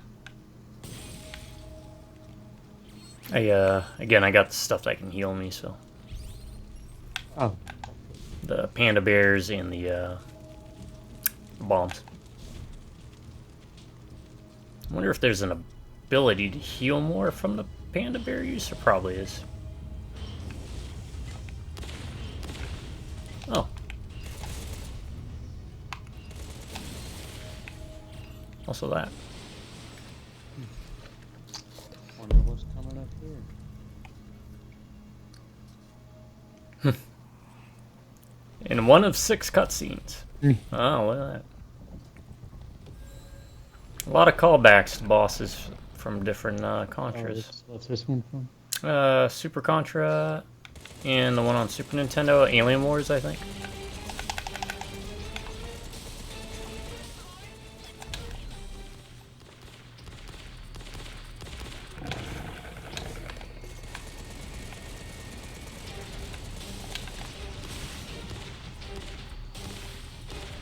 Just shoot the big head. The chicken shit ran away. Okay, there's rubbish there. It's in shambles. Gotta find another way. Oh no, Oh, shit. Resident Evil.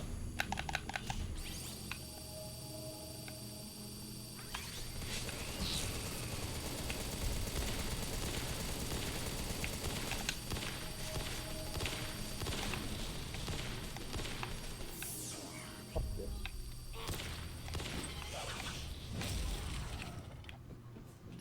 That works too. Probably a waste.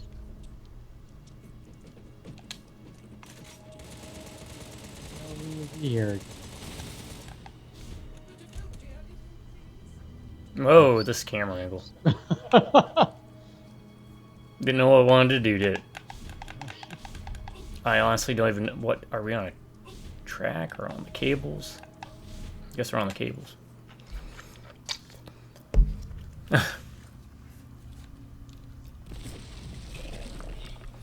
Oh, that's okay. Yep, 3 forms, right?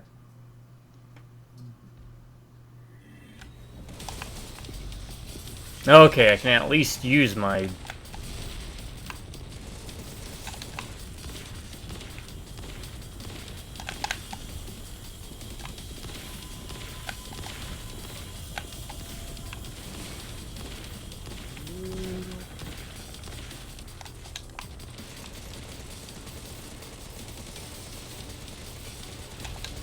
Are we shooting the legs, the heads? No, the legs.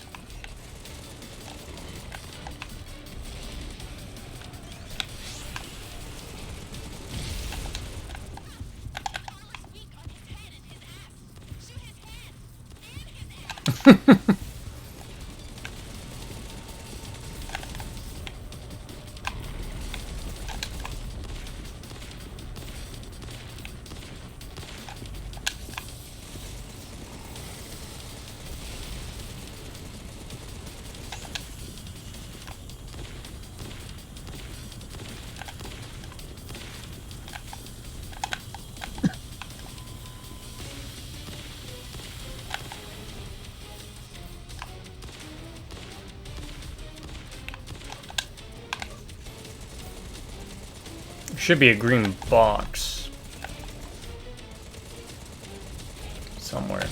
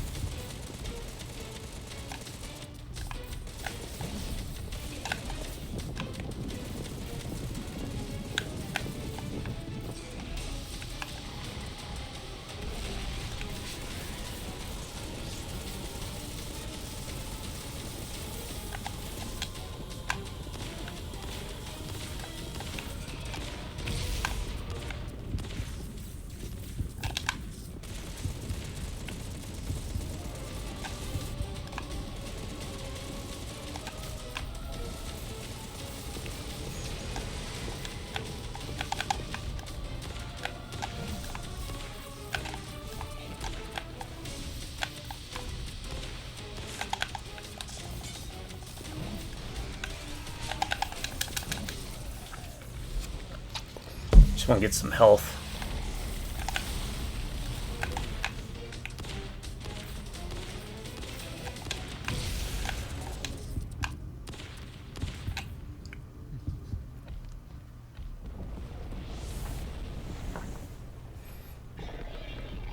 Third form? No. That was a 2 boss in 1. And according to the cutscene, I did that all by myself. Right.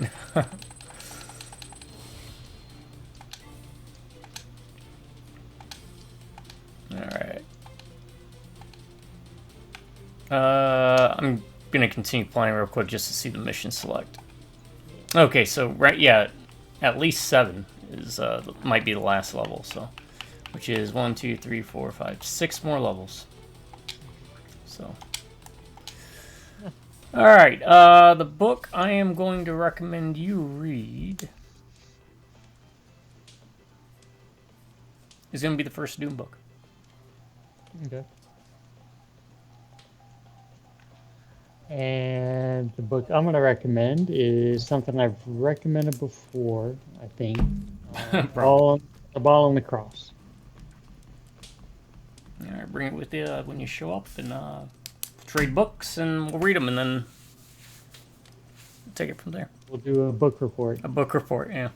That'll be a book report. It won't be a top 10. I'll title it Book Report for the video. All right, folks, we're going to call it here. This has been Contra Panda Core, Rogue Core, Part 4? 4, yeah.